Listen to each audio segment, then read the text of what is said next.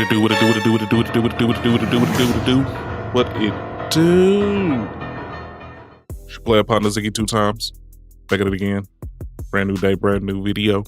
Sorry I missed yesterday. Not gonna lie to you. I was tired as shit. Sick as a dog from fatigue. Body was just not having it. I ain't even gonna lie. I tried to wake up about 4 different times. I had 3 different alarms set because yesterday was supposed to be the day where I started up my workouts. Couldn't even do it.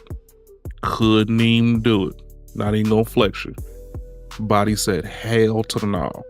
To the no. Hell to the no. Body straight up said that shit. Hell to the no. Straight up. I got up, did a little something, got a little breakfast. Stomach just felt wrong as hell. I said, you know what? Got about 30 minutes before I'm supposed to get on stream. We lay down right quick. Take a quickie. Woke up 30 minutes later. Body felt like I was just floating in the ocean. Like, yeah, I'm talking about nothing was cooperating. Then mass evacuation. It was terrible. I can laugh about it now because I'm kind of okay. I don't stay sick for long. But dog, I'm talking about going through it. I'm talking about up through there. Anyways, man, you already know what's going on, man. New day, new video, man. It is October 13th. It's a Monday. It doesn't feel like Monday. I think it's because I went to work an extra day. I went to work on Friday. So, yeah. But anywho, you already see the title, man. You see what's going on, man. We out here with it, man. We ain't finna have y'all waiting around for too much longer. I got new coffee. Cafe Bruxelles. It's that Dominican, Brazilian, Migo coffee. I don't know what the fuck. I just know this shit just one sip and I'm up. I mean, I was up already, but like I'm up.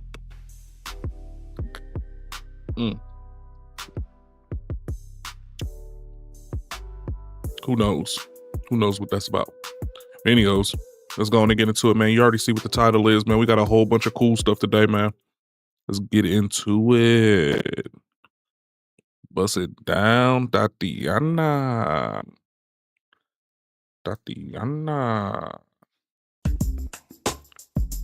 Turn off this sound esser on. Y'all trying to bang me up first video of the day? Whoa.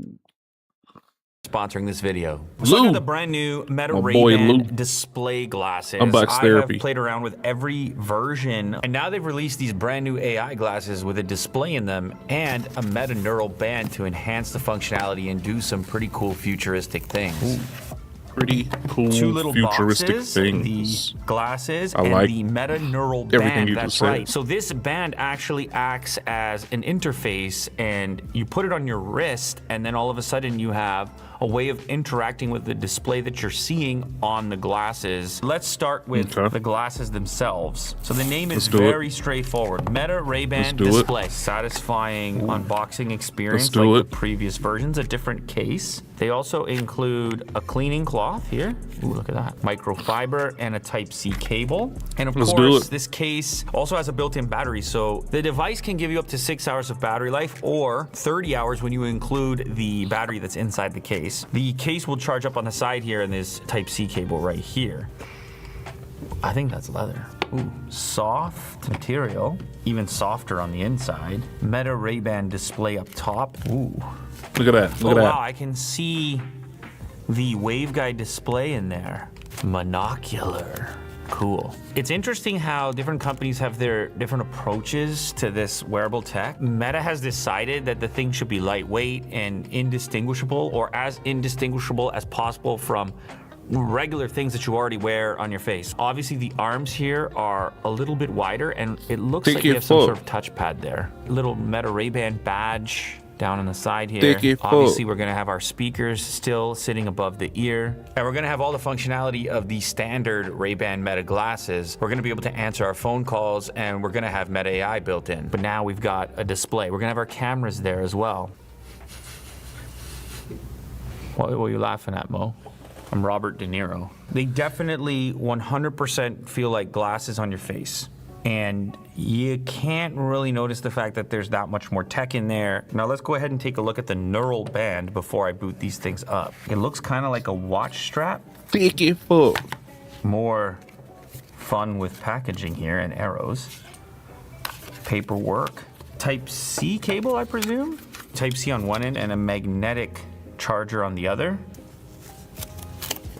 Like, so there's just turns me having... Cool, okay. I really like the way they've done... Like, real talk. So this just turns me having a smart watch, or a watch, a Whoop, one of these, glasses, phone,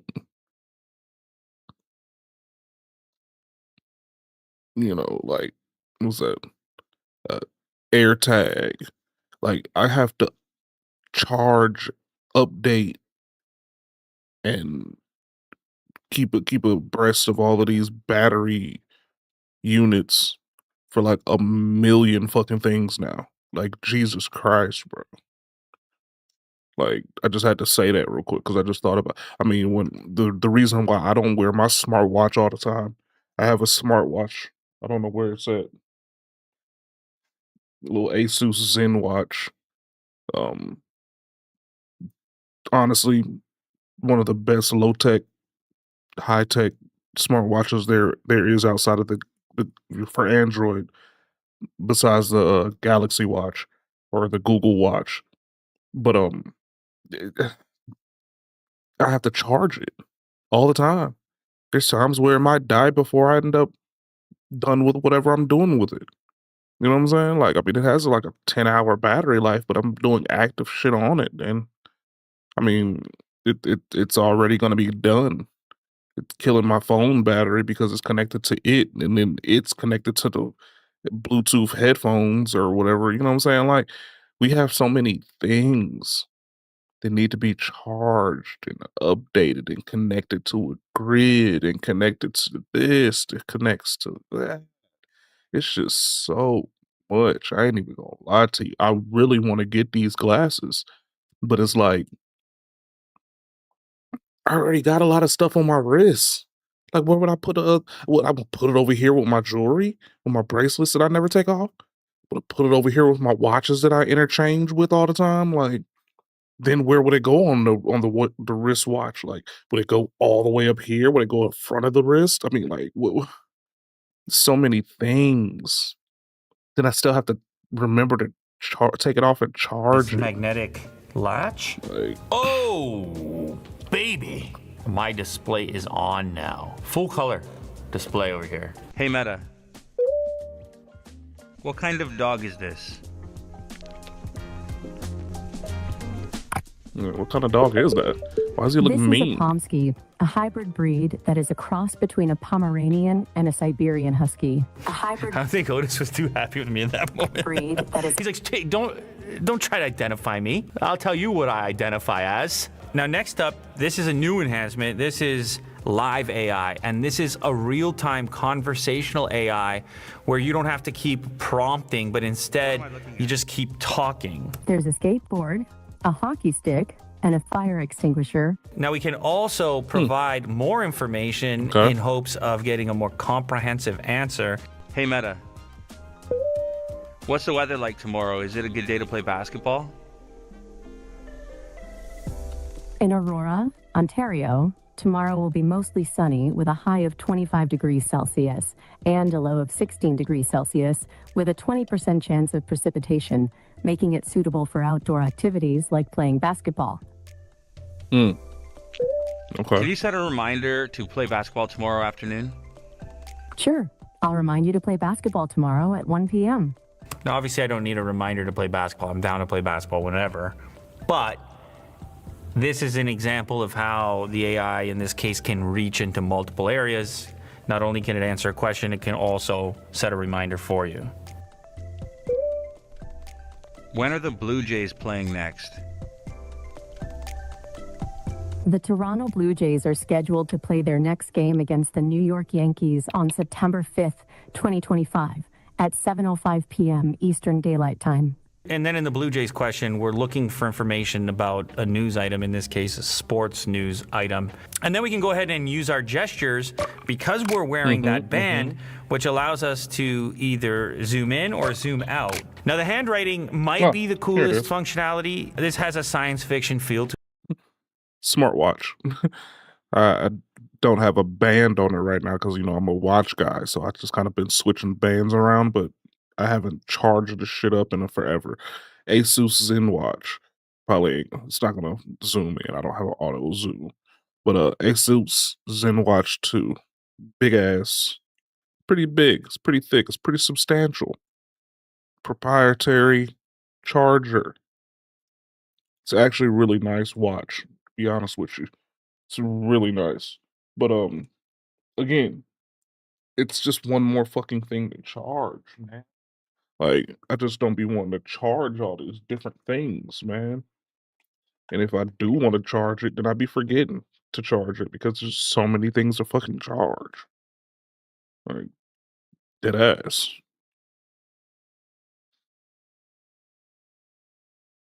To it when you actually use this. You can write on any surface, like in this case, in this example, I'm just writing on my leg. This is all enabled by the band. This is really where the magic happens. And the reason for this input method existing is so that you can be more discreet. This is something that's been tough with these glasses or any kind of AI wearable where you have to talk in order to have an input of any kind. So having this secondary input method means that even if you're in a quiet space, you could reply quickly to a message or have some other input option other than just voice. So here's another example of how those gestures work when it comes to just snapping photos and how I can control the behavior without even lifting my hand up just through a few simple gestures. The reason that something feels more futuristic than some other implementation often has to do with the integration. It's not just the interface, it's not the fact that there's a display in there, it's not strictly hardware, and the fact that we have something here that mimics an existing technology, glasses, that it feels immediately more integrated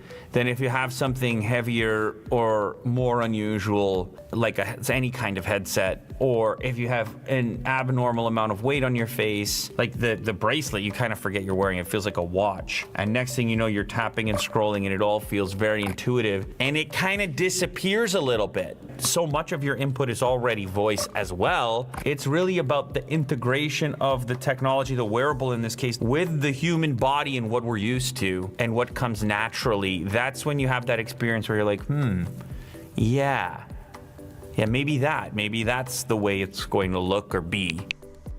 Restyle this dog in a pop art style.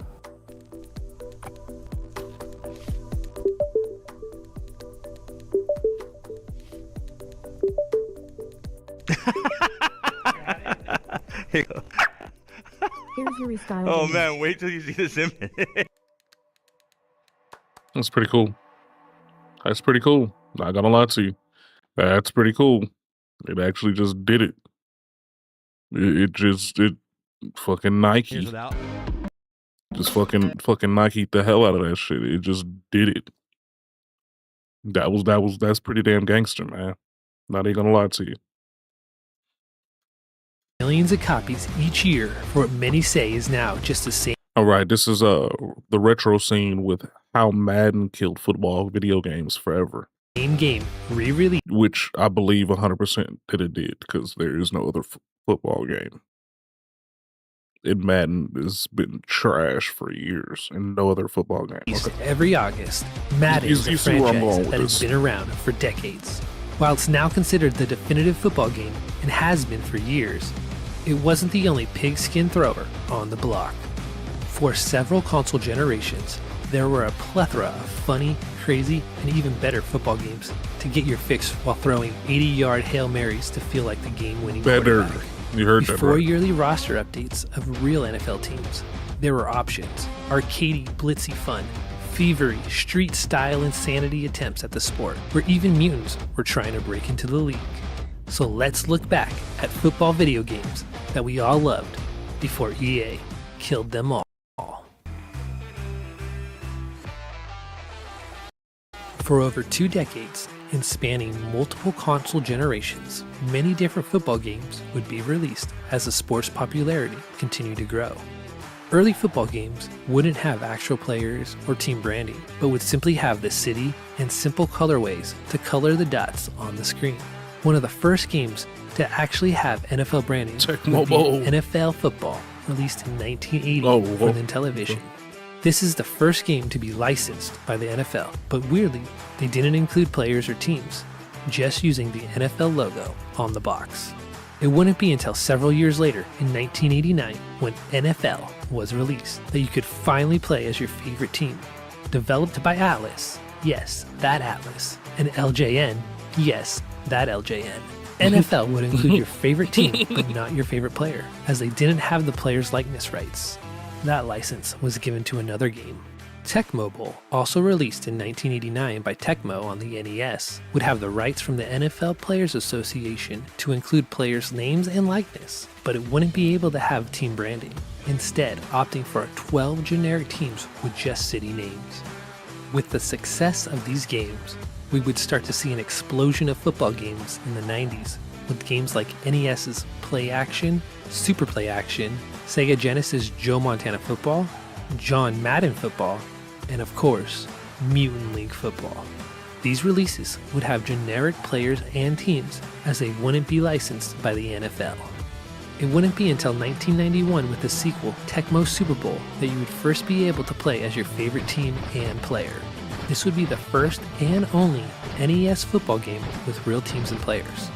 It would also be one of the most expensive NES games at the time of release, selling for a whopping $54.99. It would be considered one of the best NES games by Games Radar, and in the list of top influential games by PC Magazine. Following Tecmo Super Bowl success, games like NFL Sports Talk 93 and NFL QB Club would also have an NFL license to include teams and players.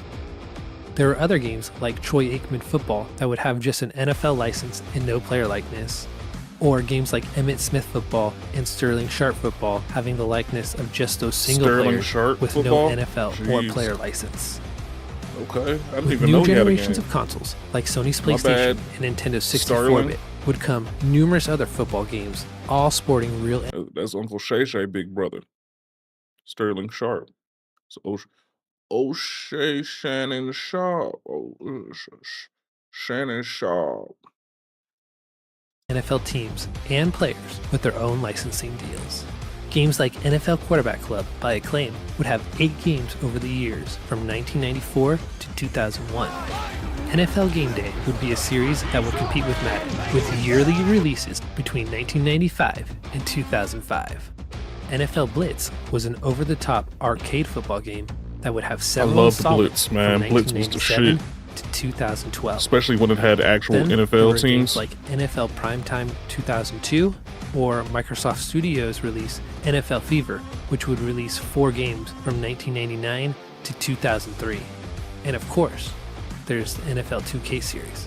2K. But we'll talk more about that later. NFL 2K was the best one, man. Well, no, it wasn't. ESPN was fire. These series and football games would release and compete with what was considered to be the best series. NFL 2K was pretty good, Madden though. Football. Yeah, NFL 2K. 2K was fire. NFL 2K was fire. But ESPN, NFL ESPN was nasty. That shit was good. The one with the with T.O. on the Eagles catching that bitch. That motherfucker was the shit. The juggernaut that is the Madden series would first begin in 1990 when John Madden Football released originally for the Sega Genesis. Let's go Developed Sega. by Park Place Productions and published by Electronic Arts, the game only had 16 unofficial teams as they didn't have licensing permission from the NFL or the Players Association. A Super Nintendo version would be released a year later that would include 28 teams from NFL cities, but with no licensing, they would be generic teams. John Madden Football would become a yearly release for Electronic Arts' EA Sports branding. It wouldn't be until Madden NFL 94, released in 1993, that the game would first have NFL licensing and branding. Madden NFL 94 would have NFL logos and uniforms, but still would be without the Players Association license, meaning no player names or likenesses, only having player numbers. The next year, in 1994, Madden NFL 95 would be the first Madden game to have an NFL and Player Association license. Let's go. Releasing only on the Sega Genesis, this year's Madden is considered to be one of the series' best. Madden NFL 97 would be the first to release on a PlayStation console and would be one of the best-selling games on the system that year. In 1997, Madden 64 would release on the Nintendo 64. This would be an upgraded version of Madden 98, but with one caveat. Due to licensing, Acclaim Entertainment would have exclusive rights to the NFL license on the Nintendo 64 that year. Even with real players in Madden 64, it would be without NFL licensing. Acclaim's NFL Quarterback Club 98 would outsell Madden 64 on the console. The next game, Madden 99, would release on PlayStation, Nintendo 64, and Windows.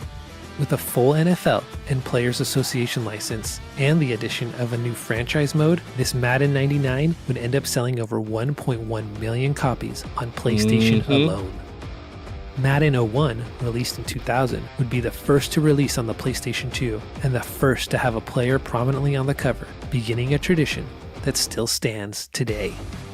The early 2000s would see Madden grow in popularity and add many cool and different modes to the game. Madden 03 would receive universal praise for the PS2 version, and Madden 04 would introduce a new owner mode as well as a preseason mode.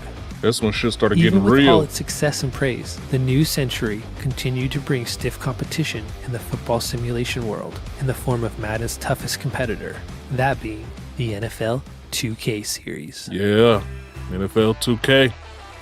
With the release of the Dreamcast on 9/9/99, Sega would develop its own right before my football birthday, game, starting with NFL 2K, since EA decided not to publish Madden on the console.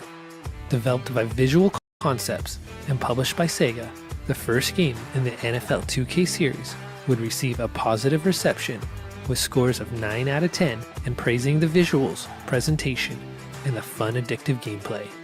After being nominated this was a for a 9 out of handful 10 of awards, visuals. That's Sega crazy. would commit to yearly releases. NFL 2K1 would be released in 2000 to universal praise and critical acclaim. The game would have improvements across the board and would now include online play. NFL 2K1 would not only outsell the PS2 version of Madden 01, selling over 60,000 units in its first 2 weeks, but would also win Sports Game of the Year from Electronic Gaming Monthly, along with many other awards. It would have a Metacritic of 97, while Madden 01 had a Metacritic of 91. After Sega discontinued the Dreamcast in 2001, they would continue to publish the NFL 2K series on other consoles Dreamcast was still good. NFL 2K2 would release on PS2 and Xbox, becoming a true Madden competitor.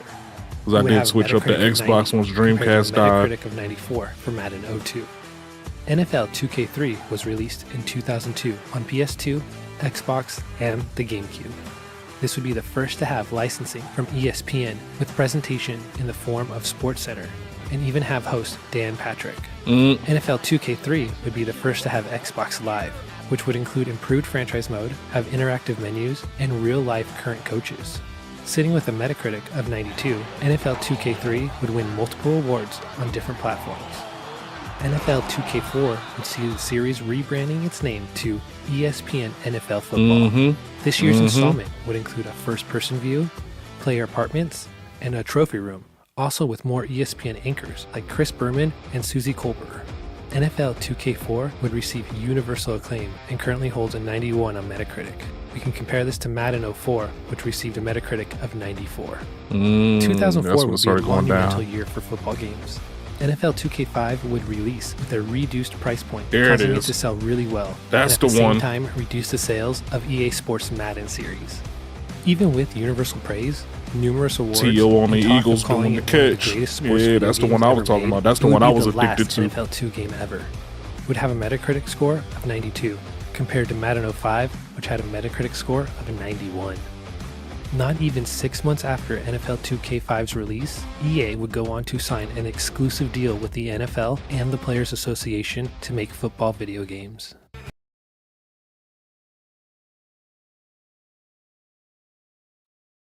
Imagine.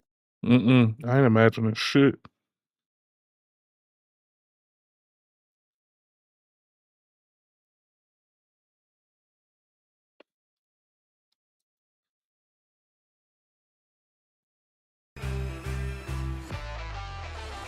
After years of serious competition from the NFL 2K series, Madden would become the sole football sim game to be licensed by the NFL and its Players Association. In December 2004, EA would acquire the exclusive rights, in effect killing all other football simulation games. Long-standing series like NFL 2K and NFL Game Day would stop, and the NFL Blitz series would try to continue on with just fictitious players. Madden 06 would be the only official NFL football game in 2005, with Madden being the only football game year after year for nearly the past 20 years. With exclusivity, EA's Madden series would continue to grow in popularity, even having trends and excitement of who would be the next cover athlete each year. A golden age of Madden would prosper in popularity and pop culture, but this wouldn't be reflected in the quality. Since having exclusivity, Madden hasn't had a Metacritic score over 90 or better, with scores usually in the low 80s and high 70s. This trend of lower quality leads to how Madden now feels like the same game year every year, not offering anything new and simply becoming all about roster updates. It also leads to the fans saying exclusivity has hurt the series and football games in general. The popularity of Madden still reigns supreme, with it still selling millions of copies every year, but there is still criticism of little innovation and just being about roster updates. There's no denying the popularity and lasting effect of the franchise in pop culture. And the fact that football is a ratings crusher during its season, it is still sad to see the fun football and different takes that we have lost. It's hard to deny the fact that with the NFL exclusivity being bought, that EA killed not only the NFL 2K franchise, but also several other cool, fun, and exciting football games. So what do you think about EA's exclusivity deal? And what's your favorite football game to play? Comment below, be sure to like the video, and subscribe to the channel for more deep dives into retro video games. If you enjoyed this video, watch our other one on how Gears of War changed gaming. For the Retro Scene, I'm Drew. Thanks for stopping by.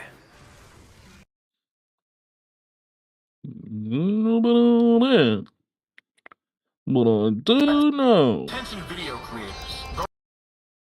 Madden and ESPN.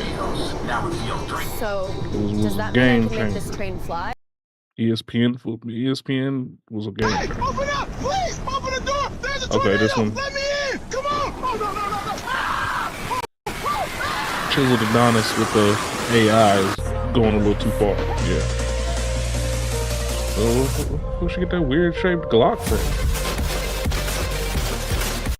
So boom, believe me now when I say AI is getting completely out of whack, because at the top of the year when I talked about the AI streamers, I said although it's pretty clear to see that these are fake videos because AI didn't know how to figure out hands, they couldn't figure out teeth.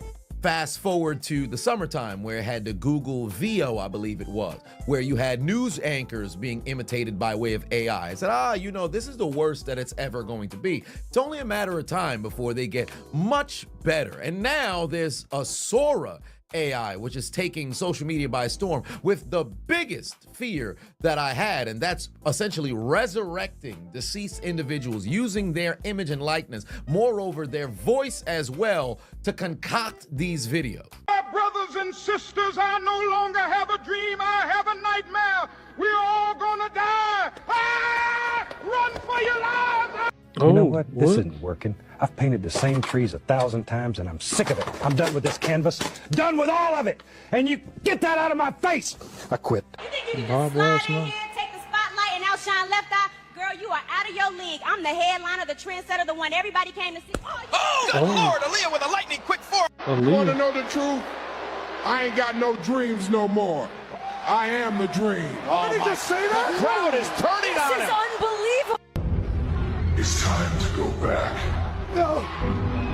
No, no, no. I can't.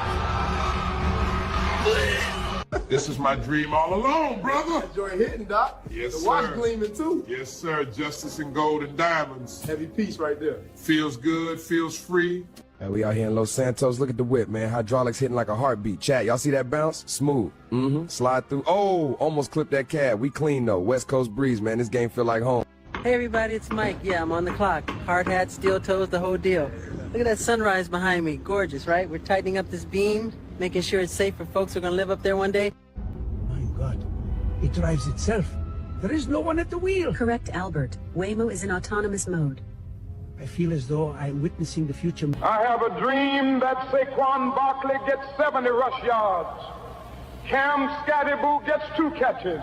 And Jackson Dodd gets 25 rush yards. Little shimmy behind the back. He don't know where I'm going. Spin downhill. Watch out! Hey! That's tough. Tie ball game. Skiddity tap tap. 2 taps for the poster. You feel me? Lock in now, chat. Really? This is what we doing? Still? What? Nobody's learned their lesson? The biggest issue is 2 things. For one, some of them are incredibly clean. The Kobe one, the Bob Ross one, those are clean. If you didn't know who they were and you didn't know they had passed, most likely that wouldn't pass the initial sniff test of saying, that might not be legitimate. You're going to sit there and say, whoa, what the hell? When did this happen? I don't remember that. Kobe stream. If you didn't notice that they had passed away, you'd have been sitting here believing it's legitimate. And best believe they could do it to somebody who had since passed. They could do it to somebody who's still alive. And then furthermore, my question has always been, where does the buck stop? Because we already know there has always been a hysteria and a controversy around deepfakes, right? Where essentially somebody's gonna take a person's face, put it on something else to essentially blackmail or frame another individual into doing something that clearly they weren't actually doing. It's gonna get so clean to the point where you legitimately would not be able to tell between what's real and what's fake. So much so where you got folks leveraging AI in courtrooms now. The New York State Supreme Court 2 weeks ago, the panel of 5 judges was ready to hear his case when he asked to play a video to make his case. May it please the court. I come here today a humble pro se before a panel of 5 distinguished justices. Is this, hold on. Is that counsel for the case? What it turned into was possibly the shortest career ever in a courtroom, in part because what's on the bottom right of your screen isn't a real lawyer or even a real person, but an avatar created by artificial intelligence. The judge, learning of this, was not pleased. I don't appreciate being misled. So either you are suffering from an ailment that prevents you from being able to articulate, or you don't. You are not going to use this courtroom as a launch for your business, sir. So if you are able... Damn, okay.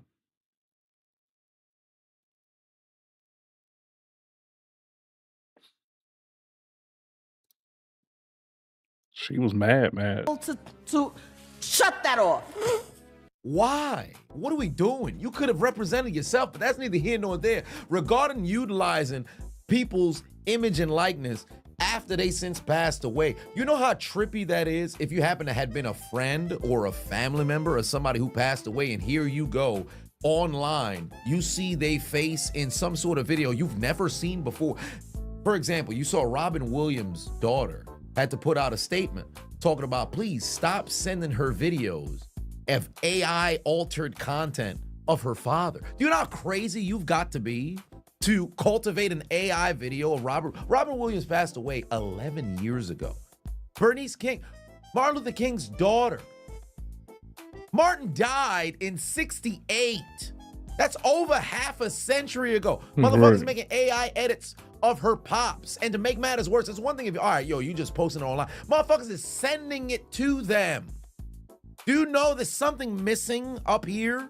I ain't saying, oh, well, if you just do it and you post it online, then that's no big deal as long as you don't send it to folks. But you don't think that's not crazy? They can't escape it People are still grieving, trying to mourn, trying to deal with shit. Even Kobe making the damn edits of this man in helicopters. Days like this remind me why I love flying. Up here, everything slows down. It's like the whole city turns into a map. Exactly. You see every court I ever played on, all in one glance. It gives you... Mr. Brian, stay with me. Can you hear me? Yeah, I'm here. Oxygen coming in. Deep breath for me. I thought we were gone. You're alive. That's what matters right now. Let us take the wait. Stay still, brother. I'm good. Let's go home. What do you even gain from that? You mean to tell me you went on whatever this Sora software just so happens to be? Yeah, you that's typed in a trash. prompt. You got whatever it was that it spit out. You watched that, proceeded to say, that looks all right. Downloaded it, then went to go and upload it to social media like, man, this is going to get enough, engagement. What's wrong with y'all, bro? Like, you can't read the room. You don't think that's taking shit too far? Like, there are things in which you can leverage the AI for. If you want to go and make edits of yourself, maybe you want to make edits of your friends and your family, but then now you taking folks who has since passed away and you just doing the and then to make matters worse, individuals who's still alive. I can promise you, if you was to go on to TikTok, go on to Twitter, go on to Instagram, and you just start searching anything under the sun, somebody who's out there in the ethos is making an AI edit of something ridiculous, bro. Right. And again, the biggest concern right is now, as we stop. speak, it's type not shit. all well now. People are just going through it now. It's a bit of a fad. It's gonna since pass over. Oh no! Again, this is the worst that AI's ever going to be, and we all know, despite that, there's an upside to whatever it is that's out there. There's always gonna be a downside and a bad side as well. The issue is if you don't establish a line to identify what that bad side happens to be. And there's essentially no restrictions on the softwares whatsoever to where you can even do shit like this. It's gonna get completely out of whack. Like, we done lost the plot. You could have made funny edits, whatever the case is. Now, granted, it's subjective. I guess humor is. So for some people, they can consider some of this stuff humorous.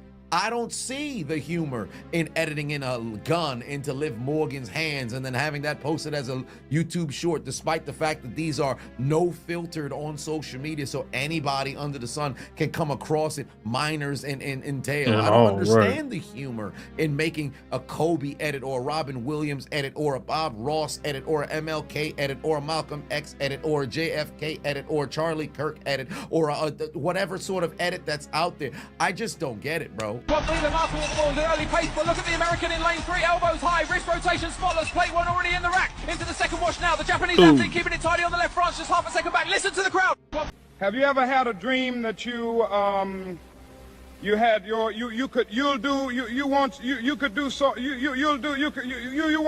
them. Final minute of the nagging competition, only the Hispanic nations left, and listen to the volume. Mexico pushing hard on 78 decibels, Dominican Republic right behind, Colombia steady at 77. The nagging competition is hilarious. Just professional nagging.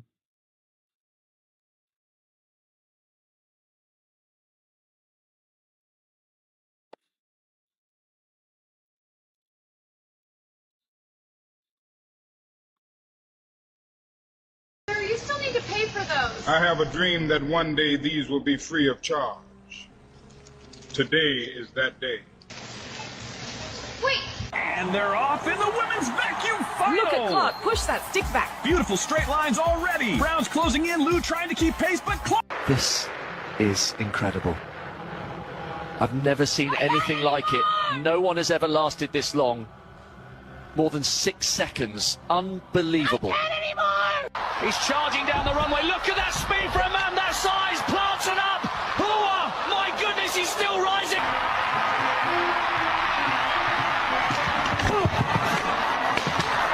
Charging hard down the runway, plants in, massive bend here. He's up.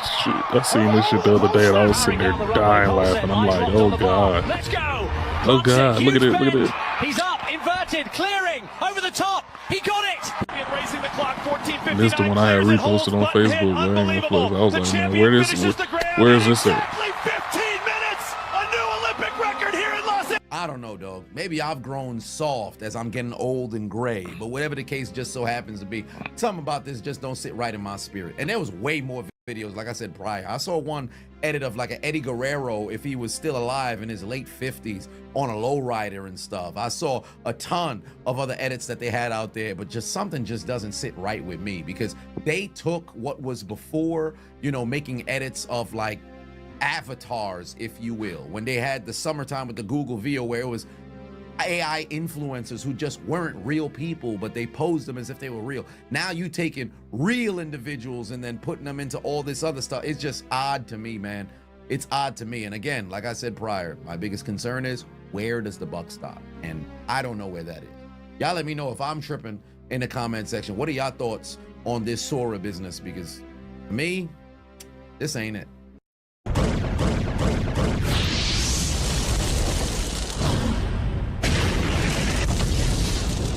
Funny. Underdog just leveled up, and they're giving all customers a gimme picks. All he needs is 1 yard. Yeah, I'm gonna have to skip this one on you, Chiseled Adonis. I'm sorry. You can't put an ad at the end of the video and expect me to watch that shit. Hey. Oh, hey, we can't do the music, dog. Can't do the music, dog. Kamala Harris is now a private citizen without Secret Service. She's out there down bad, but she's still rich as F. And right now she's on a book tour trying to make more sales, okay? She's been on the book tour for like 107 days, but people are buying tickets to her book tour to confront her about the things that happened under her administration. So let me get this straight. Y'all think that Kamala Harris should not be protested on her book tour where she is talking about and promoting a book about the time where she ran for office and the time where, when asked questions about trans rights, when asked questions about genocide, she could not stand 10 toes for Palestinian people or trans people. She is still doubling down about trans people, and she's not on the campaign trail. She just said, you know, I care very much about trans people, but I think trans athletes, it's unfair. You don't think somebody like that should be protested? To set the record straight, Kamala Harris is a big-time supporter of the LGBTQ, but apparently not so big of a fan of transgenders in sports. Now, I don't know if this particular content creator is a transgender or not, but she felt like Kamala Harris was not being fair. Now, this individual also mentioned something about Palestine, and that's a big deal. Hey, real quick, there's no point of talking about Palestine anymore.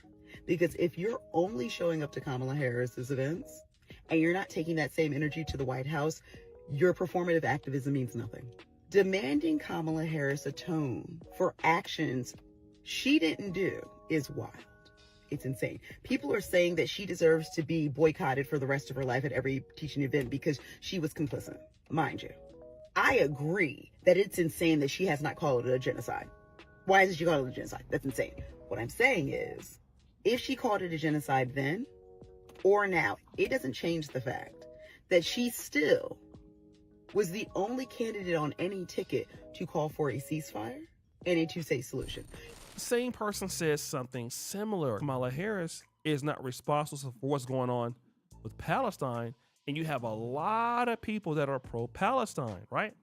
But these conversations are continuing. Because there's so much about this moment that is trying to make people feel like they've lost their mind. When in fact, these... Again, more people defending Kamala Harris because you didn't vote for her and all of that. But here is what I want to say. Kamala Harris, if you really, really look at her and look at how she carries herself, don't get me wrong, she's very, you know, textbook professional. But is Kamala Harris drunk on her book tour? Like, if you look at Kamala Harris, it's like several times that basically it seems like we have seen her like drunk. On interviews. I don't know if it's nerves, it's fatigue, or whatever else. But I mean, she's just down bad, man. Like, just cursing, like just throwing F-bombs, right? That's just one of them. Here's the other. To have some level of concern and care, if not just basic curiosity.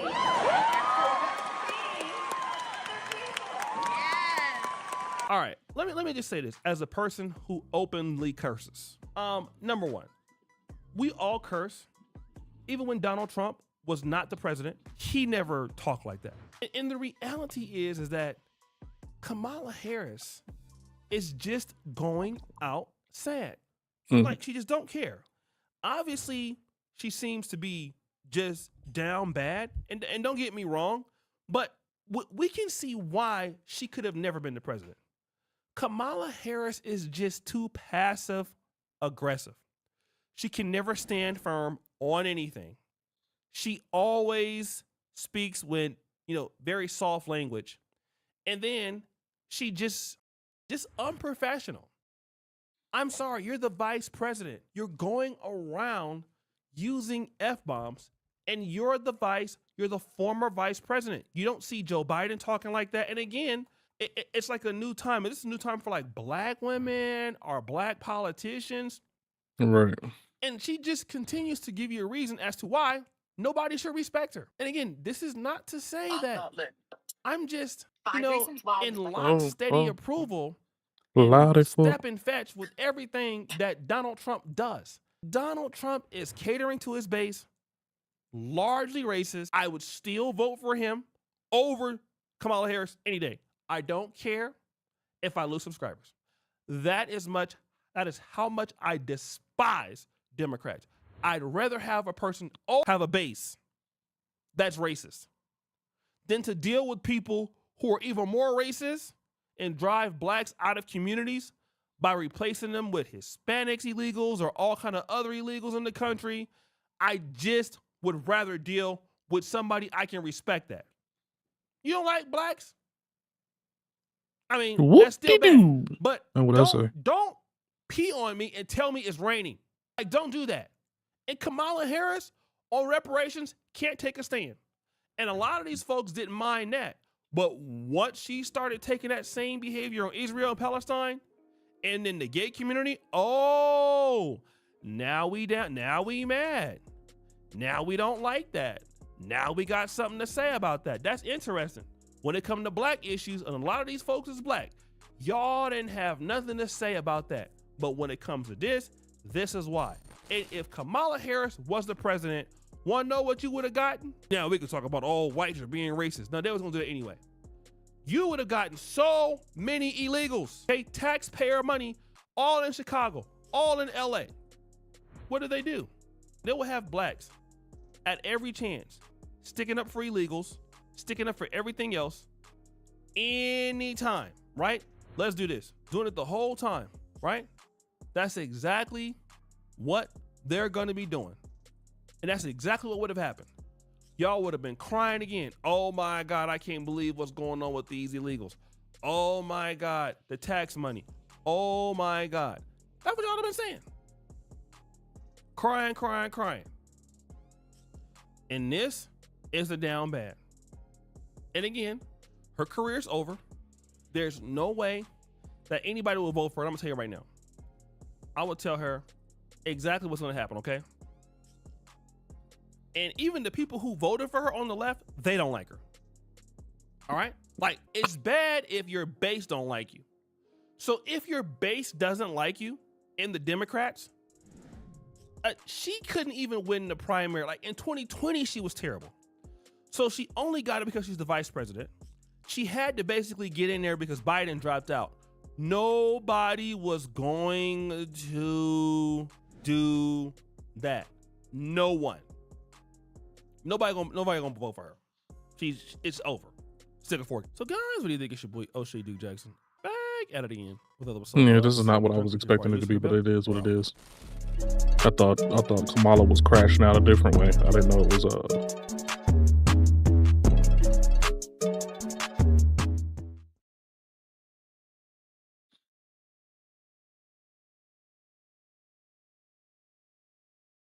I didn't know it was her crashing out about some LGBTQ plus A stuff.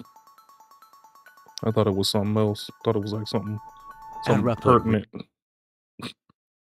something new. Ladies and gentlemen, another episode. $1,000 current balance past due.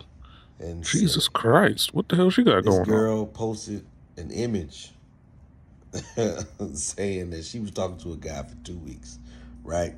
And she said, I realized he wasn't my type because she sent him, I guess, a screenshot of her bills, her rent that was due. And she said, pay this. If you serious, pay this. And he was like, hell no, I ain't paying that. You crazy as hell. It's $10,000 for her rent. Mind you, she behind on rent already. Like, she didn't pay last month rent, and this month rent due, and it's $10,000. I don't know if she 2 payments behind, 3 payments, but I do know she didn't pay last month rent. And if her rent is $5,000, that means she stay at a nice place, but she really ain't got good sense, because $5,000 can get you a very nice house. Either or. The man, of course, because he's intelligent, obviously says, hell no, I ain't paying that damn bill. I just met your ass 2 weeks ago, and this is your rent. She, of course, like a lot of women nowadays, say, he ain't my type because he broke. He can't handle it. No, ma'am, you broke. You somehow got on that lease off a wing and a prayer. You didn't pay your rent last month. You behind on rent. And now you're trying to manipulate him into paying your damn rent for him to show you that he's serious about you.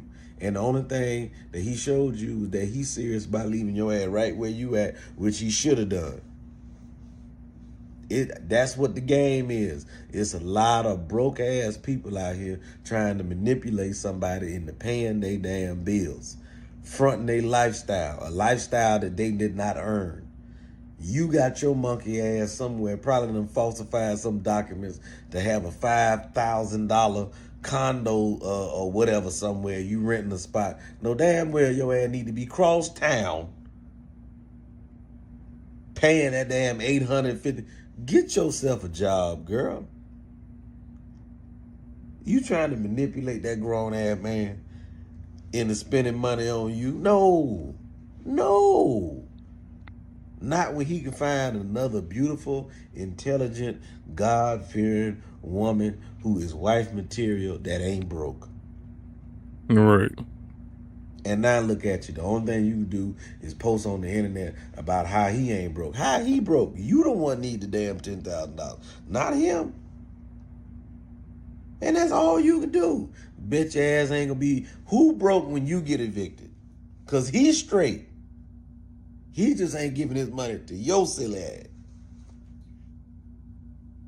Y'all goofy, man. Goofy as hell. Anyway, my stand-up special. Anybody want to tell me it's on Tubi right now? Goofy is a motherfucker. Like, that's what the problem is. sugarking.com These motherfuckers be calling you broke while they try, because you're not able to help them deal with some broke shit that they put themselves through. And all of a sudden, you the broke one. I ain't broke. You broke. You just mad because I can't help you. 10 bands.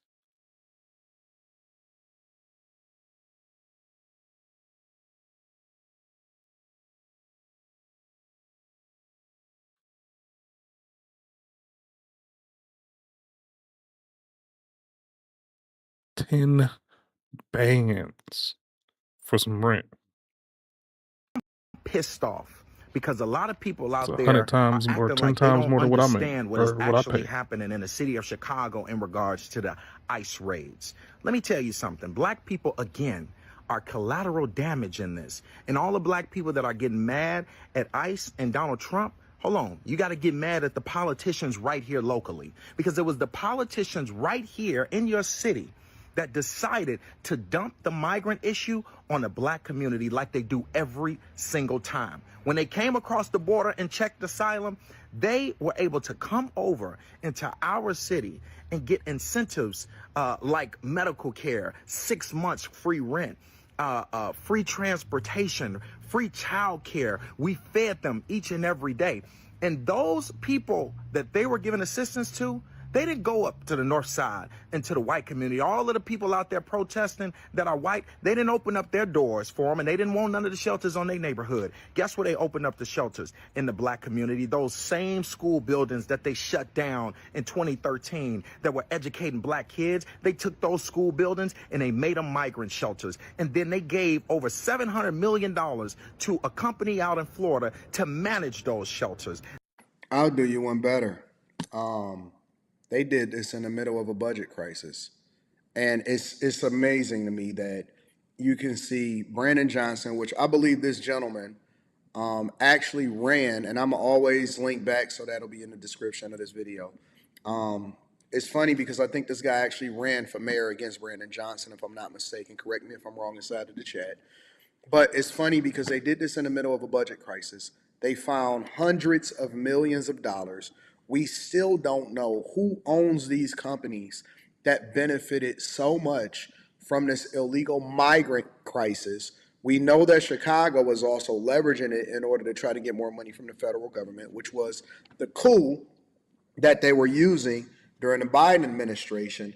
And more importantly, the point that he made in that they dumped them.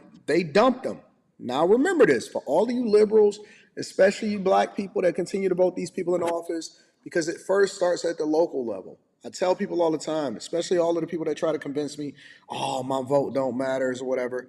It absolutely does. It determines what happens between life and death, or if you're going to have an illegal migrant that's laying right next to you in an apartment that you've been complaining about, or if your children is going to be going to school with them and you're going to have larger class sizes that y'all can't even afford from a budget deficit that y'all got with the schools in the city. They dumped them in your community and created the problem that Trump is solving right now. So while this young man, who I believe ran as a Democrat, is objective enough to call a spade and say, listen, the problem that they complaining about, and while they're telling you, hey, listen, don't bother our illegal migrant community, it is the problem that they created that you guys continue to pay your tax dollars for and suffer as a result of. When you see things happening in your community, and when you see crime happening in your community, and you see illegal migrants, and you see a migrant that commits a heinous crime against a citizen, a U.S. citizen in the United States of America, and it doesn't matter where you are. I've seen them committing crimes all during the Biden administration. They was doing it in New York. They was doing it in Denver. They was doing it in L.A. They was doing it in Chicago. They were doing it in Ohio. They were doing it everywhere. And they didn't dump these illegal migrants in well-to-do communities. So even when you see these white apologists, because the majority of the protesters are going to be people that don't have anything better to do, and I'll be wondering, do y'all got a job or what? Even though you see these paid protesters most of the time pulling up in mass and having a conversation and protesting and acting like they falling out from tear gas and all of this stuff, even though you may see this happening, remember this: they go back home while you continue to live amongst a problem that you voted for and that you standing 10 toes down for, yet you blame the Trump administration for trying to eliminate the problem, which would force the cities and the states to manage their budget correctly and to actually do what they're supposed to do for the people, instead of begging from the federal government on how it is that they can get more resources so that they can take care of a problem that they embraced and that they designated themselves as sanctuary cities to continue to have a conversation about. I'm not convinced. Let them cook. They took the buildings that you've been asking for to be developed and build new housing, and they made them into migrant homes, giving them 6 months of free rent. No, I'm going to do you one better. They actually helped them buy homes. I showed a couple of videos on the Millionaire Morning Show, both back then and earlier this week on Monday, about how they were able to help them acquire homes and purchase their own homes, and these people couldn't even speak English. They dumped the problem on black community like they do every single time. When it was George Floyd riots, they closed downtown and pushed people to loot into the neighborhoods because they knew that people didn't care. Where was all the people right now? They weren't in our neighborhoods helping us open up back up our businesses. They were not in our neighborhoods helping us clean up. They weren't in our neighborhoods when we were fighting for Laquan McDonald, who was shot 16 times by Jason Van Dyke. I didn't see them at the protest. But now, right now, they want to make black people a part of the fight. When they made us collateral damage in the first place, we are always losing. That's why ICE is raiding buildings where black people are, is because they put them there. They pay for their rent. They pay for their food. They pay for their child care. They pay for everything, but they didn't put them where they live. They put them where black people live because they don't want to invest into the community. So that's the easiest place to dump a problem. So yes, we can say ICE is being aggressive.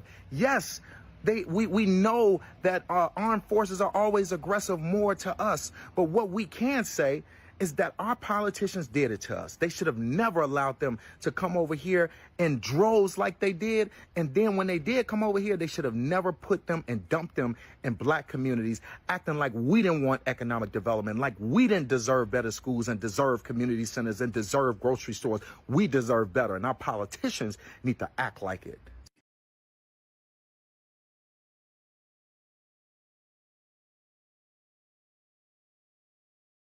Actors, we can make you believe we know what we're doing, when in fact... I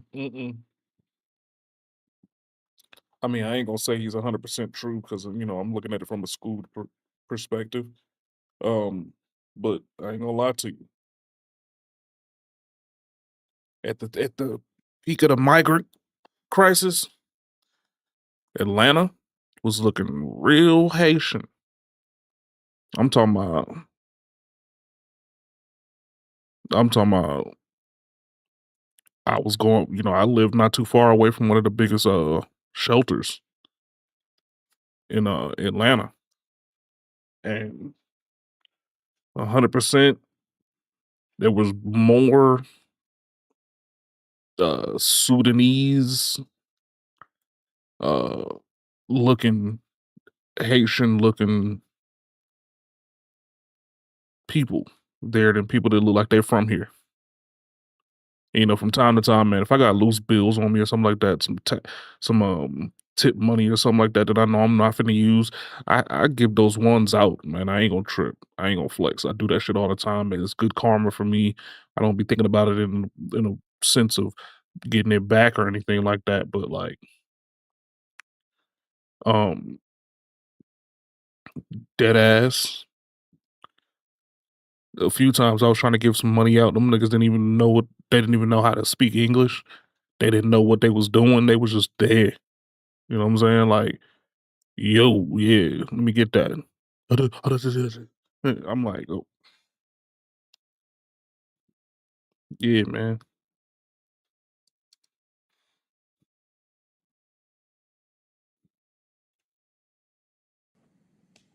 That's the only thing that I disagree with him about is the deserve comment. He's accurate. He's spot on them dropping them into your neighborhoods.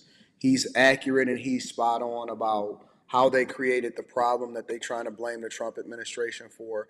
He's accurate and he's spot on when it comes to every single talking point except for the deserve one.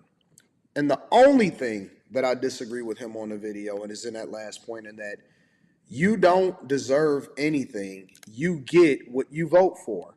And so because you have a low voter turnout rate, because you decided that you wanted to vote blue no matter what, because you wanted to do it based off of identity politics, this is the very man in Brandon Johnson that advocated for defunding the police while at the same time talking about crime needs to come down inside of the community. At the same time, he's telling the police department who's over 1,000 police officers down, but it doesn't make a difference in the budget because they get extreme overtime in order to cover all of the things that they got to cover, is telling them that they need to shave $100 million off of their budget. So if you vote for it and they give it to you because they're no different than how they presented themselves, even during the election cycle, and that they telling you what they're going to do. They're telling you what they're going to do in Mamdani over there in New York. If you vote for them, it's difficult for me to say that you deserve anything other than exactly what you're getting, because they told you. They didn't lie to you. They told you to your face that this was what they were going to do. What did you expect? Why did you expect anything different than exactly what they're giving you?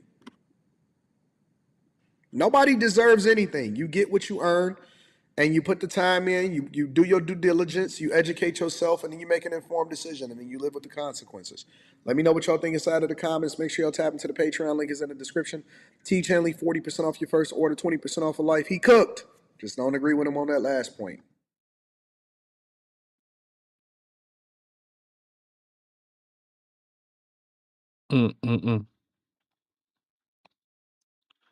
OD. OD as fuck.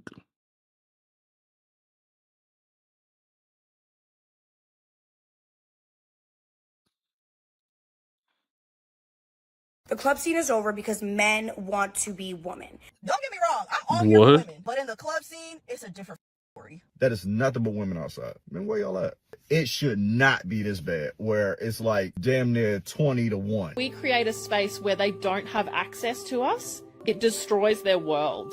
The ego trumps your desire for women so much to the point where you're willing to be sharing a bottle with 20 other dudes, or they're just or they dislike men. Are we going to discuss how men are literally buying out section for their homeboys? I mean, why would I spend money on a girl when I can spend money on my boys? Babe, what?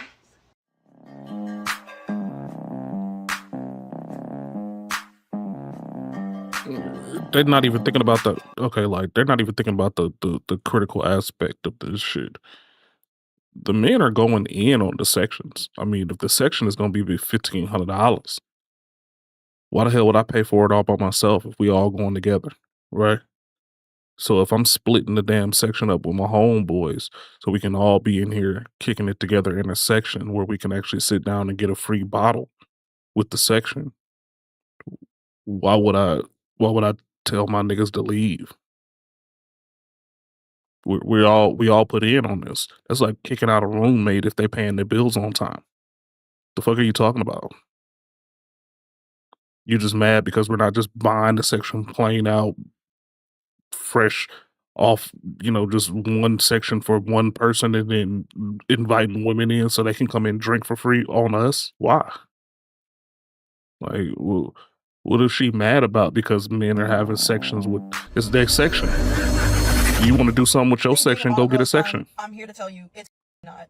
Today, I go in for my shift. It's a regular Friday. I get a section, and it's all girls. Good. That's the first red flag. Don't get me wrong. Yeah. I'm all here for women. I am. But in the club scene, it's a different story. They already put money down for a bottle. I'm like, okay, cool. I sit them down. You guys want food? You guys want anything to drink at the moment? I give them waters with lemon. I'm taking care of them at this point. As I'm bringing out food and drinks and all that, I begin to realize these bitches are drunk off their f***ing ass. Second red flag. So they're about to pay for their bottle at this point. It took them forever just to pay for their bottle. They started complaining about the price. Yeah. Because the birthday girl was confused. She's over here showing me text messages, stuff like that, like I was texting her. Girl, I do not have your number. I was not texting you at all. I did not book the section for you. She's showing me that she put 200 down, but I have to go in the messages and show her that you only put 100 down. My manager only took 100 off the bottle.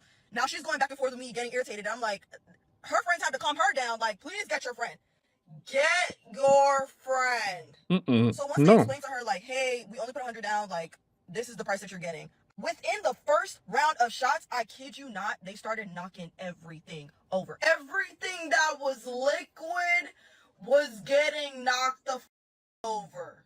At this point, the section wasn't even a section. It was a pool party. There was liquid, liquor, and water every inch of that section. I was about to literally, like, rip my By the end of the night, I'm cashing them out. There were broken shot glasses everywhere.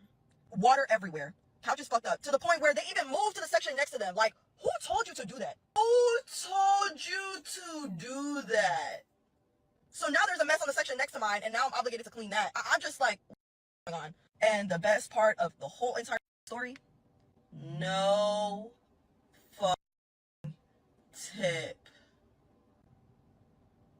So I literally did 3 times the work for nothing. Welcome to the new world. No money. No dinero. At all.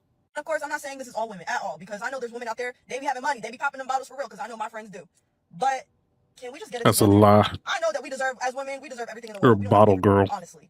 But if you guys are coming together as So women, anybody, if anything, the people that's coming in visiting your bottle girl services are probably the ones that's going to be paying for it. If Crazy. you and your friends are all I'm not bottle girls, they're surprised, though. probably not I going to mean, do she it. doesn't know what's happening in the world, but what's happening in the world is men. The Great Divide. Said, I'm gonna take a back seat, right? Yep.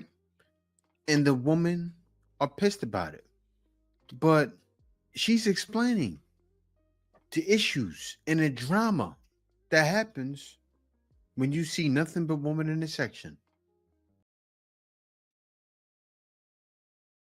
Yeah, she didn't even think she was cooking like that. They all arguing over who's gonna pay for what. The ones that didn't pay is quiet because they don't want nobody to remember that they ain't pay for shit.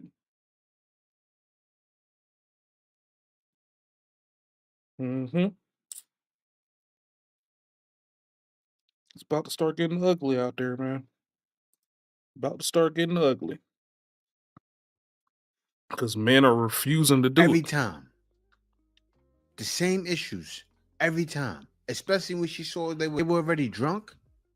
A nightmare. And now she fully understands, whether she knows it or not, what men are going through. This is exactly what men are dealing with. Look at what happened with the ladies. Where were they at? Japan? What were they doing? Showing how much of a knuckle they can be. Like, why are you doing that overseas? But this is the energy they bring. And the young girl, she looked Japanese and black. She got blamed for it. This is what happens. Everyone gets blamed for the drama of the modern woman. But check out what's happening. You guys already know what's happening in this part of the world. Let's take a look. Especially DMV men. Me and my wife have been outside this summer. Karaoke's, happy hours, brunches, you name it, we've been there. And me and her come to the same conclusion. That is nothing but women outside. Man, where y'all at?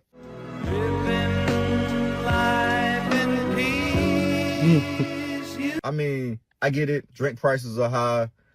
Women have unrealistic expectations. I'm going to tell you why the club scene is over.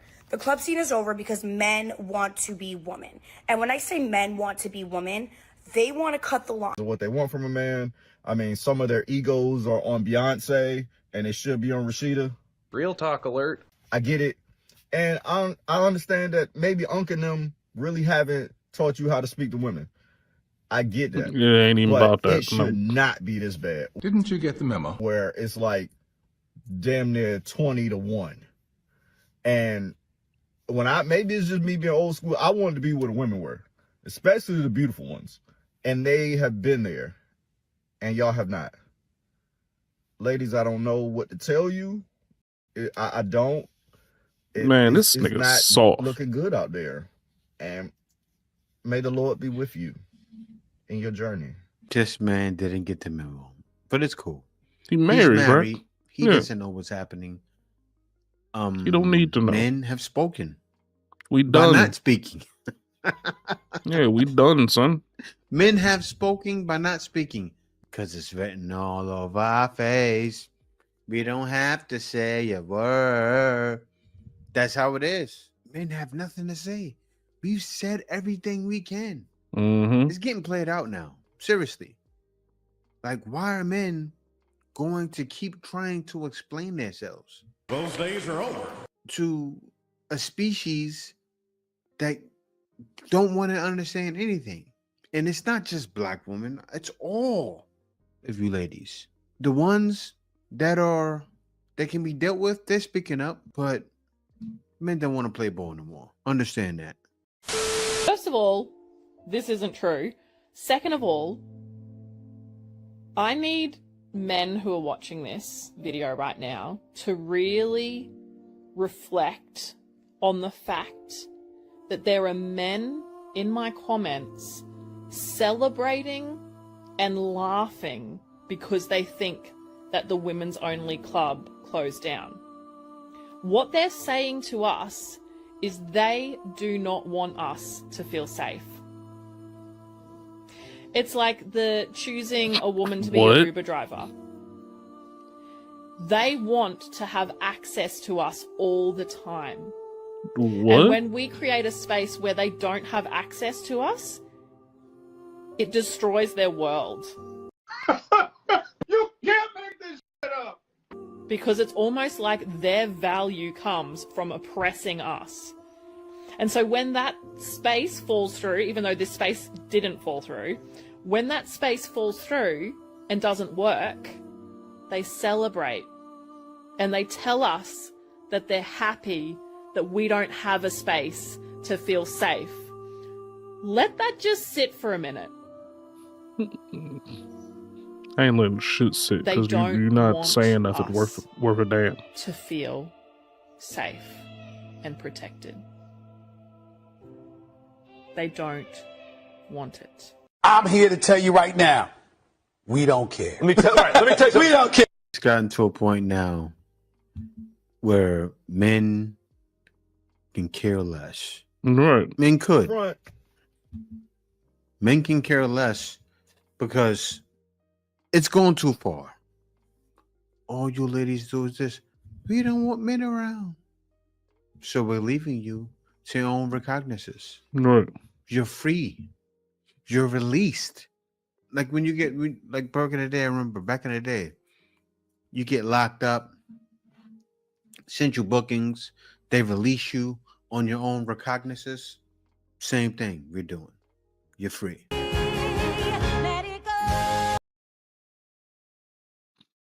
Don't make no sense. Why is it an issue of the men when we don't want to go do the stuff that y'all want to do? See, that's why I be saying, like, you ever noticed that, like, all these people, all y'all out there with in relationships or whatever, you ever noticed that when your girlfriend want to go to sleep, it's time to go to bed, it's time to lay down. And you just like, okay, yeah, cool, man. I'll be there in a few. And you want to get a couple more you want to get a couple games in real quick that you know you couldn't play when she was sitting there up under you, huddled up under you, watching some lame ass movie that you didn't really care about in the first place. You ever notice how pissed she gets? It's because they don't have the ability to do anything. They don't have the ability to separate themselves from what we consider fun, or they don't have whatever we're doing is whatever we're doing. You can't do anything on your own because you're no longer by yourself. You can't have fun by yourself because you're a couple. Like I mean, you feel what I'm saying? Like women are trying to do that in mass. That's why they're trying to ask for men to do provider, husband things while actively telling men that, oh, we're not together. This is just my friend. You see what I'm saying? Like it's situations like that to just put people off on all of these things. I don't care to be part of any of this shit. Club culture dying is a huge reflection on how prominent the DL community actually is. Let's think about this for a second. That video that girl made, the viral video about how club culture is dying because guys want to be the girls now. Because men are so concerned being the center of attention. Basically, everything used to be about women. And why are men okay with this shift in priority? No. The reason why men aren't going to clubs anymore is because it's too expensive. We don't get anything out of it. And we have to put everything possible into it. We're the ones that have to get the sections. We're the ones that have to get to pay for the drinks. We're the ones that have to buy the food. The women get in for free. We still have to park. We still have to pay just to get in. Like, y'all don't understand the correlation to this. The economy is fucked up, so people ain't even doing half of the stuff that they normally would do, i.e. going out to eat or even buying groceries right now. People are having a hard enough time paying bills, and because this is a free recreation for y'all gonna continue to go. Whereas the people that actually have to pay to do anything in there are probably feeling the squeeze a little bit more than anybody else.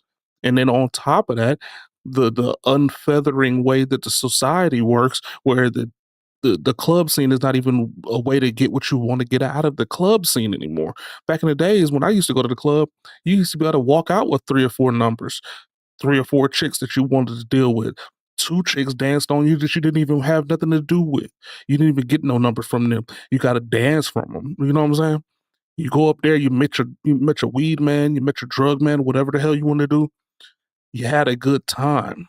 Nowadays, there's not even any dance music. Then on top of that, you got to pay $30 for a fucking screwdriver. You got to pay $40 to get in, $20 to park. And then you still got a bitch over here that you don't even know asking you for a $40 drink.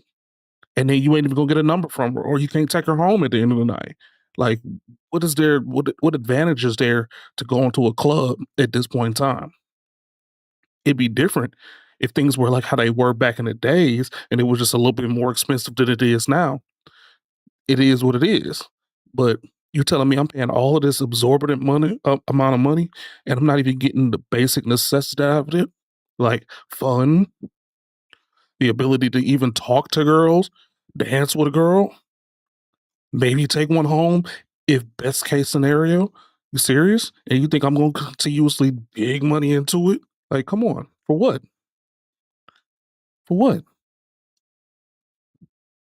And they gonna call it a DL situation. No. In general, I think it could be for a couple things. One, I do think some men actually just like to flex on other men, and it's kind of like a big dick swinging contest. But that also used to include who would have the most women in their section and who would have the most beautiful women. That's not even something a lot of men are even checking for anymore, and it's because they don't like us. They really don't care about the women. They never because y'all ain't bringing nothing.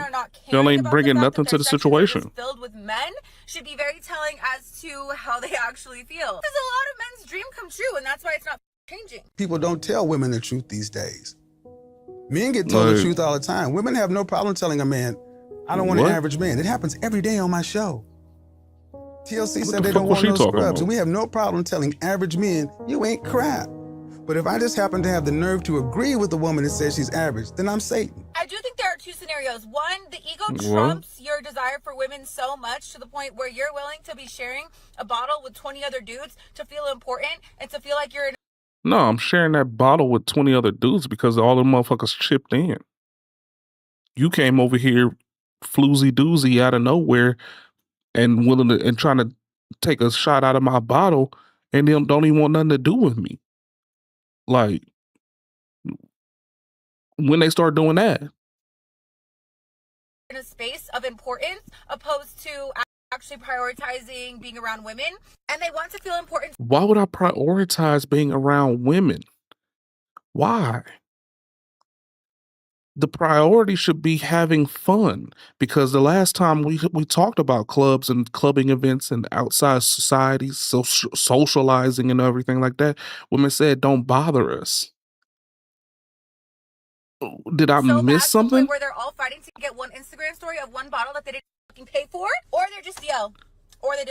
How did they not pay for it? How did they get the bottle if they didn't pay for it? I mean, we got to break this kind of stuff down, because what she's saying is completely loose brained. Like, you have a smooth brain. You have no wrinkles in the brain. Because, like, how did you get a bottle if you didn't pay for it?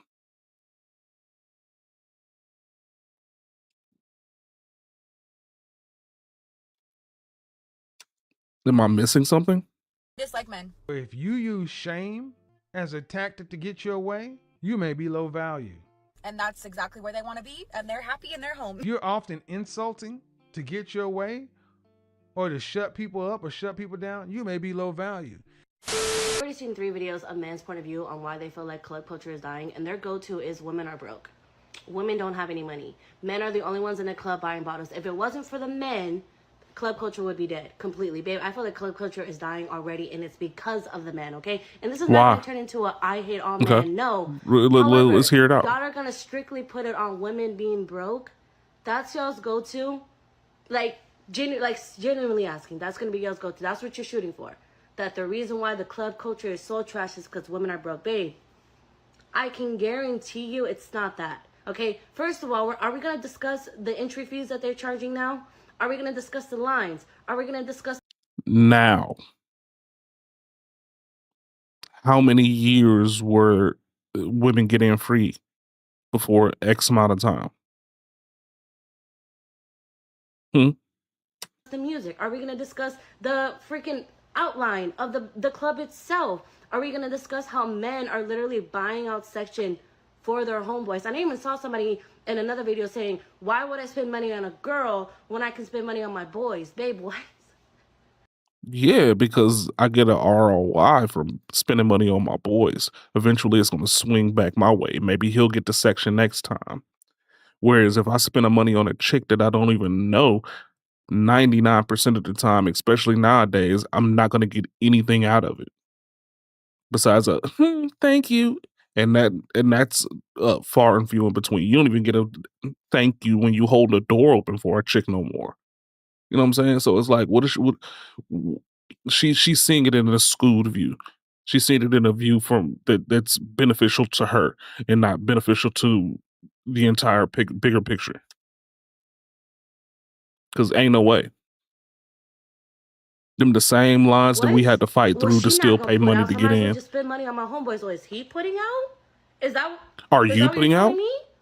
Because what? Because y'all ain't putting out either. The discussion is getting like.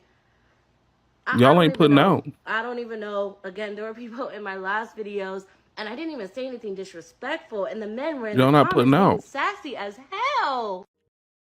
They not putting out. What since when these women started putting out at the club? Last time a woman put out at the club spending any kind of money that I remember was 2012. Like, what? You know, the wild thing, the guy said, well, she's not going to put out. And then you said, what are the men going to put out? No. But that's his homeboy, right? You know what he can say to his homeboy? Bros before hoes. Put something down on the bottom. Right. And you said men are saying that you're broke, right? So how about you ladies put something down on the bottom? Oh, that's a low blow. But yeah, you want to simple as pie. There you go. Receive drinks for free. And what did the man say? I'm not getting nothing anyway. Those days are over. Men have woken up. And the only thing that you have of value is what? Your box. That's why a lot of men are treating y'all this way. Right. Don't shoot the messenger when he's telling the truth. Why are there so many single people out there that are supposedly looking for other single people, like-minded single people, and no one is finding each other? Like, I'm having a hard time understanding why I have so many baddie bachelorette friends. Because they're terrible people. My husband has single guy friends that are eligible bachelors, and somehow no one is finding each other. Because they're terrible people. I'm just not understanding why. I'm just having a really hard time understanding, and it's not sitting well with my spirit, that there are like so many eligible people that are single walking around just being single, and all I hear is that there's no one out there. Like, everyone keeps saying on both sides, there's no one out there, no one is taking dating seriously, blah, blah, blah. But like, I for a fact know that there are people out there taking it seriously. They're terrible people. What is it? Also, if you know anyone that meets these criteria right here, send them my way. I have someone for them. Now, your friends, you didn't question them. You haven't asked what they're looking for, because I'm sure you know. And the fact that you're making this video and not telling us the 100% truth, men don't like that. Like, you have friends, your husband has friends. He's talking to his friends. I guess it's miscommunication between you and your husband, because you know the issues. They're not willing to do what you may be willing to do unless you got a stone cold sucker. I worship my girl. She's my world. And he may not be noticing that he has a long, hard road ahead of him. Hope that's not the case, because if it is, I feel sorry for you, brother. And 100% financial provider. I work a full-time job. You know what I'm saying? 2-2-3. So it's 2 on, 2 off type shit. I work half the month. I have absolutely no days off. So the days that I do go to work, I clock in at the battery plant, 12-hour shifts, then I come the hell home. My days off, like yesterday, I get up early in the morning. and I go do Amazon Flex. I got up early this morning. I went and did Amazon Flex. I came home. I took a shower, put on some clothes, took my family out to the water park, Emerald Points. We spent a couple of hours out there, left at Emerald Point, came home again, changed clothes, went to a Chinese restaurant, did a buffet there, came home again. I took a little nap. Then I put this shit back on, and I'm doing Amazon Flex again. In the meantime, I had my neighbor. Where they at? Where they at? Over there with that red truck right there. I had them come over here and cut my lawn. So I ain't got to do that. That saved me a little bit of time. And I'm carrying my ass back to work. That's the truth about being a 100% provider. You know what I'm talking about? There's always go time. Either you dig on doing for your family, you at your real job, or you at some other type of side hustle. In between, you might get to take a nap. You know what I'm talking about? And I ain't complaining. This is what I chose to do. You know what I'm saying? I chose a wife who had a job at the moment, and I was like, you know what? I don't want you to have to work. My wife has Graves' disease. Let that be clear. She has Graves' disease, so she got to go through a whole lot of shit. She get dizzy spells and all type of shit. I don't want her to have to work. So I was like, look, I will pay you what you was getting at your job. I pay you that every Friday if you just stay home, take care of the house. And she take real good care of the house. I keep up my part. I clock in, I clock in, I clock in, and I clock in. I go get that bread, and I make sure that we are always straight. I schedule vacations and all that shit. We going on another cruise at the end of this month. Truth about And that's why you busting your ass, huh? Take notes, Emily. 100. To get money from men. Out there getting your ass put through. You have to ask for what you want immediately. And I don't mean in an aggressive way that you seem like you're for hire, but I do mean in a way that this is what you get with me. This is the standard. When you work a job or even interview, what is the pay is something that absolutely needs to be discussed in order for you to be in agreement. You sign up for how you're going to get paid, how often you're going to get paid, the pathway to make more money for promotion. When you are in a relationship, those are the type of conversations that you need to have up front. We need him to walk you through it, not in the way that you normally have him, but in the way of your future, your finances. You don't have to get money from a man who wants to have you as a part of his legacy. Women cost money. A man who wants to be with a woman, because all of them don't, knows that. You do need to be verbal, because they're not mind readers, about what you're going through. Independent women. That's the thing. See, the difference is that man that goes out and works hard for his lady. She has Graves' disease. She takes care of everything in the home. That's worth it. For you, doesn't seem so worth it to me.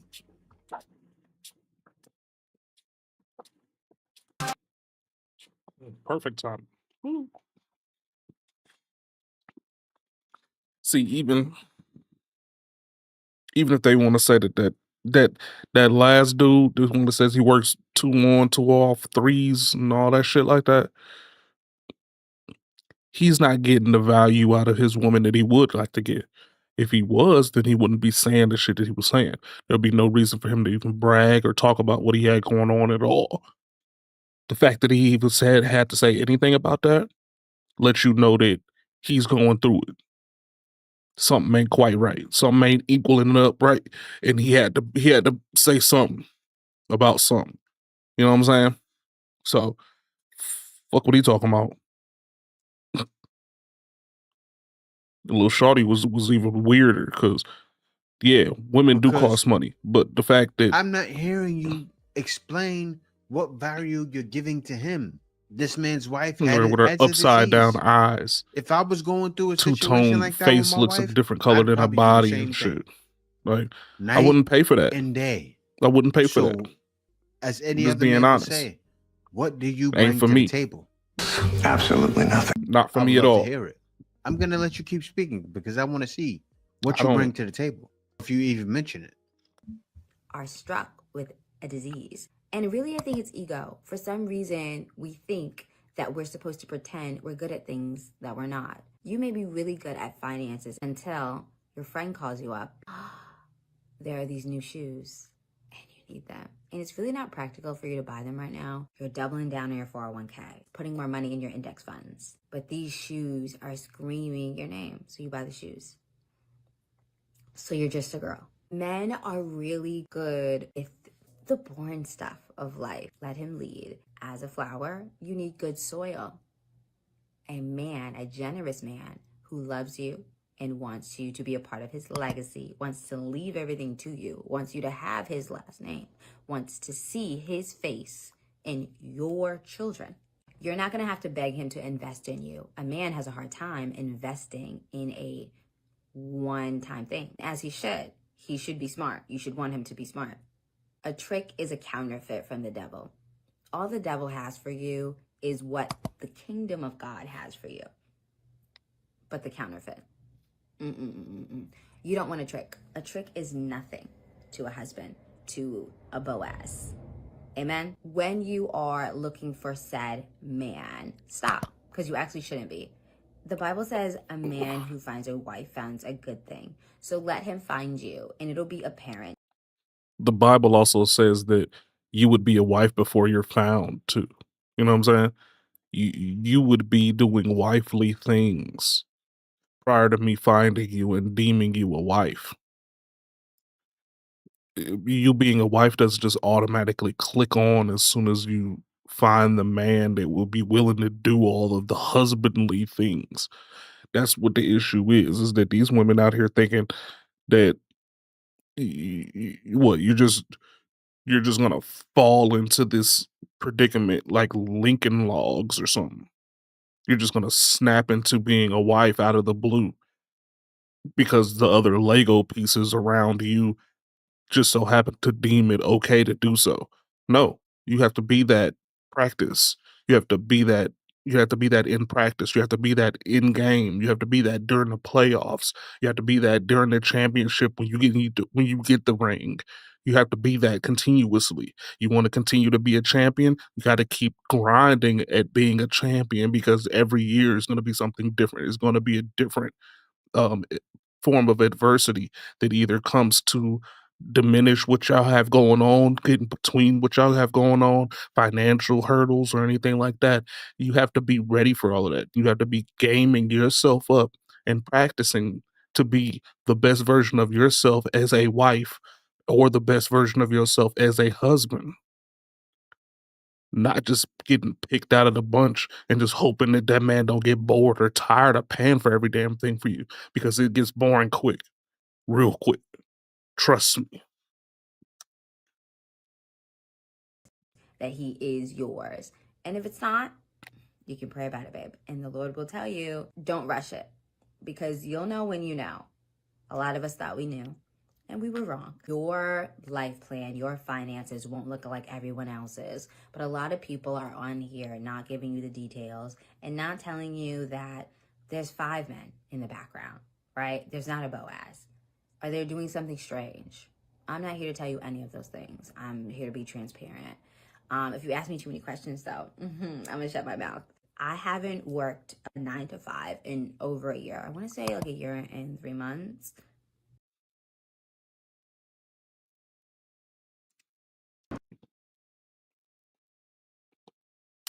All I heard with that is insufficient funds. You ain't got no money. you're looking for somebody to come cater to your situation, man, and you ain't got no bread yourself. You just out here, you know what I'm saying? Because, I mean, in all honesty, I mean, like, you not working a 9 to 5 in almost 9 months is not boasting well from your situation. I'm not counting. As you can see, I'm well taken care of. I have all my tea. Again, the ones on the side. As you learn through this conversation that I am her, in order for you to be her, you do have to find your identity. Identity is I guarantee you we're going to find a video of her confidence. in the next couple months Consistently where she's working on begging and building pleading for and somebody making to sure come you're take care of her plugged in situation. with God, the well that never runs dry, in order for Because she you ain't to got no rings always on be her finger, so ain't confident. nobody took her serious That's when enough. you're gonna find your man. When you have true confidence, there's so much counterfeit that we confuse it. It's not things, a job, good health, anything outside of you. Confidence is knowing that if you lost it all tomorrow, you're still her and you build it back.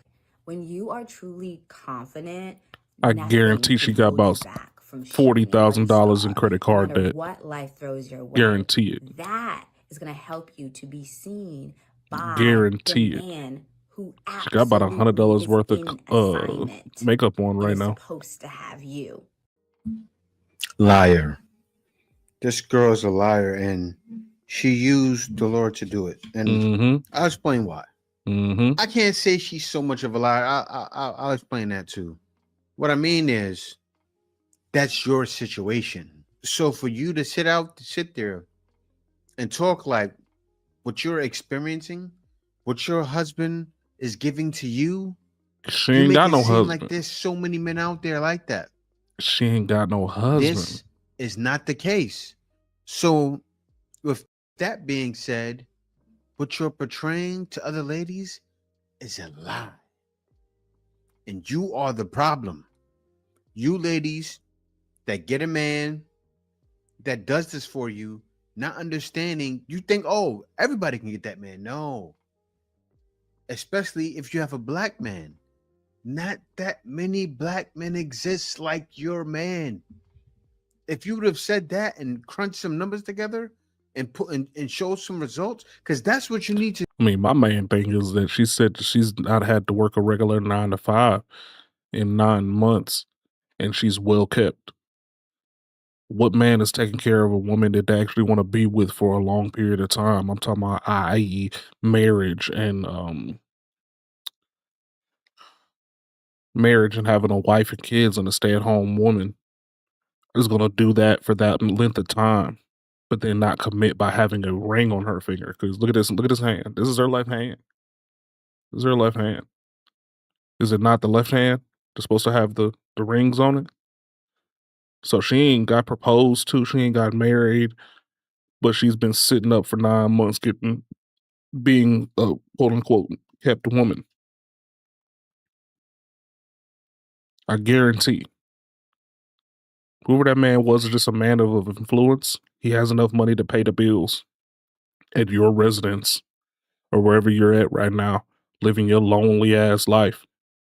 And he got a whole different situation that he's actually taking care of, like wife and kids that he's taking care of somewhere else. I guarantee it, because there's no way. Ain't no man out here willing to pay for that much, paying for rent, upkeep, dating, all of that kept woman shit. And I'm not committed to the situation. Unless I just can't commit to the situation because I'm literally committed to a real situation that I actually give a fuck about. You a side bitch. Period. There's nothing wrong with that. But just keep it 100. To do. You need to Just show keep it proof, 100. which you can't show. So it's a lie. I couldn't be no man. A bitch asked me for money, not a problem. But I'm gonna keep an alcohol wipe on me just in case, like it's a knock. If you ask me for $1,000, sure, no problem. I'm taking my alcohol wipe and swiping the back of that neck. And if anything is other than the color white, bitch, you could get a kite and fly to face and go home and take a shower. Stop asking for shit you don't need. You don't need no money, bitch. Well, if you need money for soap, I got you. Stop asking for a bag when you smell like a bag of shit. Goddamn.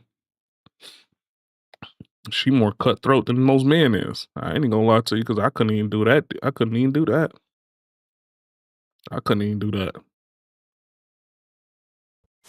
It's true. Happy holidays, everyone. Some niggas really don't be broke. Some niggas really just be confused.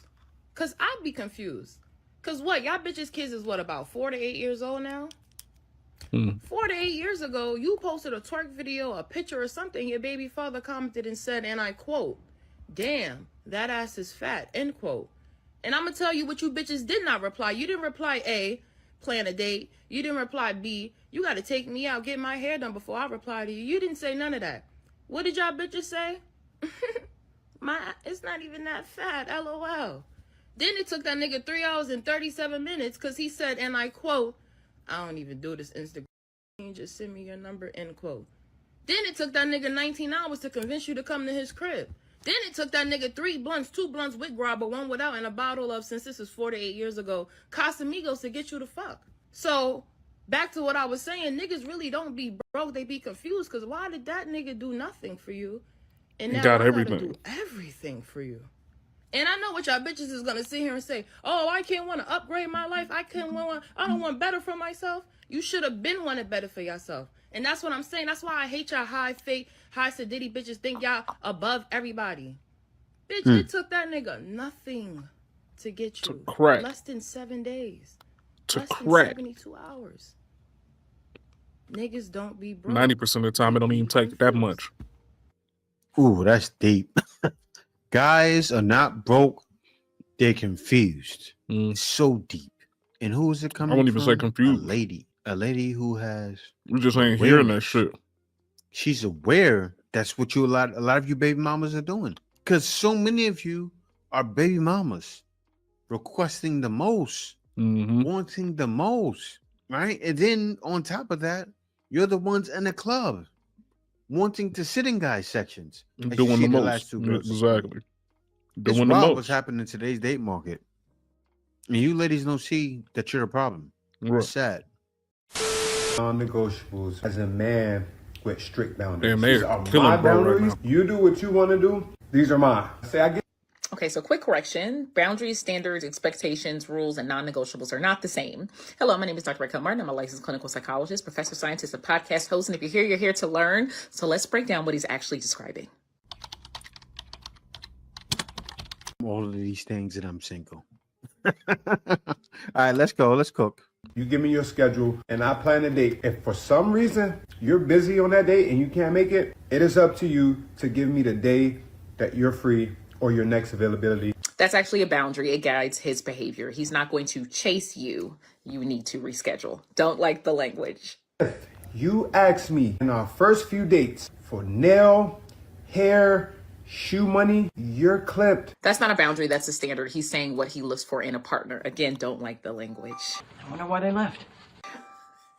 If by the third or fourth date, you don't at least offer to buy a round of drinks or treat me to the next one, you're clipped. You're not a vibe. You're a bill. I would never let you pay, but at least offer. Again, that's a standard. It's about how he evaluates the other person. It seems super performative if you're not going to pay anyway, but you know, whatever. If I offer to pick you up or send you a car, you have a 5-minute what up, window Liam? to get there. That one's a rule. He set like a personal law for how long he'll wait. 5 minutes and he'll pull off. If we cannot do an active date, all right, tennis, hike, workout, it's clipped. That's just a preference. There's nothing wrong with that. But it's not a boundary. You like to go ghost for How you 2 doing? and How 3 you doing? days. Or I find that you only respond when I text first, you're a clip. Ain't nobody that busy. That's an expectation. He expects consistency in communication according to what his definition of communication and consistency is, not acknowledging all different types of communication styles and stuff like that. Poor hygiene, that's gonna be a firm no for me. That breath ain't hitting, if them toes ain't kicking, and if them nails ain't clean, ain't gotta be done, just be clean. Your ass is clipped. You're a woman. It's the least you can do.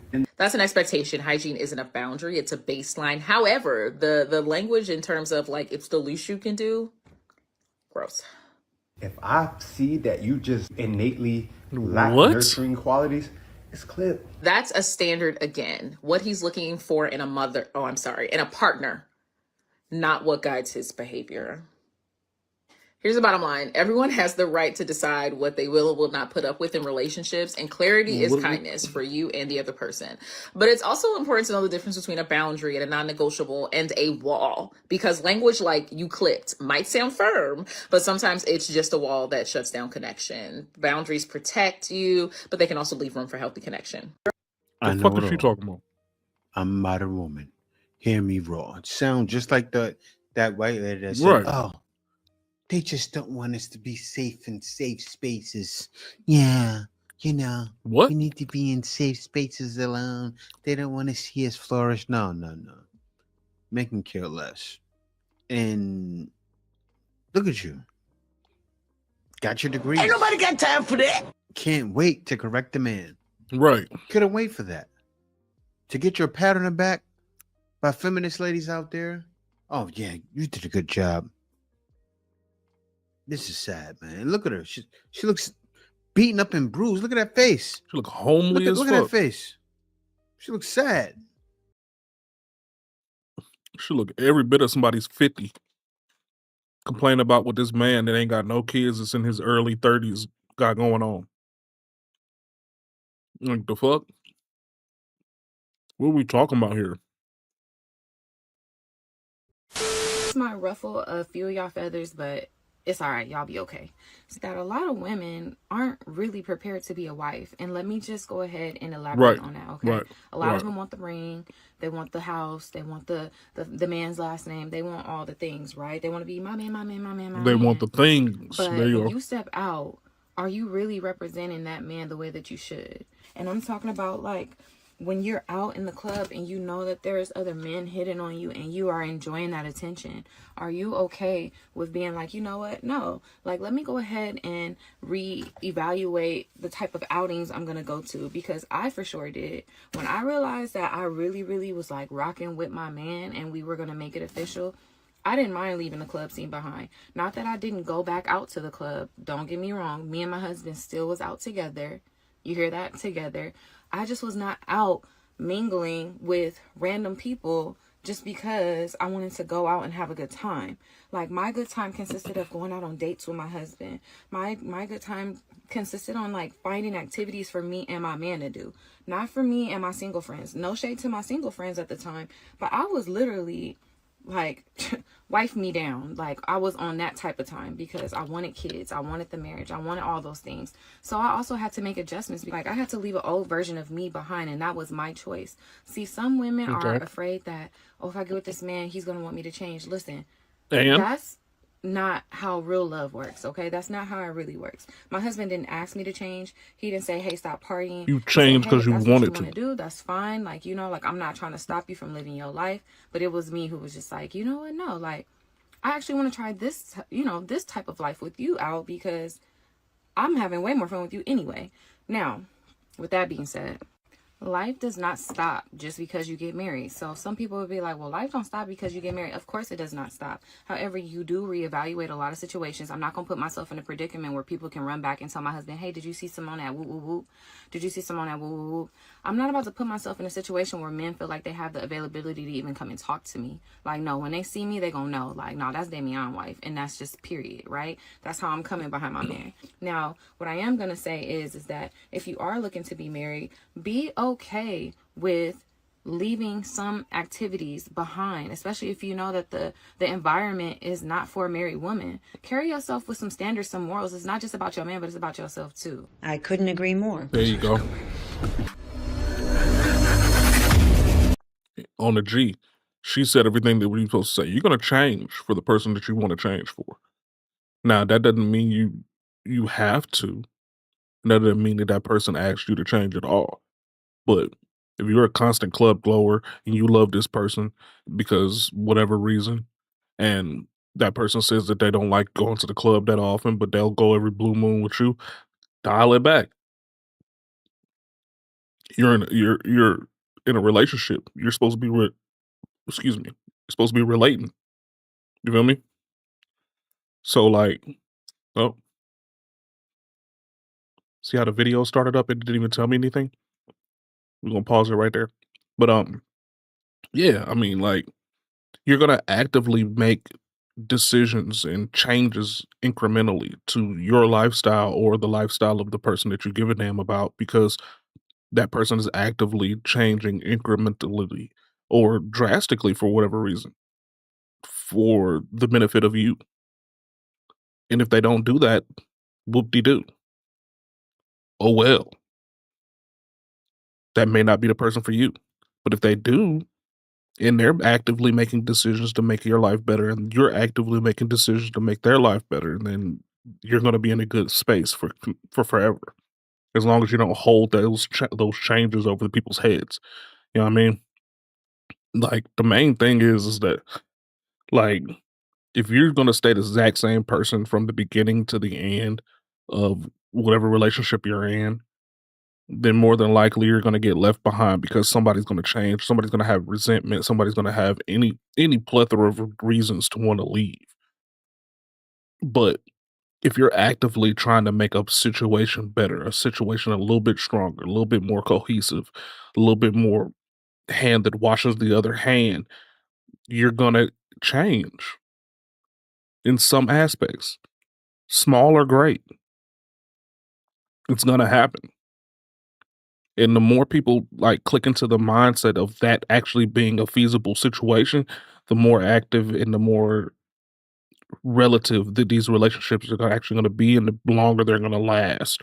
Because the more you stand strong in some bullshit that you already know is some bullshit. Like, I got male friends. I have all male friends, and all of them want to fuck, but I'm never gonna let them fuck. But what is that gonna do to your relationship? Having the accessibility. Same on the other side of the fence with men with a whole bunch of female friends. How is that accessibility gonna help out your relationship? It's not. You're gonna get to a point where somebody's gonna do something to jeopardize the situation, and it's up to you whether or not you have to even have the strength to say yes or no. That's what it comes down to. You got to quit being weird about this stuff, man, and actually pay attention to what's going on. I mean, if you want a good job and you know that they piss test and you're an avid smoker, then you're gonna quit smoking, right? If you want to transition out of being working in a club where you drink all the time and you want to go and have a real corporate job, you're probably going to want to stop drinking all the damn time, right? See, that's the thing. Like, people make concessions and compromises in their lives to get better results for what they actually want. And if you don't, then you're going to continue to wallow around in the exact same pond that you just were stuck in that you don't like. Period. Let's get into this new one, man. Why is We've had a Thailand's major slump tourism in shitty? tourism, policy U-turns, and crackdowns that have caused fear and turmoil. So what's really happening here in the kingdom and why? I'll explain.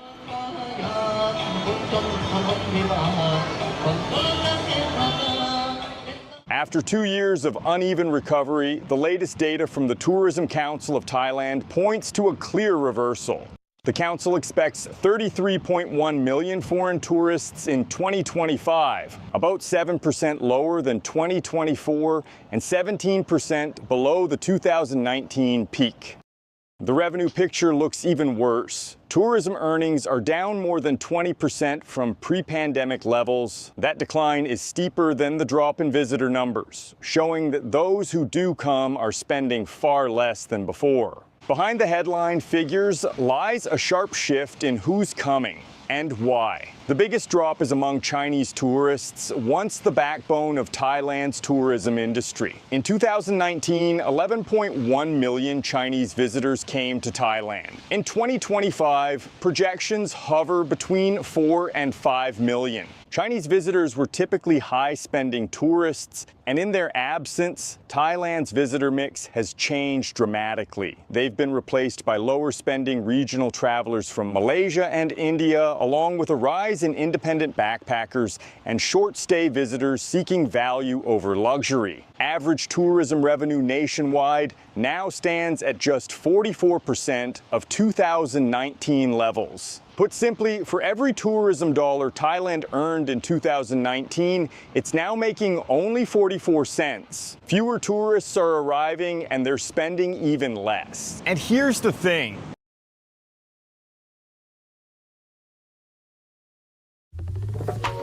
When Google Fiber launched 1 gig internet, some people said, "What would you even do with that much speed?" Then our customers did a whole lot.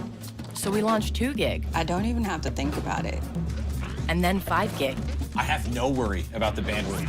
And we're testing 20 gig right now. What you want to do won't slow down, so we'll keep speeding up. Going beyond fast, going beyond fiber.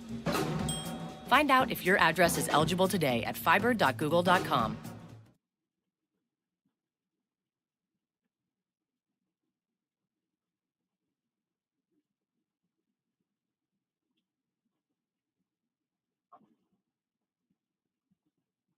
Welcome to Turo. What can I get you?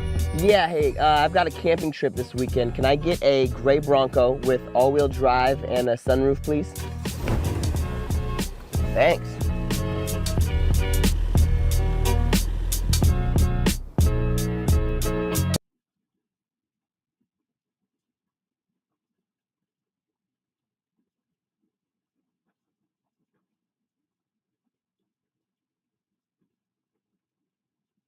The falling revenue numbers directly contradict the Thai Tourism Authority's stated goal of bringing in more quality tourism.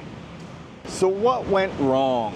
Economists point to multiple pressures. Hotel prices, especially at the high end, have surged. Combined with currency strength, that's made Thailand less attractive, particularly for mid-range and long-stay travelers.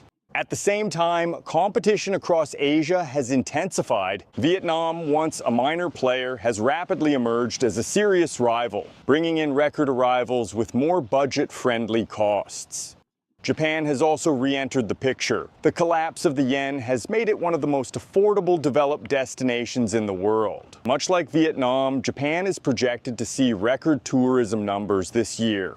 The truth is, while neighboring countries are expanding their appeal, Thailand has struggled to keep its momentum.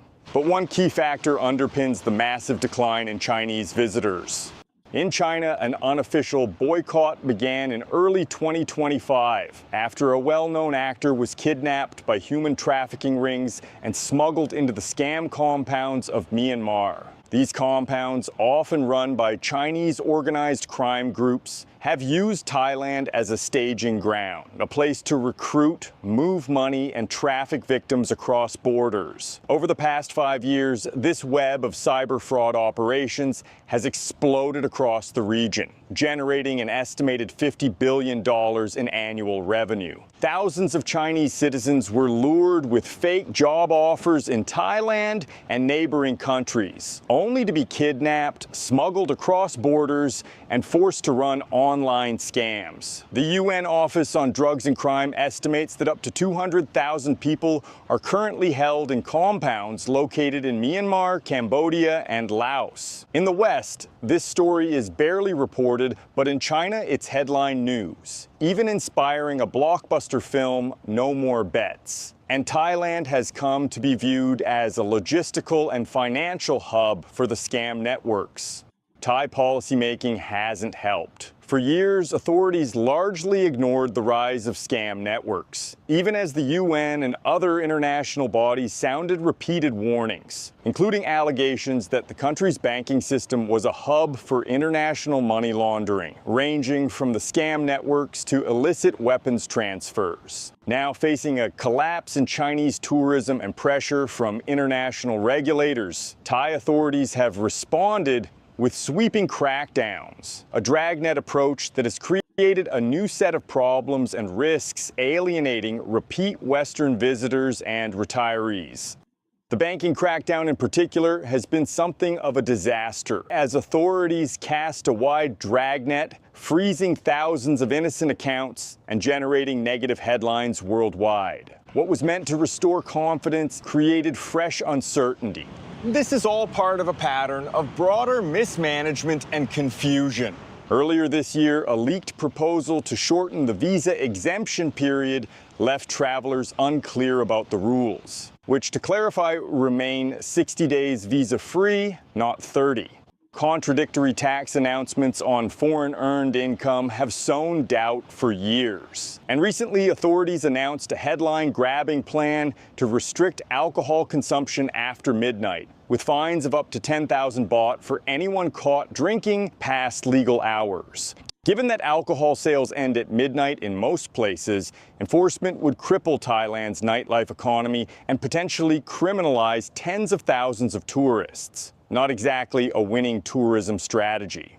Even more confusingly, that announcement arrives barely months after the previous government announced plans to relax alcohol sales rules. part of a long-standing problem with abrupt policy U-turns. This includes cannabis, which was decriminalized to much fanfare and then swiftly thrown into legal limbo with promises of recriminalization. And now, with a new government in office, there is a lack of clarity on the existing rules. Looking ahead, yet more instability looms. The recent removal of the Prime Minister by the Constitutional Court has left a caretaker government in charge, with elections expected within months. Elections in Thailand often bring protests, policy paralysis, and disruptions. Add to that the simmering tensions along the Cambodian border, with recent skirmishes and mutual accusations, and it's fair to say the country faces an uphill battle through the rest of 2025. We've covered a lot of challenges, but what does all of it mean for prospective visitors and expats? And should you rethink your Thailand plans? If you're thinking about visiting or relocating to Thailand, the first thing you need to learn is to ignore policy announcements. A constant stream of proposals, revisions, and contradictory statements is part of daily life here, but most of them never actually materialize. At times, it feels as though Thailand's government treats the act of announcing policy as a substitute for governing itself. And when changes do take effect, is still beat my ass a little bit. Overlap, and complete reversals within weeks or months. Bureaucratic inconsistency is simply part of the system. It's something you need to accept if you plan to live here long term. Travelers, on the other hand, can usually enjoy their stay blissfully unaware of the constant policy flip-flops happening behind the scenes.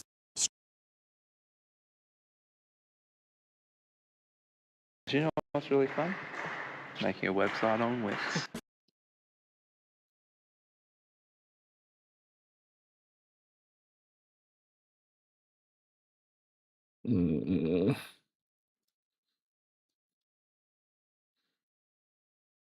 Structurally, the growth and increased competition between tourism markets across Asia is a good thing. Travelers have more choices than ever in 2025, and healthy competition tends to drive improvements across the board. And the good news is that thousands of new hotel rooms are set to open across Thailand starting this year. After the post-pandemic price surge, the added supply should help restore some affordability.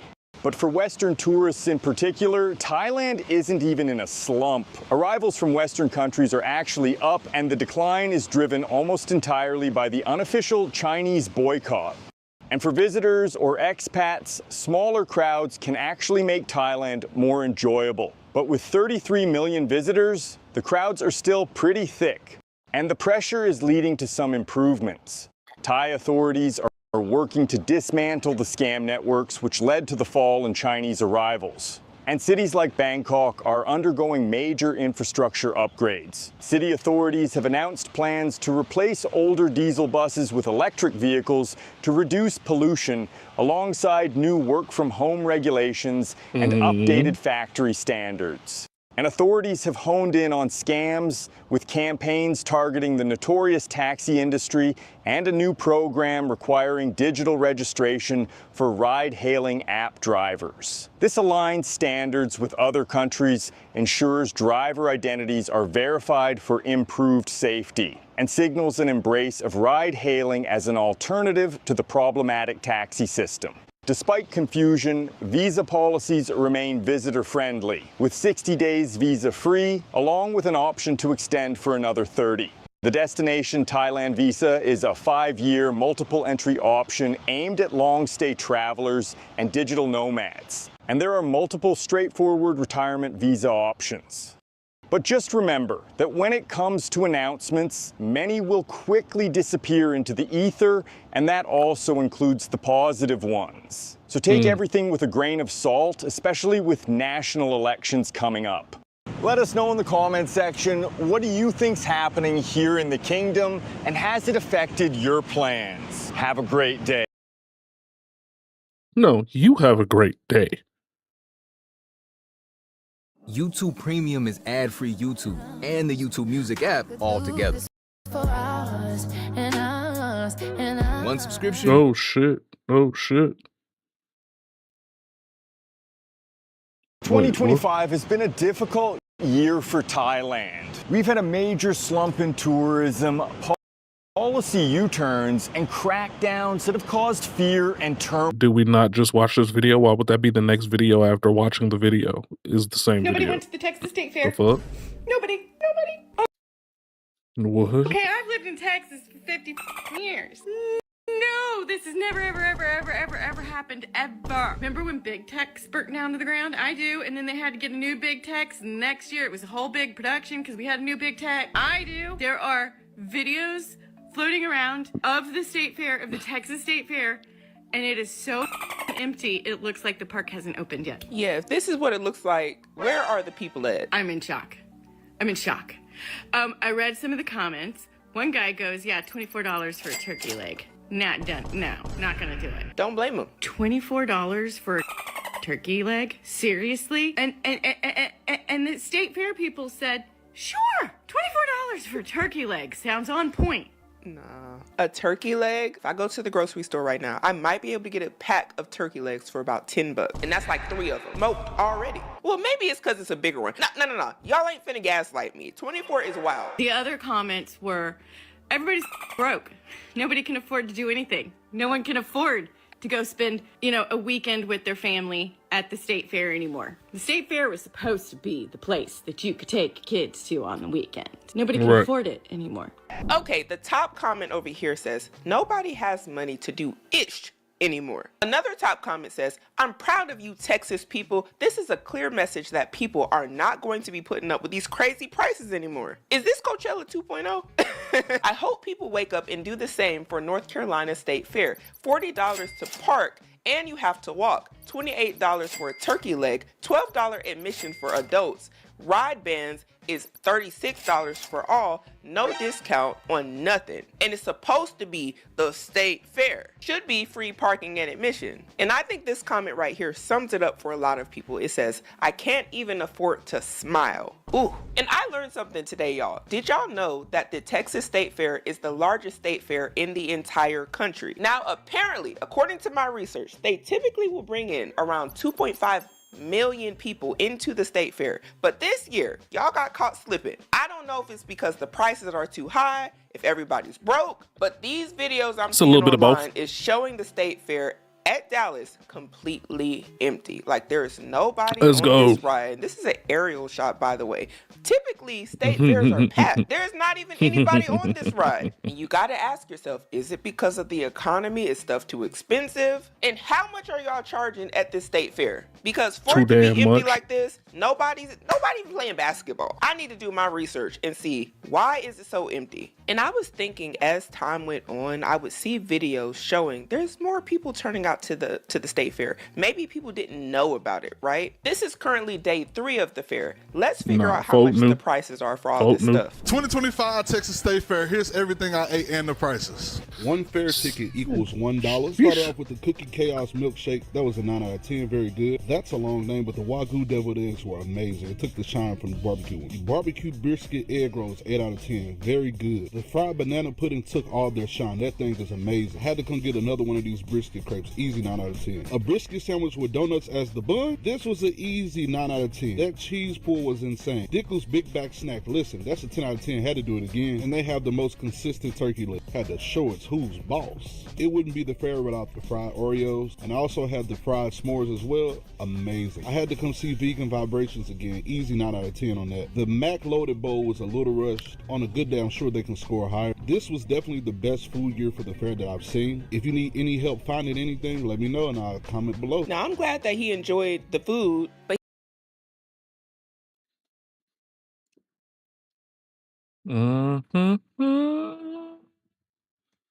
He enjoyed the food.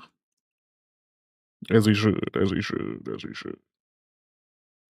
Enjoy. But he said one ticket equals $1. $17 for that?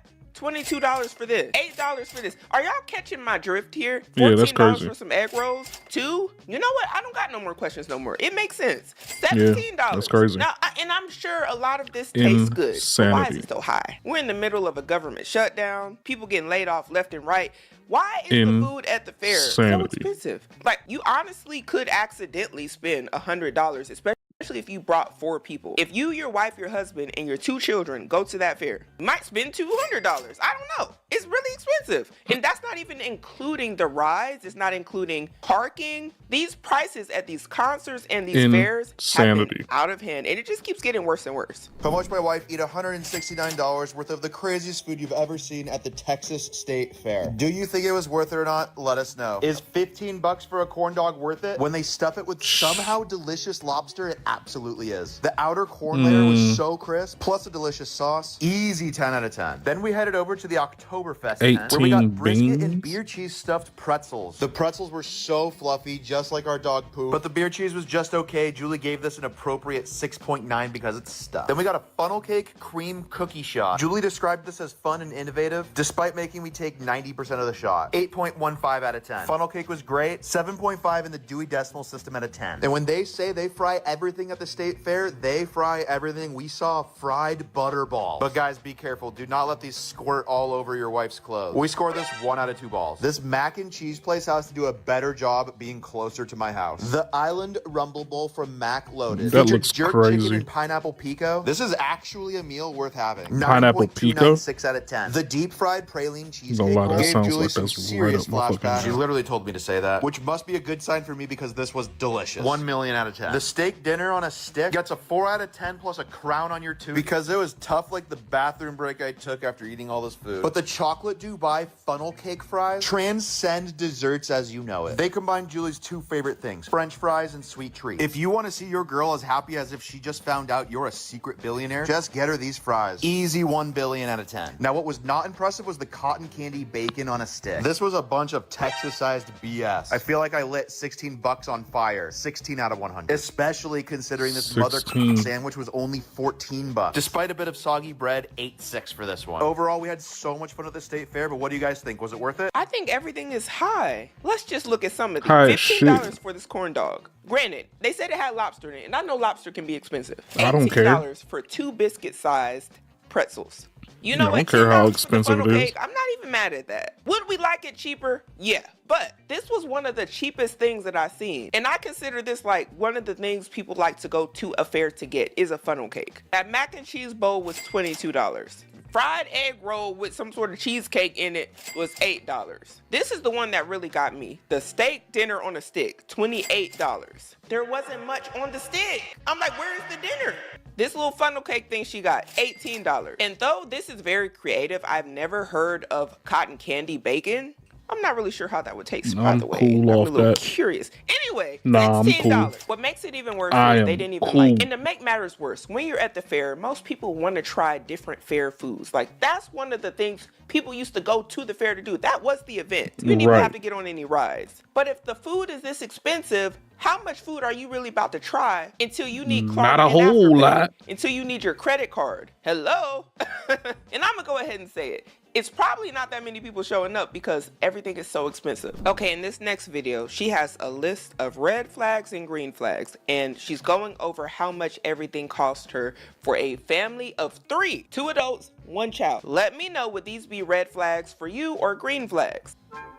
We parked across the entrance for $40 admission. To adults, 1 kid $76. 40 beans on the parking. Tickets $160 76. for 160 tickets. Strawberry lemonade 6 tickets. So they already at $300. Biscoff cheesecake 16 tickets. $16. Tornado potato 10 tickets. $10. Corn on the cob 10 tickets. $10. Corn on the cob. God dang. Pineapple whip 15 tickets. $15. Quesadilla quesadillo 15 tickets. $15. Turkey leg 20 to tickets. $22. At least she liked it. Cotton candy 6 tickets. $6. That ain't bad. For these for $100, we used them several times to eat, rest, and feed David. Whatever Larry was selling for $35, we bought cause 10 out of 10 presentation. What is Larry selling? Even. Corn dog 8 tickets. Total spending of $0, but my husband paid for $111. $411 for a family with 2 adults and 1 child. And the child looks like he's in a stroller. He probably didn't even eat that much. This whole video is a red flag to me. The whole thing is just like, and I'm just go ahead and say it. The prices are why people probably aren't going. Because this is a lot. This actually might be a month's worth of groceries for a lot of people right now. Exactly. People ain't got it. And I don't know if that's the only reason why they haven't came, because there might be other reasons. I don't know. But this is a lot. This is your sign to go to the Texas State Fair on a Monday night. We came here on a weekday after 5 p.m. and entry was only $14 and there were no lines anywhere.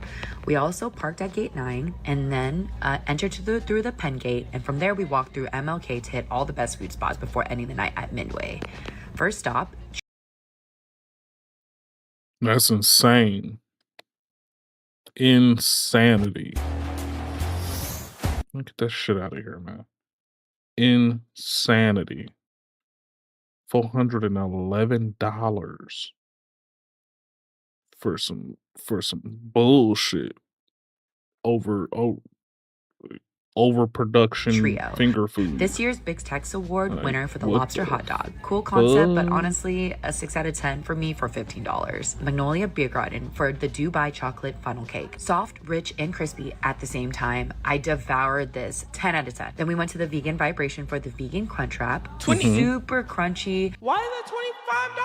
10. We also stopped by the Shein booth on the hunt to get cowboy hats, and they're actually giving one away for every $29 purchase. Then we made our way to the Grove on Nimitz for the Cookie Chaps milkshake. $17 for a milkshake. Creamy and just perfect. $17. 12 out of 10. Recommend. I ate this in like 5 minutes. My yearly ritual is also tornado taters. The crispiest fries in the whole fair. No questions asked. I forgot how much it was, but if you find the stand, get it. We caught the 7 p.m. parade for a little break before round 2 of eating. Back to the food court, we grabbed the iconic pickle pizza. 1,000 out of 10. I literally wait every year just for the slice of pizza at the State Fair. We wanted to try the honey jalapeno lemonade, but too sweet. Jalapeno 5 out of 10. Sano Ichi new matcha cream float though. That was fire. It tastes like $16 for matcha. I'm sorry, man. She done had matcha, a milkshake, pickle pizza, a toilet hate to see her coming right now. I ain't even gonna lie to you, man. A toilet is gonna hate to see her coming. Cause god damn, I'm talking about, bruh. Like what is your stomach made out of? Like pure fucking vibranium or something? Cause I'm talking about I would be out for the count. I'd have to go find somewhere to go relieve myself before I'd even got to that point where I felt justified in how much I just spent on all that bullshit. Ain't no way in hell, bro. Ain't no way in hell. Like, what? Ain't no way. And $20 for whatever that, what is that even? it was sweet, salty, crispy, 10 out of 10. Just try it. And of course, we also had to end the night at Dickles for their turkey leg, 10 out of 10. Been there every year. That was our Monday night at the Texas State Fair. No lines, cheaper tickets, and food that actually look like a turkey I'm leg. so confused because one thing about it is y'all gonna line up for a turkey leg. They gonna sell out every time. I'm sure. I don't know. Like, it's still not even a lot of people at the state fair, but it seems like everybody that has came to the state fair ends up getting at least one $25 or more turkey leg. But if y'all like it, I love it. The Texas State Fair is getting exactly what they deserve. Exactly what they deserve. Because I went and was gonna apply to be a vendor this year at the Texas State Fair. And thank God it was too late for me to become a vendor. You got to do it like 2 years in advance. Oh. But they wanted $5,000 up front and 50% of everything that you make. That's right. $5,000 up front, 50% of everything that you make. Man, those vendors, they only make about 12%. So you give them $5,000 up front, and then they taking half of what you make. Where you gonna get your 12% at? You're gonna lose money. You are going to lose money by being a vendor at the Texas State Fair. So I am so glad to see them get exactly what they deserve. They $2 million over budget already with about 6 more weeks to go. And when you do wrong by your vendors and by your customers, wrong will come back to you. And the Texas State Fair is getting exactly. Yeah, good. Good.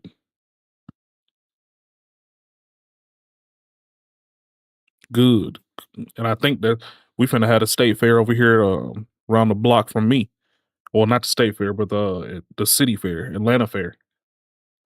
And I ain't gonna lie to you, it wasn't looking too good when I passed by. I don't know, they probably wasn't done setting up yet, but shit. It ain't the best looking situation. Tell you that damn much. Didn't look great. What they deserve. Well, honestly, that explains why the food is so high. I'm just saying, I'm not saying this right. But if they're taking a large cut of the vendor's profits, if originally a vendor might charge $8 for a product, they're going to charge $16. Allegedly. Maybe. I don't know, because I'm not the one at the state fair selling the food. But that might explain why we seen that corn on the cob for $10. Y'all know corn on the cob don't cost that much. Like, we know this. Somebody here said it best. No wonder a lemonade is $18. Exactly. That actually makes a lot of sense now. And I'm glad that he explained why the prices are what they are. Has anybody ever been a vendor at the Texas State Fair? And if so, comment down below and let me know. Is this really how it goes? And a lot of people are just saying this is greedy. It says greed will be the downfall. Seems like it's some Texas greedy is run ass on shit. greed. Another comment says, so glad you dodged that loss. 5K plus 50%? That's robbery. I really feel like I've been enlightened on this. I had no clue. You know what? It makes sense. It does. All right. Now I know that people might still be interested in the Texas State Fair, and I found some videos of people discussing how they're able to go for either cheap or a discounted price, or what activities they are able to do there for free so they don't got to spend more money than they're already spending on all this food. No time for greetings. My daughter says if I go faster and cut out all the ums and ahs and gaps when I'm trying to think of what to say, I'll get more views. So here we go. Tuesday and Thursday, value days, online tickets for $12. Feed the Need Wednesday, $7 admittance if you bring 5 canned food items. Senior days are $7. Peanut butter drive on opening day, $10 to bring peanut butter with you. After 5 o'clock every day, everybody pays kids price. Discount coupons at McDonald's for $5 off, and military and first responders always get $5 off. Thank you. You know what? And she's absolutely right. You do got to get it out fast because people's attention spans now shot. But this is some good information for those of y'all who do want discounts on the state fair. So this next video is somebody at the state fair trying to see how much free stuff they can get. How much free stuff can I get at the State Fair of Texas? You can spend $16 a person just to take one ride on the Ferris wheel. Wow. So instead, I started with a free ride off-road in a Ram truck. Whoa. It's a good thing I survived because I did have to sign my life away to ride. Then I stumbled into a cow milking demonstration where at the end I got to try a free half pint of the final product in chocolate milk form, as well as in 2 scoops of complimentary Bluebell ice cream. And afterwards, State Farm was giving away free personalized bobbleheads. Wow, the resemblance is uncanny. Oh my god, I was gonna hit them in the face with soap. Then I must have still had suds in my eyes because I crashed this free simulator drive and ended up in Big Texas Dia de los Muertos celebration, which was naturally sponsored by Whataburger. And finally, I scored a free chef-made bacon biscuit and a bottle of hot sauce to enjoy before the fireworks. First off, the Ferris wheel being $16, ridiculous. And I want to know, does everybody get to ride in the truck thing for free and milk the cow? Because that was interesting. What? I ain't never seen that. Anyway. All right. And I wanted to get some more insight on what the food actually tastes like. And more of the prices. Because you know it's a lot of different food at the state fair. But I want an honest review. I want somebody to give it to me real. Now, the most talked about state fair in the comments. The most popular state fair. One of, if not the best state fair in the country. Oh, I'm here. And I haven't ate since yesterday. Let's get active. Come with me to Five Guys. I mean the Texas State Fair, located in Dallas, Texas. Yeehaw! And listen, rent is too high. Eggs cost $77. I will always bring Ziploc bags. Every crumb is coming home with me. If you are new here, just know this. I will not get on any inflatable blow-up balloon pocketbook rides. If I want some real entertainment, I'll go to Oak Cliff or Deep Ellum. I am here for the food only, so let's get into the food. Starting off risky out the gate with Cajun fried devil eggs, which already don't look aesthetically pleasing. Now, chat, I don't think I've ever gave anything a 0, and I'm not gonna start now. Okay. Easily a 1 out of 10. When I tell you this literally looked like mold made into a ball, but it's cool. Not everything has to be pretty, but it was spicy, it was gross, it was a waste of $12, and now I'm about to be farting all day over something that I don't even like. Texas State Fair is off to the worst possible start. Why did he keep eating it? I'm waiting on him to stop eating the food. And sir, you swallowed it? You didn't spit it out? What in the world? 0 for 1 right now.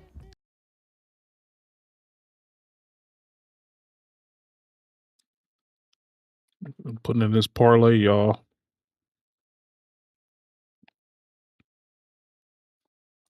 Y'all ain't got to rock with it, but rock with it. Rock with it.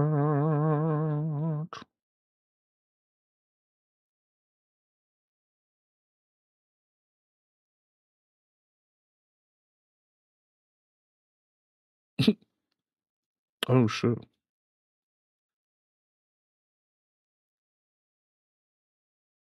Up is the all-flavor shrimp basket, which consists of 5 different shrimps: sour cream and onion, Cajun buffalo, original fried, zesty cool ranch shrimp, and Texas hot bowl ride shrimp. That was $23 for 5 shrimp. For 5 shrimp. 23? Now, for the most part, they were all fairly decent. The fried shrimp, I would give an 8.5 I ain't gonna out flex of to 10. you, man. I don't like the way this man shoot. Shrimp. Cajun buffalo shrimp, extremely chew so flavorful. fucking 10 fast. out of 10, clearly. Now, the zesty cool ranch, I've never had, but it was a nice introduction. 8.5 out of 10. Sour cream and onion, 6 out of 10. It was really decent. But the Texas hot bowl rod shrimp, that sauce needs to be thrown away and reported to the FDA. Extremely nasty. 2 out of 10. And this is the only rod I considered getting on until I realized that looked like a tiger cage. So let's just close our eyes and imagine me on a rod. No matter what you say or what you do. Next up is the cotton candy bacon, and chat, they look like a horse's tail. So my expectations was already low, but when I tell you this was the shocker of the state fair, 9.2 out of 10, extremely unique. Look, the other lady said she didn't like it, so it must be an acquired taste. I don't know. It's like a blend of sweet and savory. The bacon was hella smoky, and you can't even really taste the cotton candy for real. But I guess that's the point of cotton candy, huh? This just goes to show that looks can be this evening, or this afternoon, or this... What did he say? Looks can be this evening? this morning, but that's not the point. 9.2 out of 10, this is where Texas State Fair started to show up and show out. Next up is the fried collard greens, and chat, it is time, because this was banging. 10 out of 10, no less. Oh my God. Extremely crispy texture, rich flavor, and I'm not gonna lie, that might have been deep fried. Look, in it, I'm not gonna lie, it looked good. It did. I was hoping I wasn't gonna be let down. Pleasantly surprised, to say the least. Like, even the hush puppies was banging. Like, how do you make something so crispy on the outside and tender on the inside? You know what, Dallas? Y'all motherfuckers all right with me. Next up is the strawberry crunch drizzle $16 though. Why? Like, we know why now, allegedly, if that's true, but... cheesecake, and back to back is crazy, because this was banging. 1,000,000 out of 10. This is the star of the show. Mind you, I'm not even a cheesecake person. I was ready to let out a disclaimer. I can only imagine how the cheesecake lover's gonna feel about this. This is a message for Drizzled Cheesecake. I seen you guys reached out to me and said to let y'all know when I'm coming. I am new to the TikTok stuff. I'm still shy on socializing and collabing and everything. I fumbled the bag because I can only imagine the other flavors y'all got. Oh my goodness. It was literally everything I hoped for and more. Don't know how popular they are, but this shit needs to be worldwide. I would fly out for this type of cheesecake. If you are at the state fair, check it out, whether it's in the food court or behind the Cotton Bowl Stadium. Drizzle cheesecake, 1,000,000 out of 10. Looks good. Next up was the matcha float, aka fake guacamole, and this was $16 What's interesting is not only was this a new item for 2025, but I've never had matcha. Solid introduction. The ice cream I would give a 9 out of 10. Don't know how to describe the flavor. It was just really, really good. I'm a big matcha fan. I'm a little let down that it wasn't good. And for the price, everything better be good. Nothing better be unappetizing, not even in the least bit. Now the liquid tastes like oatmeal in a liquid form mixed with green tea. 6, maybe a 7 out of 10, but it's a solid introduction. I would get into matcha, y'all. And so I've been told it depends on where you get it from, what you put in it, all types of stuff. And I heard it's really popular in Tokyo. So let me know your go-to order, because I think this is I can get jiggy with. Next up is fried banana pudding, and anybody that knows me knows I am a banana pudding critic. This was microwaved for 30 seconds. There's nothing fried about it, I promise you. Nonetheless, it was some good banana pudding though, but I feel like the Texas State Fair would just put anything under some fire and call that shit fried. Banana pudding, 7 out of 10. Last but not least, we have the Island Rumble, which is jerk chicken over mac and cheese. And chat, this was just chicken. The jerk was not in the room with us. And it sucks because I wanted to love it so bad, and I like it, even though I prefer Big Mac over stovetop cheesy mac, but there was no jerk sauce in sight, and that's what I was looking forward to. Now, granted, I got this plate at like 9 o'clock at night, on a Monday night at that. But when you pay $22 for something, you want exactly what you paid for, and that did not happen. 7 out of 10, and that's me being generous. Now, this may come to no surprise that Texas State Fair is a 10 out of 10. Amazing shows, fire performances, friendly staff, fried everything. They have an entire stadium in the park. But would I put this above the Minnesota State Fair? I'm going to say absolutely. This is the best state fair in the country. But sir, it's empty. And I'm not saying it can't be good just because it's empty. The prices, for me, would be a big reason why I would be like, I ain't really feeling it. I'm ready to go home. Unless y'all are going up there as influencers, getting stuff for free, and I'm not saying that's what happened, but some other people might have. The Texas State Fair just put on a marketing clinic with what they did to draw crowds.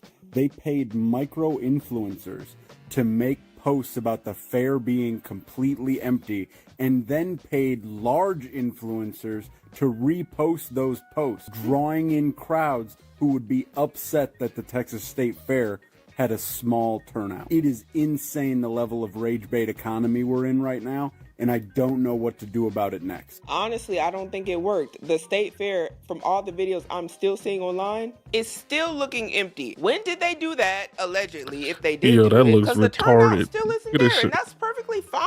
Like, if the marketing campaign Texas didn't State Fair market is to whoever they dead. wanted I it to guarantee the market Atlanta to, State and Fair the is going to be, turnout or didn't the happen, Georgia but State Fair he is was probably going to saying be just it's as bad. like, I hey, ain't going to they flex you. pulled one over on everybody Probably and got not all going to be these a good people to deal. flock out there, and it was large crowds coming. We ain't seeing the Probably not going 2.5 to be a good million. deal. Where is it at?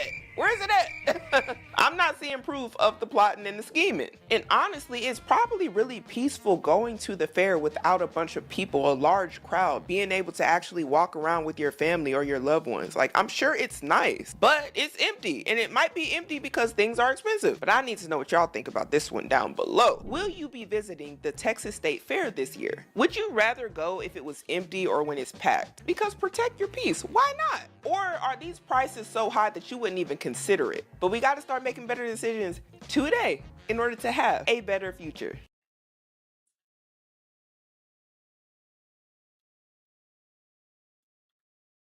I gotta start getting. I gotta get a YouTube Premium so I can cut these damn ads out, man. Because these ads are gonna start killing me, bro.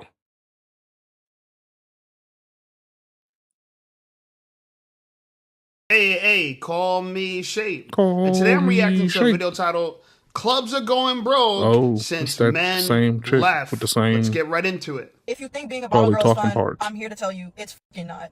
Today, I go in for my shift. It's a regular Friday. I get a section, and it's all fucking girls. That's the first red flag. Don't get me wrong, I'm all here for women. I am. But in the club scene, it's a different fucking story. They already put money down for a bottle. I'm like, okay, cool. I sit them down. You guys want food? You guys want anything to drink at the moment? I give them waters with lemon. I'm taking care of them at this point. As I'm bringing out food and drinks and all that, I begin to realize these bitches are drunk off their fucking ass. Second red flag. So they're about to pay for their bottle at this point. It took them forever just to pay for their bottle. They started complaining about the fucking price because the birthday girl was confused. She's over here showing me text messages, stuff like that, like I was texting her. Girl, I do not have your number. I was not texting you at all. I did not book the section for you. She's showing me that she put 200 down, but I have to go in the messages and show her that you only put 100 down. My manager only took 100 off the bottle. Now she's going back and forth with me, getting irritated. I'm like, her friends had to calm her down. Like, please get your friend. Get your friend. So once they explained to her, like, hey, we only put 100 down, like, this is the price that you're getting. Within the first round of shots, I kid you not, they started knocking everything over. Everything that was liquid was getting knocked the fuck over.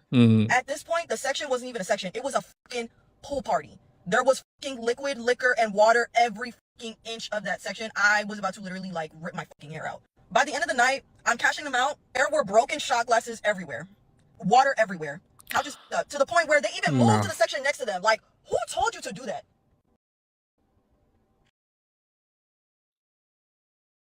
Oh shit. Here we go. I knew it. Yep. Add Rooney. Add an Adler.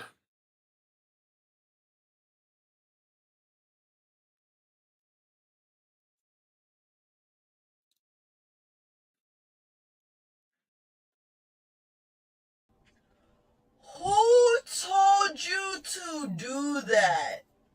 So now there's a mess on the section next to mine, and now I'm obligated to clean that. I'm just like, what the fuck is going on? And the best part of the whole entire fucking story, no fucking tip. So I literally did 3 times the work for nothing. Damn.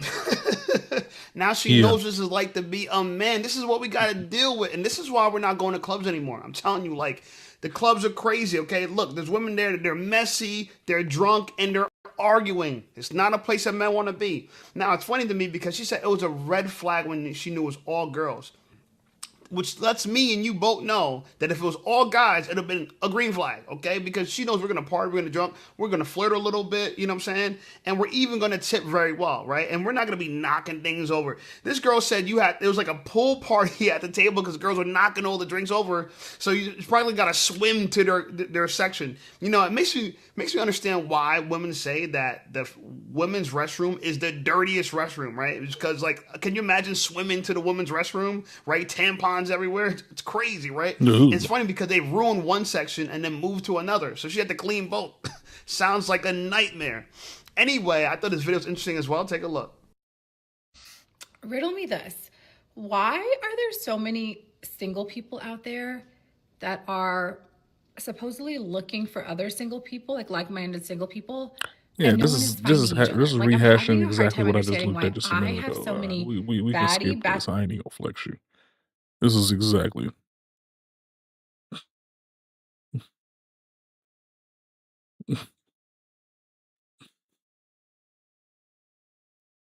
I met this guy on Friday. We started texting immediately. We went out on date on Tuesday for Taco Tuesday.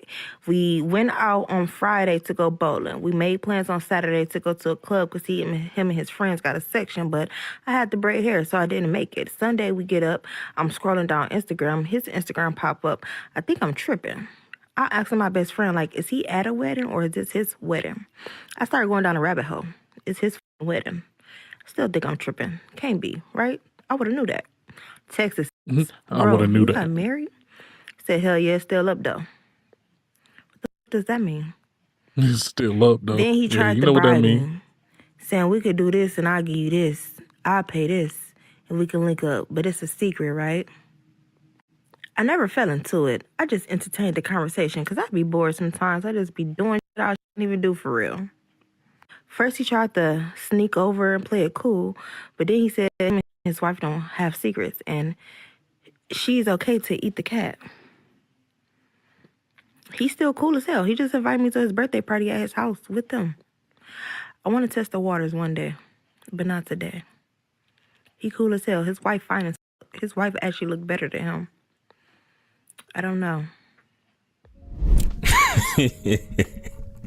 Now this is funny, guys. So we got a few things to unpack and share some personal experience from what has happened to me in the past, and I've covered a video similar to this, but this is something that a lot of women in Atlanta are seeing. They have it in their dating profiles. I've interviewed women on my Atlanta Noir podcast, and they said the same thing about men having no issues telling other women that they're married, or women that they're trying to date that they're married, or even looking for poly. And that's just what it is. And they are married to a woman that's down for it. Now, usually it's the woman that the husband sends out to get other women, right? And in this case, what I say about women, and you guys who've been watching my videos for a while, you know I've said it over and over and over. Women are naturally bi-curious, for one, and women like to be in their own soap opera. They like to star in their own soap opera. They like drama, and they like married men. If you single, man, you really don't have a shot, bro. You gotta have some kind of toxic stuff going on. If you got your stuff together, if you're a good dude, and you trying to date her like a woman, like wifey for lifey, she not trying to hear that. But if you got a wifey for lifey forever, she wants to be a part of that, because women gotta have that soap opera going. Now, she used the interesting term called testing the waters. She's gonna test the waters one day, because I live in Charleston, and there is a couple that people know, and I had this guy, I've covered this several times, about the guy. I was in Waffle House one night, and I'll link this for you guys to check it out. And this couple happened to have clapped my ex-wife. And I don't know, they might have clapped her while we were still together. They might have clapped her. They for sure clapped her after, or while we were separated. That's for sure. But they clapped her nonetheless. And they happened to watch my channel because I talked about it. Clapaholics. But the same thing. My man was like, yo, my wife likes pussy. I like to bang with chicks. So this is what my wife does while I clap their cheeks. So this dude was clapping my ex-wife's cheeks, I guess, while the wife was doing that. You know what I mean? Yeah, all types of stuff, man. But some women are into that. It's exciting. That's why you get a chick that's bi-curious. She's going to get chicks for you, bro.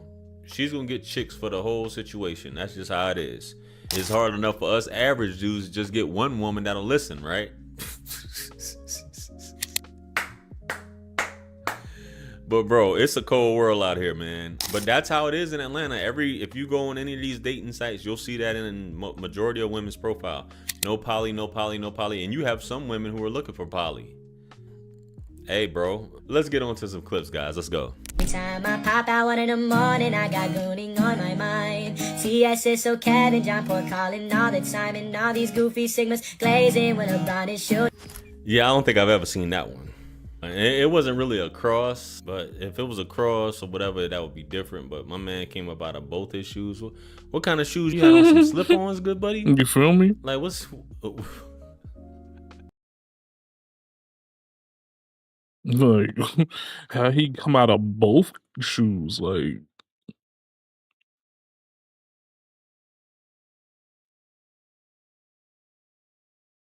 like both shoes? Hell no. On TV, kiss an ass. I ain't never doing nothing with on TV. I don't care what they got going Now, on. I can see if you just came from church and you had your hard bottoms. You know what I'm saying? That's crazy, man. Hey, let's get on to the next clip. Let's go. I built this shit. Me. Brick by brick. And I'll be damned if I let you tear it down. When your girlfriend is getting funnier, but you realize it's just your personality rubbing off on her. Yeah, you'll see. You ever notice that, guys? When you start dating a woman, she'll start talking like you. Unless a lot of you guys start talking like the chick, which is a no-no. But she'll start using your slang. She'll start saying the stuff that you say. You know what I mean? And then all of a sudden, she'll act like she invented it. Like, come on, bro. Be serious, man. But yeah, next clip, guys. What?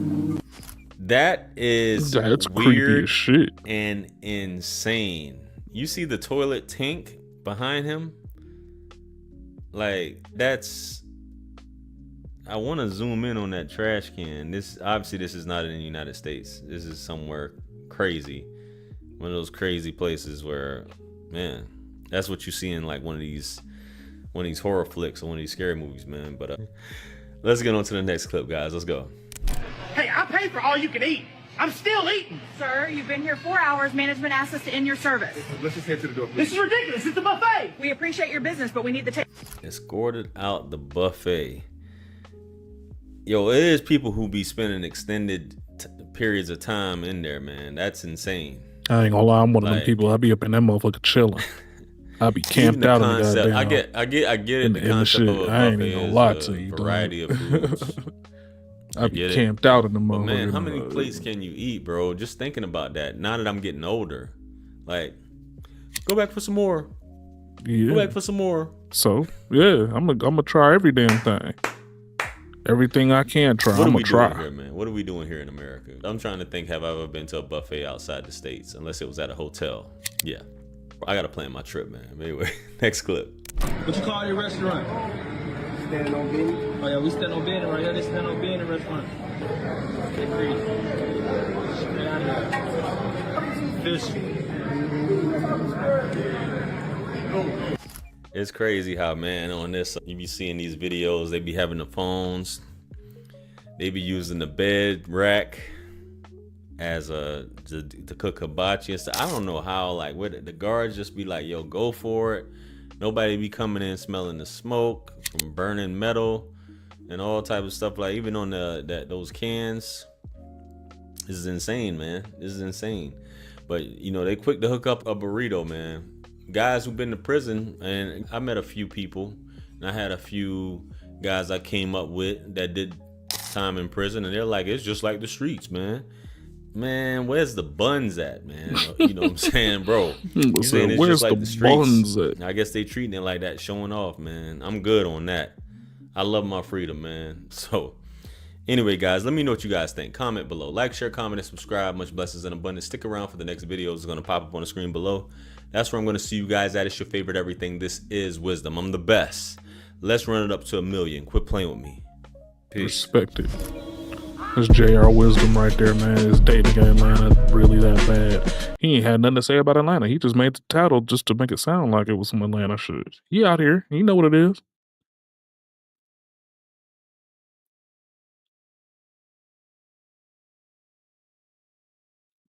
So are you saying you think I smell like cocoa butter? Oh, man. Okay, yeah, man. Go on somewhere with your zesty. Your zesty. Supreme zest face My son will ass. not be dating a black girl. He will not. Because yesterday we went to Six Flags, and when I tell you the pure level of disgust that I saw in these black girls that you independent queens are raising is purely disgusting and disturbing. Well, I literally left early because my kids was looking like, what the hell is going on? And this is in the Bay Area, California. These girls, all of them unsupervised, in packs, unsupervised. No supervision, just running amok in the theme park. Multiple fights break out, multiple. And I'm just like, okay, the police had to start patrolling the park because these little couldn't keep their hands safe up. One little about 12 years old talking about some, oh, Jeremy, his small anyway, don't want to meet me. What do you mean it's small anyway? Girl, you are 12 to 13 years old. And then these other girls like, ooh, boo, boo, boo. And these dudes are like, y'all are hella chopped. Y'all are hella, it wasn't even the black boys. It was the girls. The girls was fighting multiple fights. Parking lot shut down from them little mother fighting. And then this white lady asked her not to talk like that. Her and her friends trying to fight the white lady. I'm like, just no self-respect, no home training. And I see why. And I seen a lot of, when I seen the black boys with the white girls coupled up looking cute, I seen the Mexican kids, I seen the Asian. Only ones outside acting a ass was the black girls. And I'm specifically saying black girls. There was no black boys acting the ass. It was the black girl. Oh, that she bumped into me. You are 16 years old. Calm down. When I tell you, you are raising little miniature single baby mamas, that's what the y'all raising. Because them little mothers don't respect themselves. They don't respect nobody else. Yeah, she was. I She mean, was cooking. honestly, if we just want to be She was 100, cooking. man, this might seem a little bad, but how is she any different with the way that she's talking? I mean, I counted no less than probably at least 20 to 25 cuss words from a woman. yeah, And in my he ain't opinion, gonna lie. I don't trip over women cursing, but see, that's a little bit unbecoming of a woman. And so I know it's going to be a lot of guys in her comments, maybe even a lot of guys in my comments, caping because she's a decent looking woman and all of this other type of stuff. But I agree with her and I disagree with her. I agree with her in that the culture, not all black women, but the culture is bad, which is infecting our women, which also plays a role because they're raised in single parent households. And so we need to change that culture. At the same time, I don't think that all black women are bad. And to say I wouldn't let my son marry a black woman is crazy to me because I don't care who you marry. And I've largely stood on this for a long time. I don't care who you marry. I don't care, you know what I'm saying, who you decide to be with or anything like that. I think you should go where you celebrate it and not where you tolerate it. But I know plenty of black women that's dope and married and raising their children right. And so we're taking a segment of the culture which needs to be acknowledged and it needs to be called out for its bad behavior because I regularly call it out for its bad behavior. But I think it's very racist in a way, right? Crazy, right? I think it's racist in a way to say that my son, not you, right? If you say my preference is not to date a black guy or not to be with a black guy or whatever, and I don't know where her situation is, if she says that her preference is to not be this way, then I'm cool with that. I have no problem whatsoever. But to say that my son won't ever do this, because there's too many guys, in my opinion, that has experience, and women for that matter, that has experience when a parent or a black person says, don't bring no white girl home or don't bring no white man home into my house. I don't want no mixed babies and all of that stuff. And that's regular in the culture. And so although I think that the culture is degenerate, and I think that the majority of what we see out here, especially on social media and in real life, as she emphasized, and going to Six Flags, is toxic. I don't think that there's justification for saying, and let's be clear, you can raise your kids however you want to raise them. They your kids. But I don't think that two wrongs make a right. And I also don't think it's a good thing to just blanketly, right? I think that that's the better way to put it. I don't think it's a good thing to blanketly say they can't talk to black women at all. That's crazy. That's a crazy statement to me. For people to be this upset or mad at a circumstance, and I get it, you know, I see it every day. I call it out every day. I'm even talked too negatively about, and people say different things about me, and it's cool. That's just the rules of the game, and that's what comes with it, because when you have a voice or when you have a visible situation, then people are going to criticize. And so I understand the rules of the game. I understood when I got into it, and so that's why I'm a part of it. However, I still think that it's a bad idea to blanketly say that they can't talk to any black woman, because there's plenty of ratchet white women that I see that cosplay as black Plenty women. of them. There's some in my very city, in the city of Detroit, and there's plenty of Especially white in women Detroit. that play that game, and you know what I'm saying? They Especially try to act Detroit. like that they cool and all of this other type of stuff. And I don't mean that in a derogatory way. I mean, I literally know. I went to college in Indiana. We spent time in Chicago and Detroit all the time. But if I see bad behavior, I'm going to call it out. Or if I see something that I feel like makes the most sense for me to have a conversation about culturally, I'm going to call it out. I think it's off. I think that the situation is right for calling it out. I think that she's also displaying very ratchet behavior, in my opinion. And I also believe that I didn't it's even think about it crazy like that, to but yeah, say he's that correct on my that son too. will not marry or be in a relationship or dating a black girl. That's crazy to me. I just don't agree with it. Insanity. That's what the fuck y'all raising, because them little motherfuckers don't respect themselves. They don't respect nobody else.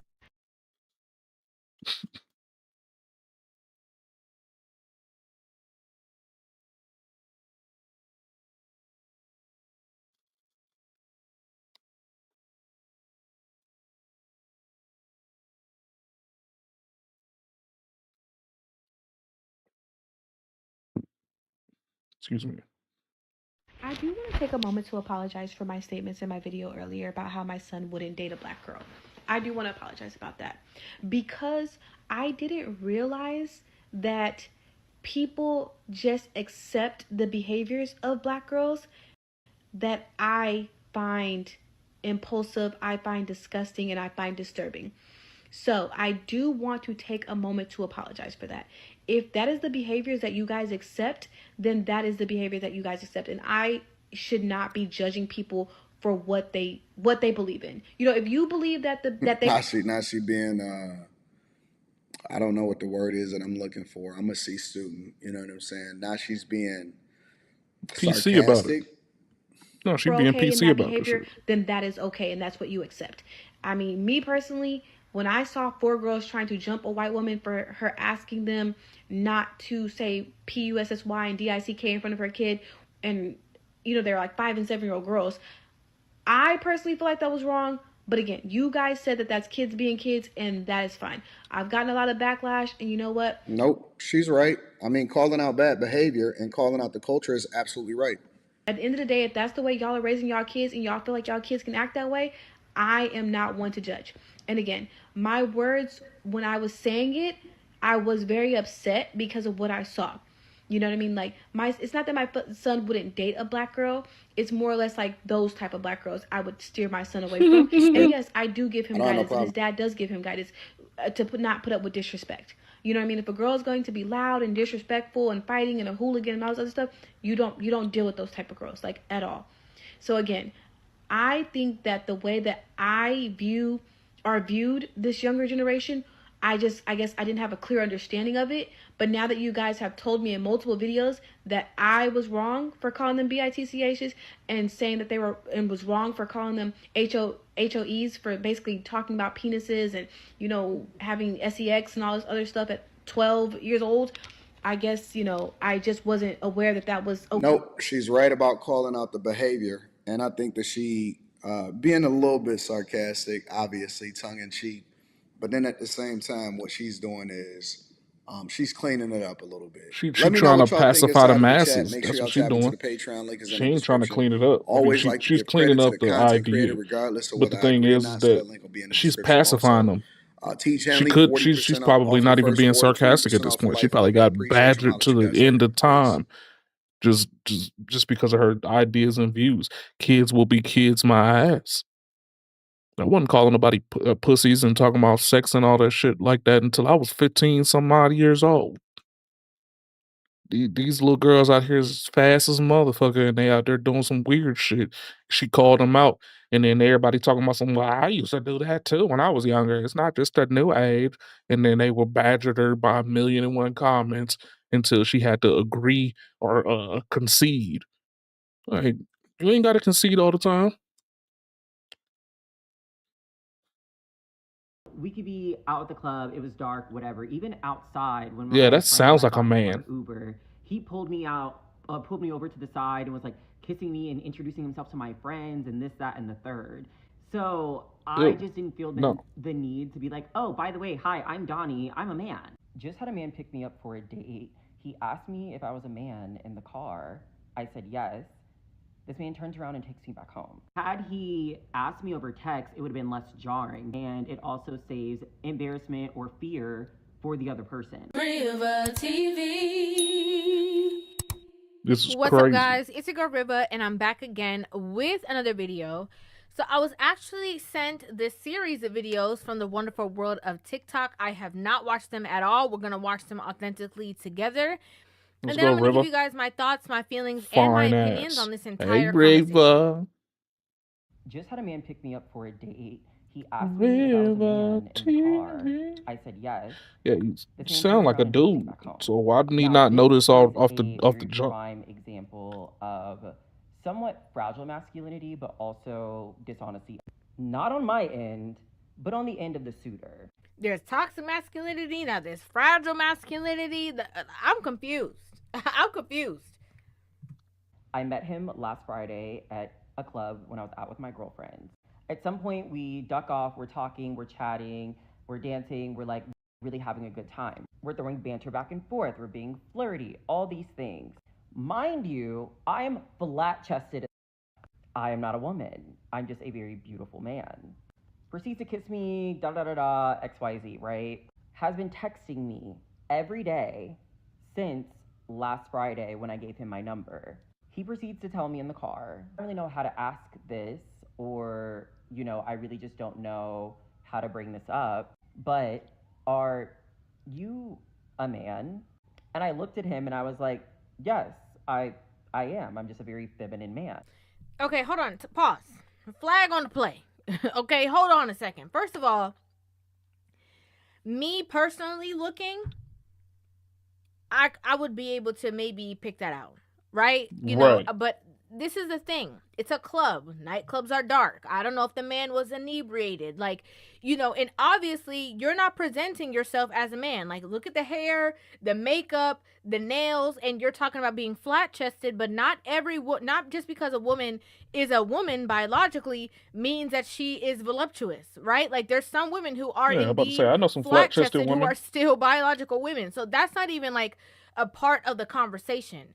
But you're saying this as if you look like a man, walking around, and that you're so shocked that he had no idea, as if you are not presenting yourself as a woman. As a woman, right? He pulls over and he's like, I just want to sit over and just kind of talk about this for a second.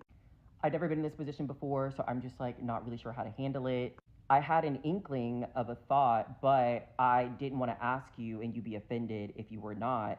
However, it's just not something that I'm into particularly. That seems very respectable. This person is saying okay, he found that out and pulls over and is like, hey, I just want to talk to you. This is not really my thing. That seems very respectful. That seems very considerate. That seems empathetic, because that could have gone a whole nother way.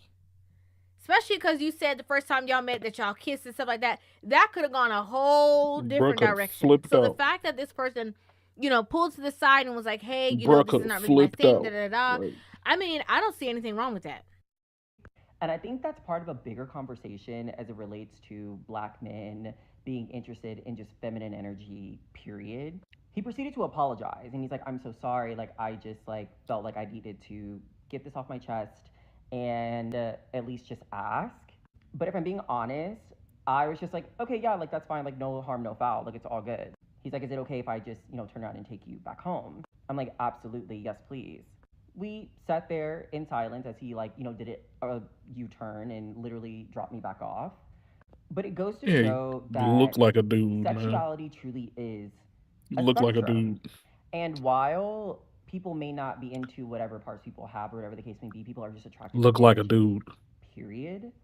Which is okay. That's totally fine. I completely respect that. I'm not one of those gays that are like, I'm going to go get the trade and do this, that, and the third. That's really not my vibe.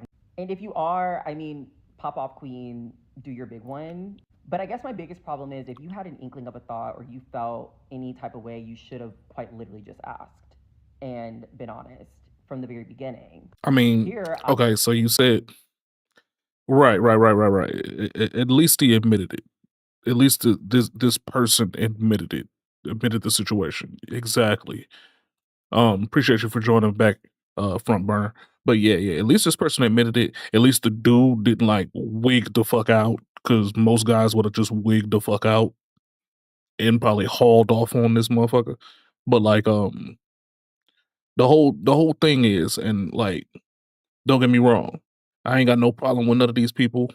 All these people can do what they gonna do. They gonna date who they gonna date. They gonna date who they gonna date. But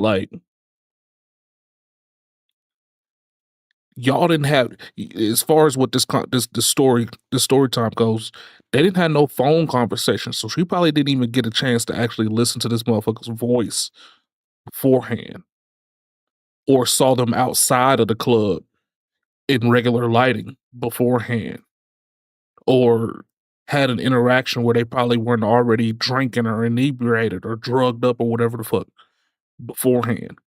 So when you in turn pick this person up to going on a date, and then you see this person for the first time in daylight, you see 5 o'clock shadow, which I'm seeing right now, slick. I mean, this could be a waxed up deal, but I'm looking at the chin. It looks manly as shit. Neck look manly as shit. I mean, yeah, you could probably cover up from the nose up, and you probably be confused. But as soon as you open up your mouth and you hearing this bass, ain't that many women just gonna have that bass like that. This from the States, at least. I done heard a couple of deep voiced African ladies before, a couple deep voiced Swedish ladies before, something like that. But like now I'm sitting in the car looking at you, looking at this 5 o'clock shadow. It's more than likely you ain't primped up 100% time all the way up and down. So I'm listening to this crazy ass voice. I'm looking at this flat chest and this, and I'm hearing this, and I'm looking at this 5 o'clock shadow. Yeah, I'm gonna start asking questions. I'm gonna be like, "Hey, man, hold up, this ain't what I signed up for beforehand." You know what I'm saying?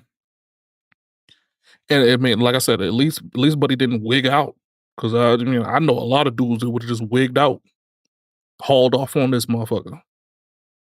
I'm talking about fisticuffs. I mean, I commend the brother for being honest and being real, and then not doing no wild shit just to, you know, be in detriment to himself. You know, I mean that's the main takeaway for me right now on this situation. I don't know. I don't really know what else to. That's the main takeaway.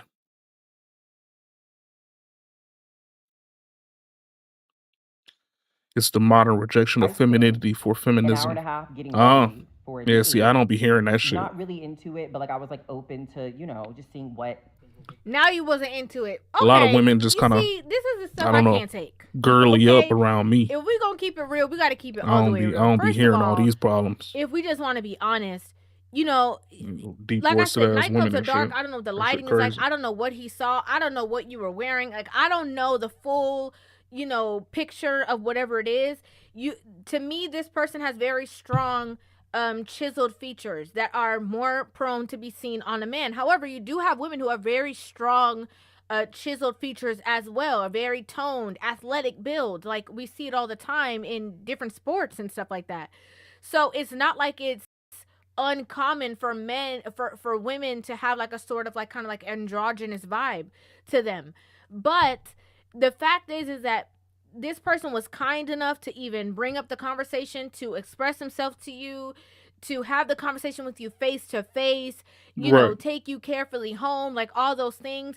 And to now try to like play the situation as if, you're some, grandiose victim, when you had been texting this person for a week and never decided to disclose that information just in case. You can't Right. assume that somebody already knows. Like, when you're in this predicament, I feel like you have to state your claim. You can't just assume or make an assumption that the other person just must know because you feel like it's They should know it. Right. No, that ain't how it go. If you had reservations about the idea that this person was gonna like or not like whatever the hell you had going on as far as your sexuality goes, then you probably need to divulge that as quickly as possible. I tell bitches all the time that I'm nasty if I like you. Don't ask me to do no nasty shit if I don't really like you. If I'm not telling you that I like you, don't ask me for nothing nasty. Like, my trick is to look at the brow bone. Women have round brows. Means mean is flattened at the top and more of a square. Oh, respect. Yeah, yeah. This portion up in here. Less Neanderthal up in them. For me, most of the time, it's the neck to head ratio. More times than most, unless you've been taking estrogen. Most men have a pretty proportionate neck to head ratio. Your neck and head kind of connect at the same width for the most part. Women's tend to slender in and taper in and then fade back and kind of curve back into the shoulders. Men, it's pretty block. The ears and neck kind of, you know what I mean? Outside of that, the hands. Men just have bigger hands, non-softer, agreeable hands, man. The knuckles are always darker. That's just how we are. You know what I'm saying? Look at the width of the fingers. I don't know that many women with wide ass fingertips. Men have wide fingertips. I mean, it's just, certain things that you look for, man. I mean, right here, the number one giveaway for me, and this is just me. I mean, look at this jawline in the side mouth area. I always say, double check whenever you run into a girl or woman or whatever you want to call this shit. If they have an excruciating large amount of area between the bottom of their nose and the top of their lip, 90% of the time, that's where a mustache would be growing.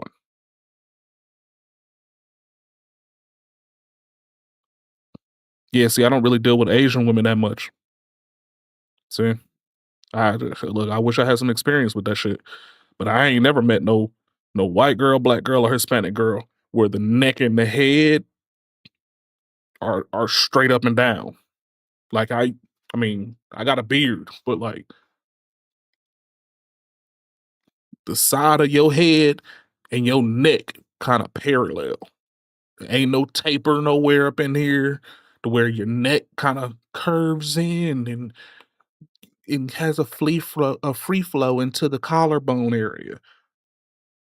Most of the time I'm looking at this part right here. If it looks like that you should have a mustache right up in here, then I usually tend to ask questions. Cause I mean, look at now Reva. We know Reva is a woman. That's a whole woman right here. Look at how her head and her neck tapers in to the collarbone. Dudes ain't doing that. Our shit is straight up and down, straight to the track. You see how if you put a mustache on her, it would look weird. You put a mustache on this person, it would look regular. I always try to imagine people with mustaches. If I have a question about it, I'd be like, I literally will close one eye and put my finger right here up under their nose and their lip, and then think about it like, is that the mustache will be perfect right there. You would look regular with a mustache. More than likely you're a dude. And you had a mustache and you had to wax it or something. I think that's Just very saying. dangerous.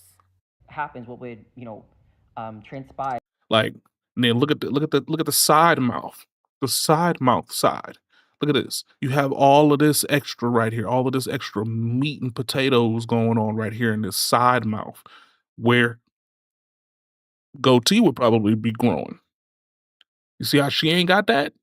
She ain't got all this extra side mouth muscle action going on. Just saying. Out of the whole situation. And yet, I could be here we wrong. are. Now, this is a first for me. But I ain't never had no encounters where I didn't know what the fuck was going on. To me, I'm not humbled in the slightest because I'm a bad bitch. Look at me. You're a dude. Like, okay. Hello. My bad. And I know this is not in vain. I know that God has a partner for me out in the world, wherever he may be. But that was crazy. Agreed. And for my 100% agree. my girls, my dolls out there in the world, y'all be safe. I'm gonna flash it up here real quick. Just be safe. I don't see the danger. I'm just 100% agree. I don't see the danger for everybody that you just called out. I see the danger for the men who are, out there in the dating world and are expecting somebody to be transparent with them and that they can be caught up in situations that they're in something that they never signed up for. I think that's the danger. Mm-hmm.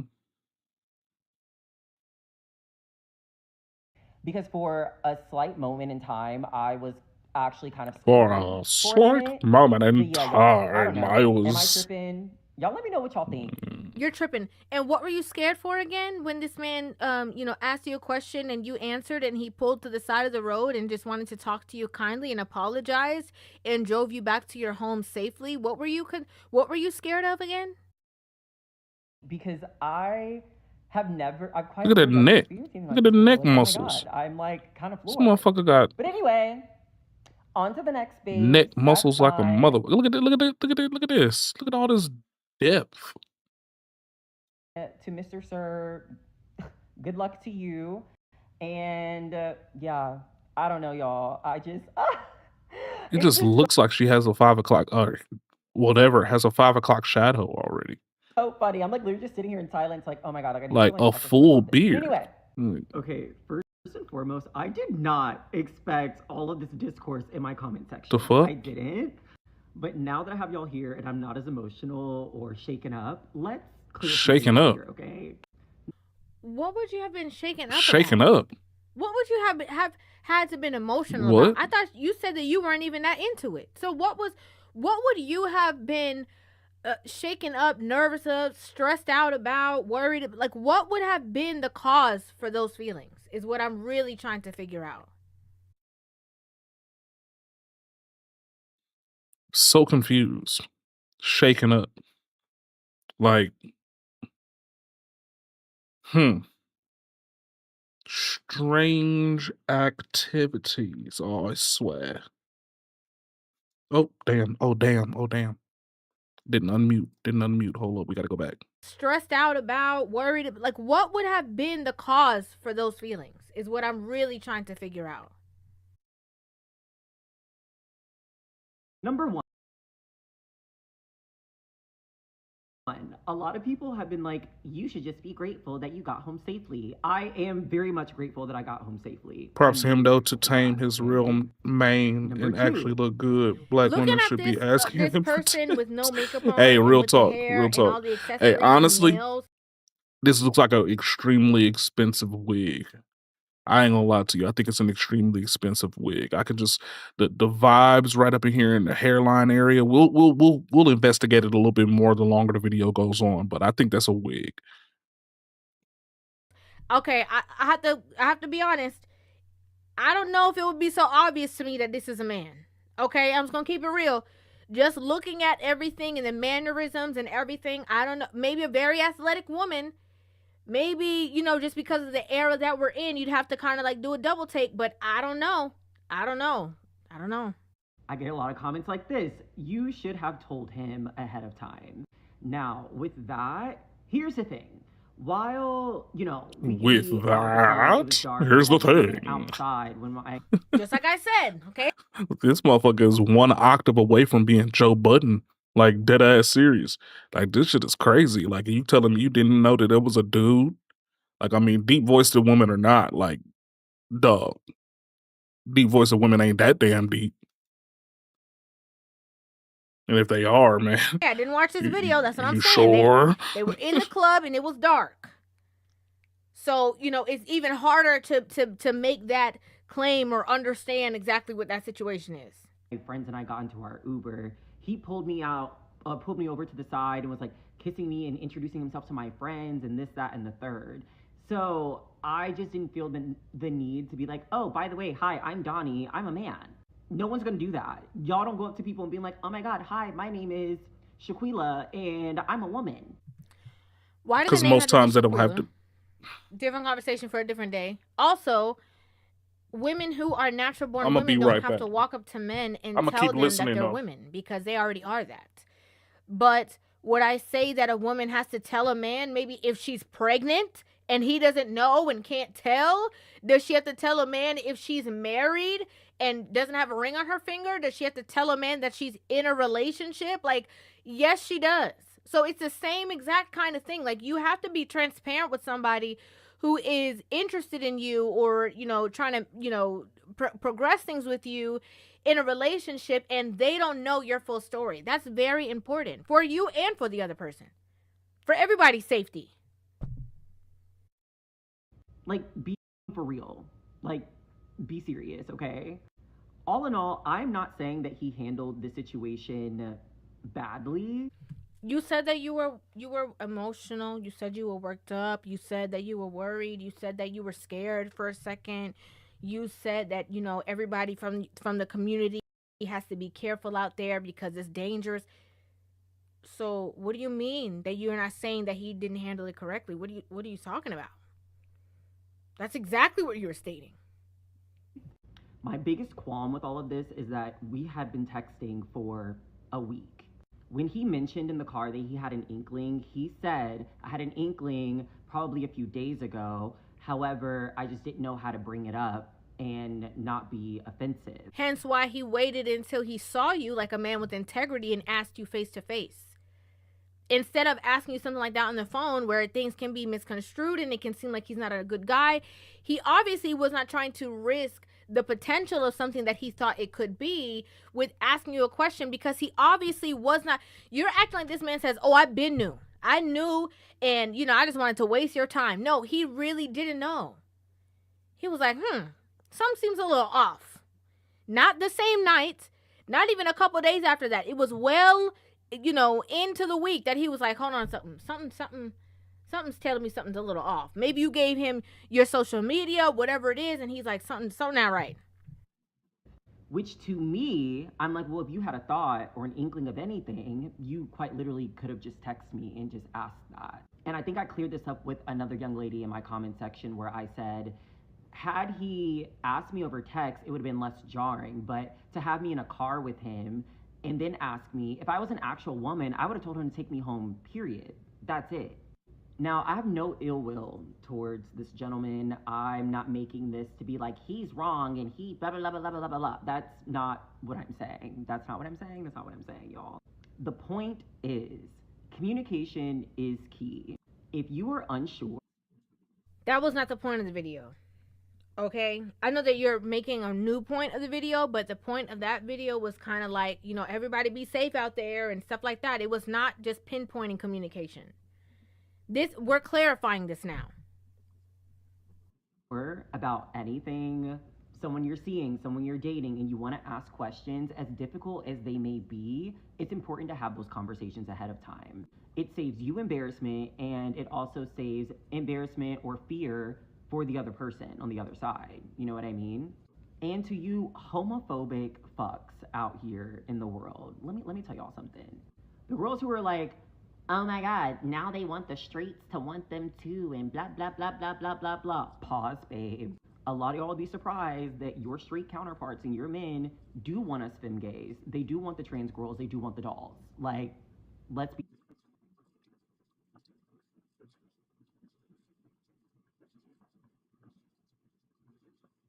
Here's a creative side hustle almost nobody is talking about, and it's not content creation, being a YouTuber or a streamer or freelancing. It's voice acting. And with the right strategy, total beginners are booking gigs in just a few months or less. If that's something that you've thought about, pay attention because I'm about to talk about it right here. Lots of people have this story. If you've ever tried learning through free tutorials and YouTube stuff, you know how chaotic and unstructured it all can be. This is not that. This is not a bunch of just random ideas that get you like fired up about voice acting without showing you how to actually get a paid gig, how to set up a studio. Here's what this is. Over the past 12 years, I have built a voice acting career from scratch with no acting background, no acting degree, no agents, no fancy gear when I got started. For real. And this is a point that I was going to get into as well.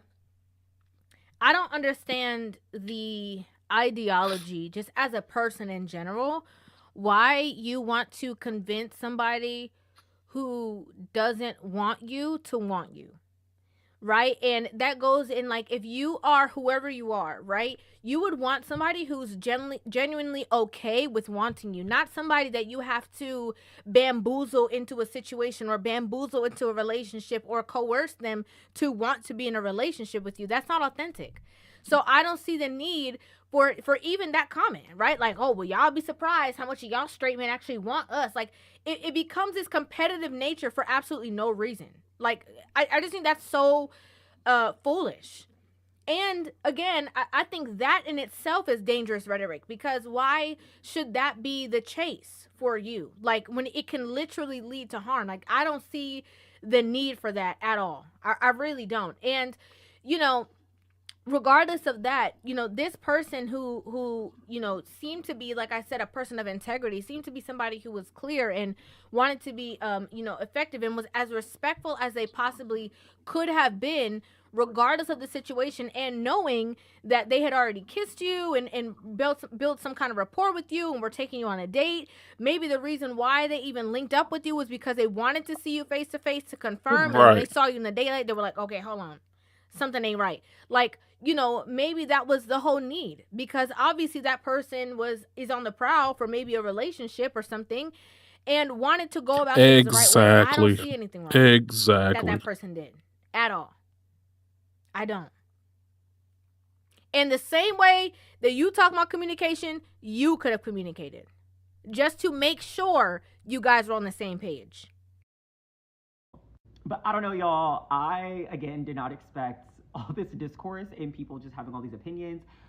That's exactly what it is. Up for everybody. That way that we are all aligned, we are all in tune, and a lot of times they have okay. They build up their confidence off the idea that people can't that people don't off the bat just know that what you are. You have the ability to trick people enough to where that you eventually build up enough confidence to believe that you can trick them all the way to whatever means that you're expecting to get out of it. It is extremely common. I mean, it's the exact same validation method that ugly chicks use. They'll throw that coochie at you all damn day, and until you say no or until you tell them otherwise, they're gonna believe that they have the availability to deal with people of your caliber continuously, in perpetuity. That's just what it is. This person is just building up their confidence and their catalog until they have the ability to deal with these kind of situations where people are not going to be completely at your neck about the fact that you're a dude. You know what I'm saying? That's all it is. That's all it is. You're getting off on the fact that you think that people don't know. We're like, I'm so glad that you're safe, and it could have been much worse. I agree. Thank y'all so much for the love and the support. Like I said, there was like a split second where I was a little scared. I was like, why are we pulling the collar? He was kind. He was nice. It's exactly what it is. He brought me back home, and that's the most respectful thing that he could have done. I'm not saying that was the part that was wrong. And for the record, this is definitely a wig. That's a wig. For sure, for sure. An inkling a few days ago, you could have cleared that up ahead of time. It could have saved us all of this weirdness, awkwardness, me spending time to get ready, and you having to drive all the way over here to waste gas to like come get me, and then preparing to take me out to dinner. So that's it. That's all. Okay. I hope everybody got it all cleared up. If y'all have questions, comments, concerns. I mean, you could have easily just said, "Hey, man, you know, I'm a dude." But yeah. When the date was getting settled, or when the conversation persists, because I mean, I'm sorry, but I don't know any straight heterosexual dude that's gonna talk for a week with a chick and not bring up sex at all, like not even a little bit. Or if you're in the getting to know you era of the talking stage, you're not going to try to understand this person's relationship goals. Oh yeah, man, I want to eventually get to the point where I have, a wife and kids and the picket fence, and I want to have a big Yukon Denali with to fill up to fill up with kids. You know what I'm saying? Like, if this man says anything of that nature, and then you don't have the ability to reproduce like that, then you probably should have spoke up. I mean, what were y'all talking about all week? What was the conversation about? You feel me? Like,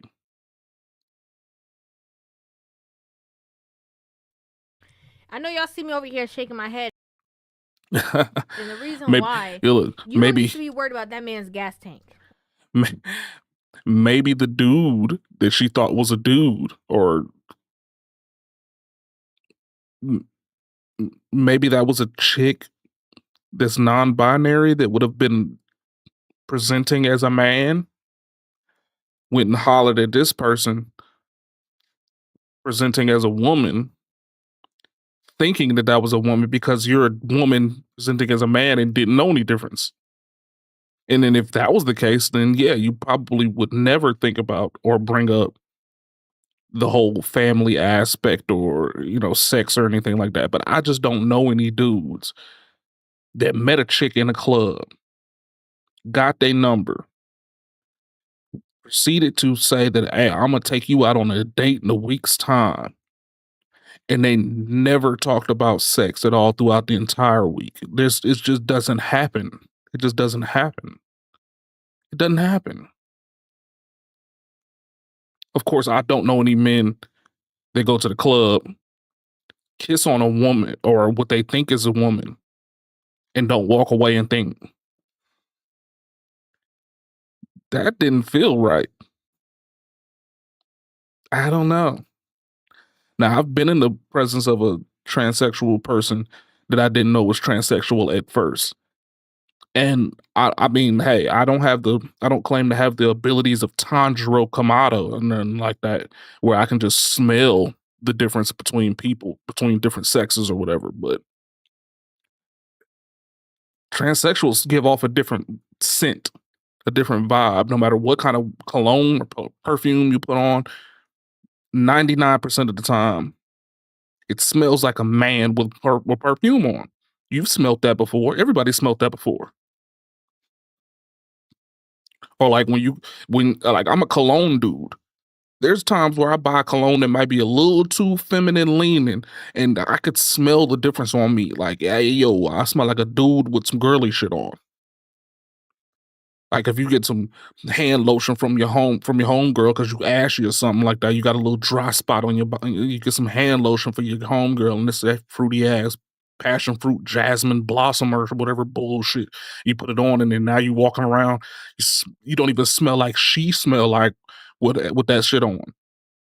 You smell like a dude with some shit on. You know what I'm saying? Like, I don't know. There's too many telltale signs, man.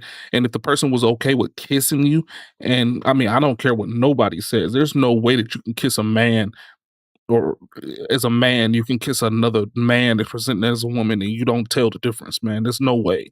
There's no way. He knew what the fuck he was getting into. He probably was just drunk as fuck if and he's not concerned confused about it and just let it decided happen. that, And it was a waste of trip, and thinking about that shit didn't the have no problem entire taking time. you He back probably had home. homeboys in there was like, man, you was kissing on a dude, right? And he was like, man, no, that ain't no dude. That ain't no dude. And he kept thinking about that shit, and he kept thinking about it, and it was like, yeah, that was a dude. Be your concern. What the reason why I'm nodding my head is because what I'm actually gathering is that you shame. That's what it is. You shame. Yeah. Embarrassed, humiliated, Mhm. feel small, feel belittled. Yeah, that's a whole wig too. Probably That's was definitely a gassing it wig. all up to your homegirls in the group 1000% chat, like, wig. now, we about to go on a date, even though you said you wasn't that interested. Clearly you were. He was turned up. And you're humiliated and embarrassed by the situation. And you're trying to hide that shame and embarrassment by using words like fear, or using like you were scared, or making it seem like, it's so dangerous out there, and telling other Yeah, that girls just to be looks like a careful, dude, man. When I don't care what in nobody said. That actuality, just it's looks like a more of dude. you don't know what to do with that level of rejection right up in your face. Looks like a dude. That's what the real truth is. That's the real truth. So regardless of all the other antics, that's the belly of the situation. But you the one who told everybody. Like, nobody wouldn't even known. You the one who told everybody. Another telltale sign. If you can look at it, I mean, obviously these pictures are vastly different in shape, in size. But women tend to have bigger eyes than men. It's the doe eye effect. The bigger the eyes are in comparison to ratio of the head, you tend to. It's a scientific proven idea that you tend to want to cater to a big-eyed thing as a man because it makes you more docile. It makes you want to protect it. That's why babies have such big ass eyes and shit like that. Puppies and whatnot like that. They have huge eyes because it makes you inherently, it's in our genetic coding to want to protect those things because they have a least likelihood of being able to to protect themselves. So, I mean, I'm looking at this motherfucker. This motherfucker, her hair got a regular eyes. Look how big her eyes is compared to her head. Look at this fucking part right here, this buckle fat area that all the women are getting taken out of there. It just looks manly to me, dog. It just looks 5 o'clock shadowish all over. You're 2 seconds away from being from being Batman right now to me. I don't Michael Keaton Batman at that. You done Just, you I could don't. what could have stayed as a small embarrassment in the group chat has come onto public platforms all over. Mm-hmm. It's dangerous. It's a dangerous game. And the more and more that this person talked with no makeup on, like I said, with the hair and stuff, the more that I'm like, I could really see how somebody would think that this is a woman. For sure. Like 100%. Like it's just like I said, a strong woman, maybe a very athletic build woman, maybe, you know, a bodybuilder kind of woman, but definitely a woman. I could see how people would easily see that. I could see how, especially in an evening at a club when you're dressed a certain way and your makeup and all that kind of stuff, I could absolutely see.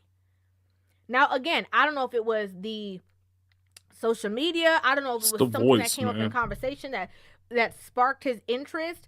But he had no idea. And then, like I said, I think he was like, let me see this person face to face just to be sure. Saw you and was like, okay, no, I got to ask. Because something ain't right. And you would have never told him. You would have just waited till maybe intimacy and then been like, oh, you didn't know? I thought you knew. How he supposed to know that? And that's exactly and then your what the complaint problem is communication. Okay. I'd like to know what you guys think about this in the comment section down below. I'd love to hear your thoughts on this entire situation. They would have never brought it up if you didn't bring it up. Make sure you guys hit that subscribe button and give this video a thumbs up. And I will see you guys in the next one. Love you. Never would have brought it up if you didn't bring it up.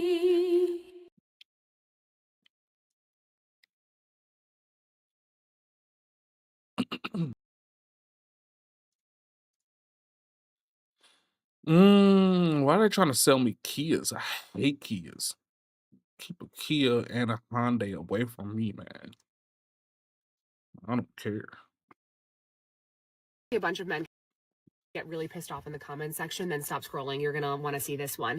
So I married a man in finance, right? He works super late nights, very early mornings. It is truly nonstop. And I like to poke fun at him sometimes in the situation because he's trying to work in really weird places, like laptop open, still on the phone, boarding the plane. Like sometimes I'm just like, what are you doing? But he's also just a different breed of human. He really is. But sometimes people will comment on my videos or they will come in my DMs and they'll be like, I don't know how you do it. I can never live with someone like that. I can never live like that, yada, yada, yada. And I have news to share with you guys, okay? I am not attracted to a leisure man. No, I'm not. And dare I say it, being leisure is for the girl. I picked my poison. I chose my poison. Dare I say it, I am attracted to this poison. I am not into a man that you have to coach. I'm not into someone that I have to be their mommy. I am into a man that is driven. He's out there. He knows what he wants and he's getting after it. I don't have to tell him to do anything. No direction. By all means, though, if you're into a leisure man, do you. But this girl? No. Okay. I can respect it.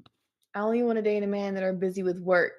Do you guys agree? Is there a certain point in your life that you don't want to build a man, help him grow, date a leisure? Well, it's not even that. Like, I think that a lot of guys are just like normal guys. They want to go to work, come home, chill with their chick, chill with their family or whatever. And she living a different life with a guy that's always working, always going, always on the phone, always trying to get it, and don't really even necessarily have a lot of time to spend with her, but that's the life that she wants. Versus the other life where they get to see their guy, they get to spend time, quality time, all of that type of stuff. It's like nowadays, women, it's like get the man that you want. Like you'll hear women say, "Oh, I can't date a 9-to-5 man," but then they get with an entrepreneur. "Oh, I can't date a man that's busy like that." Like, do you know what you want? Like, like I just be so confused when women say stuff like that. Like, do you know what it takes to be an entrepreneur? The hours he's gonna have to put in. Like, there might be time like he not get paid. Are you gonna be there for him? And then you hear women complaining. You want him to make money or not? Like.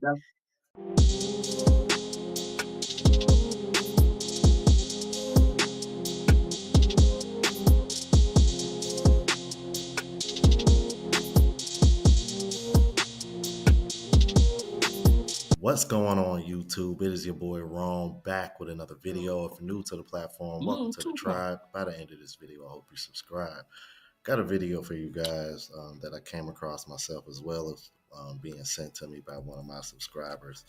Supposedly Anton and Jazz got into it again. If y'all know anything about Jazz, and these two have gone back and forth at it before, but it's something new every time. The conversation that they were having on this panel was, do women want men that spend a lot of time at work? And I've mentioned this point a lot because I think that's one of the things that women tend to overlook, especially when it comes to this six-figure conversation, or he got to be a provider and all that. I think what a lot of women don't realize is that more often than not, that men requires to spend a lot of time working. But anyway, let's keep it moving. That's true. I agree with you, Q. I think that's the problem. I think a lot of people like the way it looks to be with someone that's financially of an upper level, but you don't take into consideration the time it takes for him to keep that amount of finances. It takes a lot. I've been through this in several relationships. I have several entrepreneur situations, food trucks, I'm an author, and my time is limited. And it's hard to have a substantial relationship with someone that is consistently needing of your time. And I literally have to, sit my lady down and tell her I can either be here and be broke, or I can be abroad and we have the lifestyle that you want. And I think a lot of people just don't take into consideration what it takes. Do you believe in balance? Definitely. It's hard though. I mean, I do believe in balance. And like I said, this is something that I deal with personally, but to what extent? Like I can balance my relationship, but my entrepreneur endeavors, they don't have a merit to which I can say, I'm going to do this. I have to do what is required.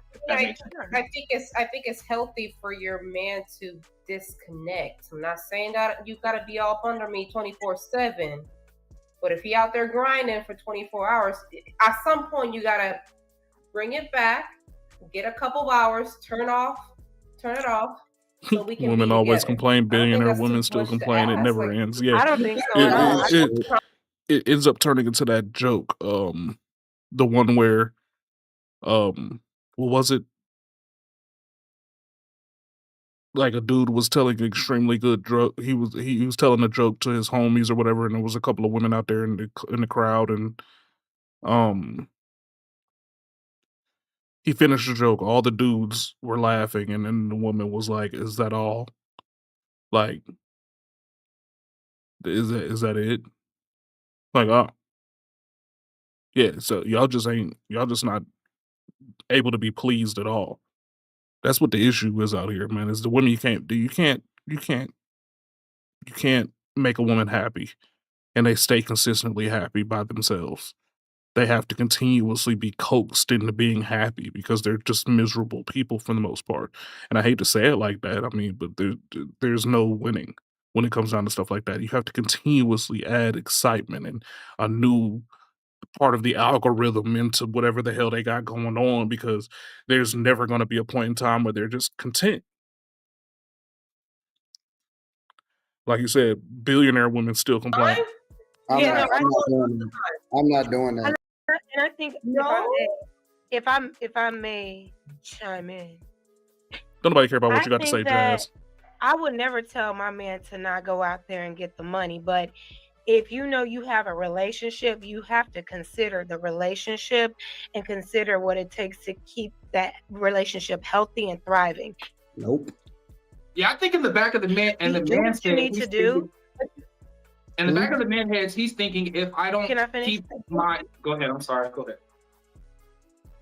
No, all I was saying is do what you need to do, but don't neglect your person in that relationship, because I feel like that's what ends up happening, especially when you see these wealthy men get divorced by these women and their gripe is, well, you didn't spend enough time, you didn't spend enough this and enough that. It's like those are probably the relationships where maybe that they didn't find balance. You know what I'm saying? I'm not saying, like Carmen said, you ain't got to be up under me 24 hours a day. That's a problem if you are, but we still have to remember that we are two people in a relationship and we have to find time to cultivate our relationship while we are achieving those goals. I think that's okay. No. No.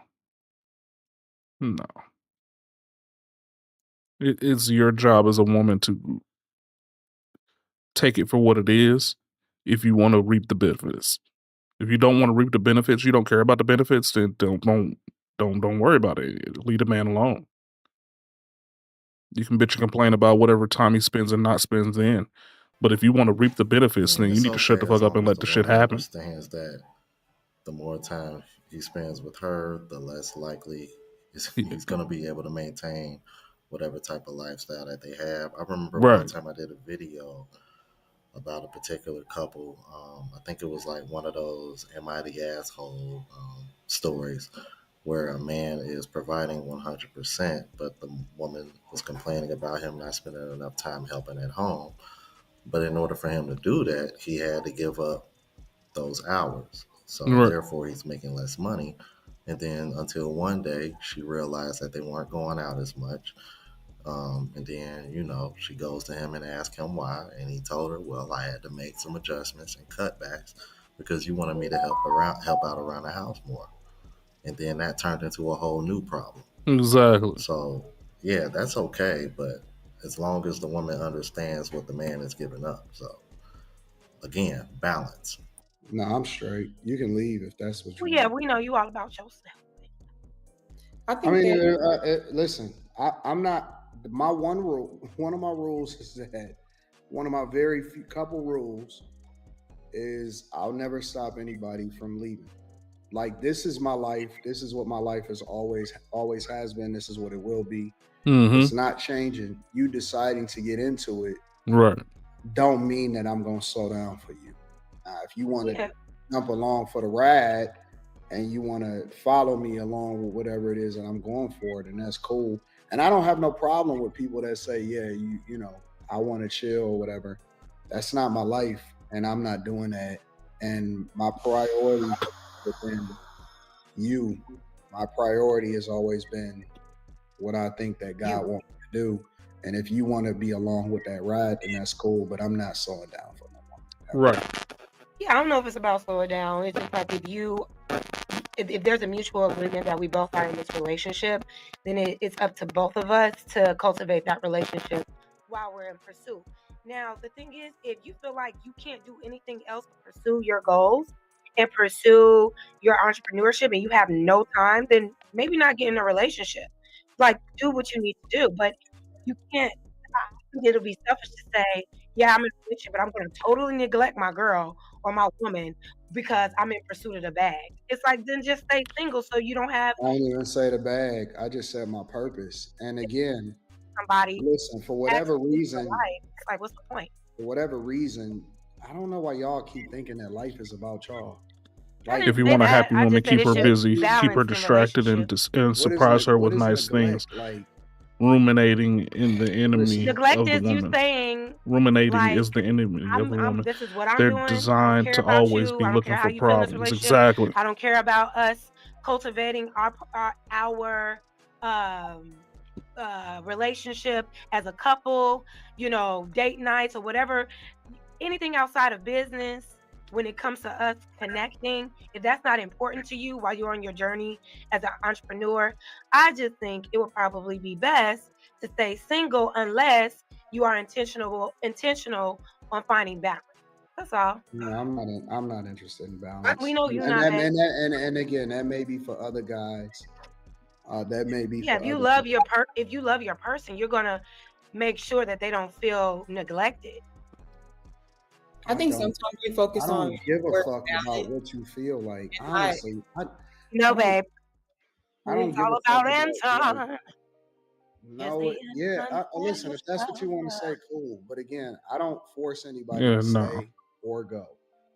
I'm Well, just yeah, gonna do that's what been I'm going. working for you for a while. Yeah, the I'm internet gonna do what I'm the gonna internet do. don't agree with her. That's why And her audio and I quality think is that some trash other all the time. guys.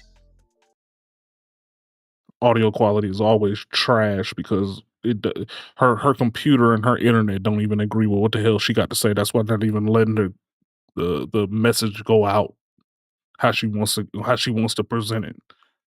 It just not. God bless you. If that's what y'all want to do, if you y'all want to spend some time cultivating a Average relationship. man unplugged.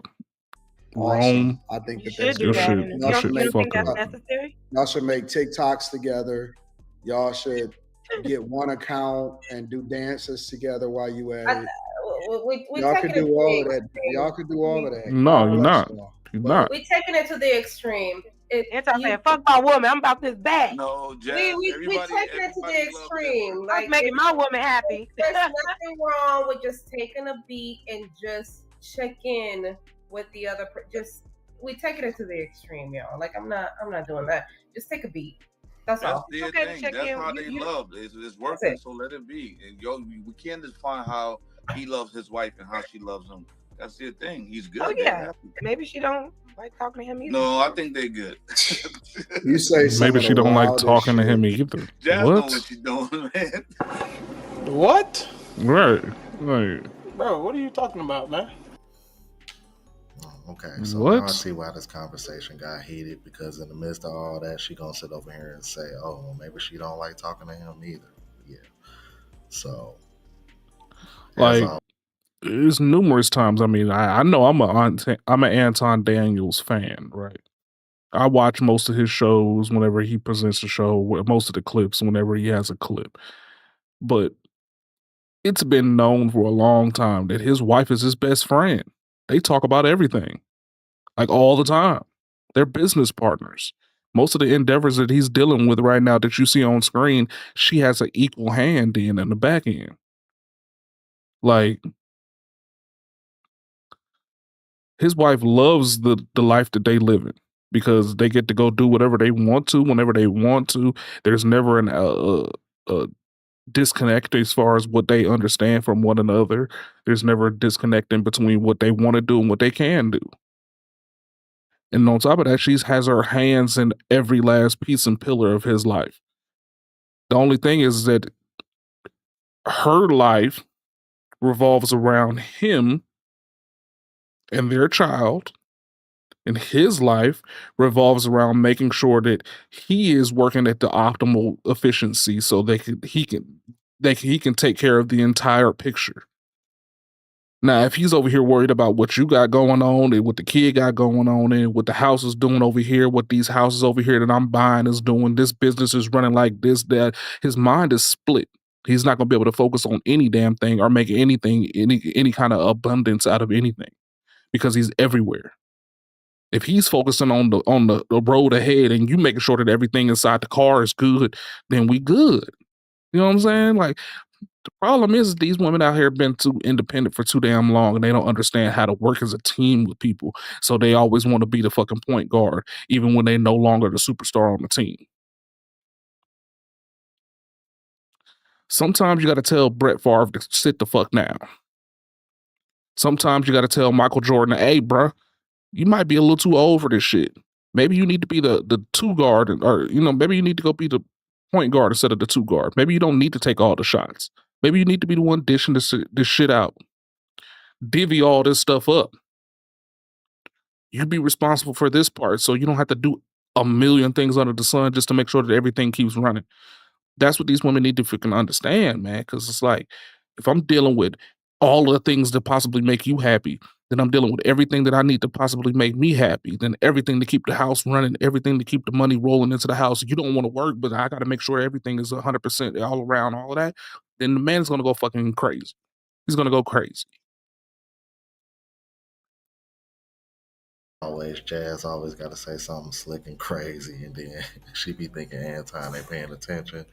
And then if a woman feels constantly neglected, she is bored and not stimulated. Get her to work and thinking outside of herself. These modern females are so incredibly self-centered. I don't know Exactly. what's going on with that relationship. I'm just saying, like, whatever. Exactly. Whatever works for them, works for them. He said he don't care how she feel. He don't do what. That obviously has been working because he's I been for a am long time. focused on what I'm focused on, and I love my purpose. And she loves the fact that I love my purpose, and that's why she adore me. Now, for a lot of y'all basic chicks, and for y'all regular chicks that need a simp up under you to make you feel better about yourself and want to cultivate the relationship, I want to see how long that lasts, because It's a lot of people that got a lot of things to say, but all of them is just in a relationship or they forever fiancés. Very, very rarely do I actually see anybody that can measure up and get the same results. So Man, I'm I'm just about to get up out curious. of here Like, soon, it's a y'all. lot of people that say a lot of things. How everybody should live their It's a life. lot of people that say a lot of things, but I want to see y'all get the ring first, and then we can start talking. Gotcha, bitch.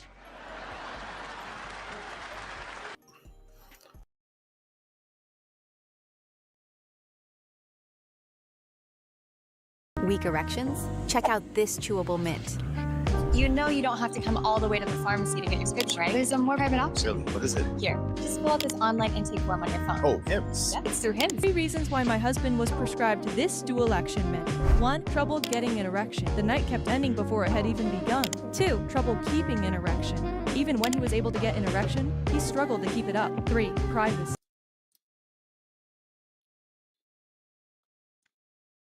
Because yeah, I mean, I get it. Everybody's relationship is different, but you know, it's kind of hard not to at least try to take some kind of advice from somebody who's been married over 20 years successfully, especially given the fact of how successful he is. Whether you like him or not, whether you love him or hate him, I really don't care.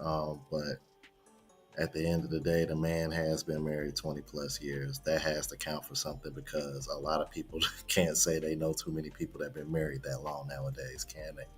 So let's get back into it. Well, we were just talking about, having balance in a relationship. It's not a competition. Well, I think part of the balance is getting in the race. Can I say something? In the race with who? Y'all gotta get to the race. You're not the standard of how everybody should live. You know what I mean? I didn't say I was. I just want to be able to measure it against. I want to measure it against somebody that's actually getting the But we're not measuring each other. We're just having a conversation about finding balance in a No, relationship. you had a conversation about what you thought my relationship was like. And so in response, No, because you said, I don't care how she feels. And I was like, that may work because she probably feels the same way. You don't want to talk right, about and I'm probably don't want assuming to talk that, to you either. and I'm assuming that your guy probably feel the same way as you, and that's why you don't have a ring yet.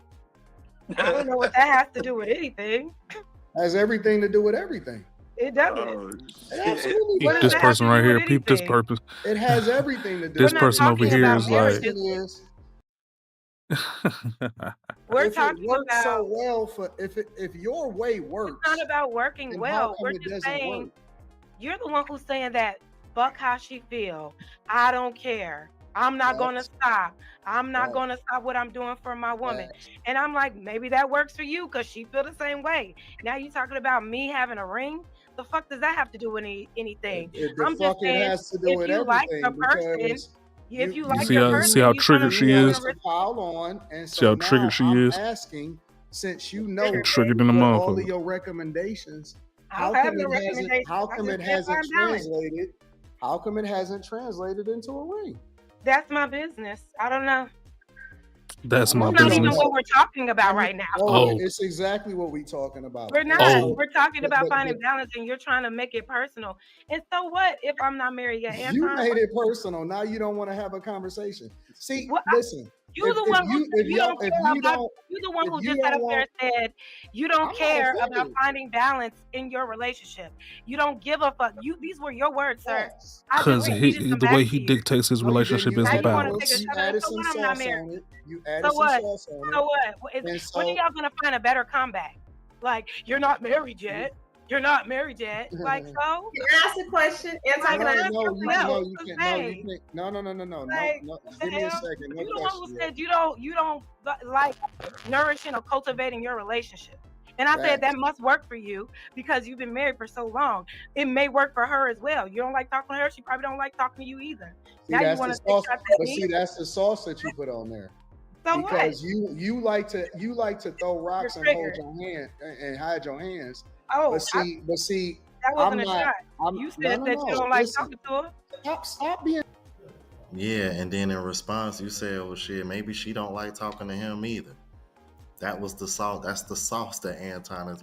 Yeah, see, we ain't finna keep going back and forth with that, man, because we literally saw this video the other day, man. I ain't gonna flex to you, man. We saw this video.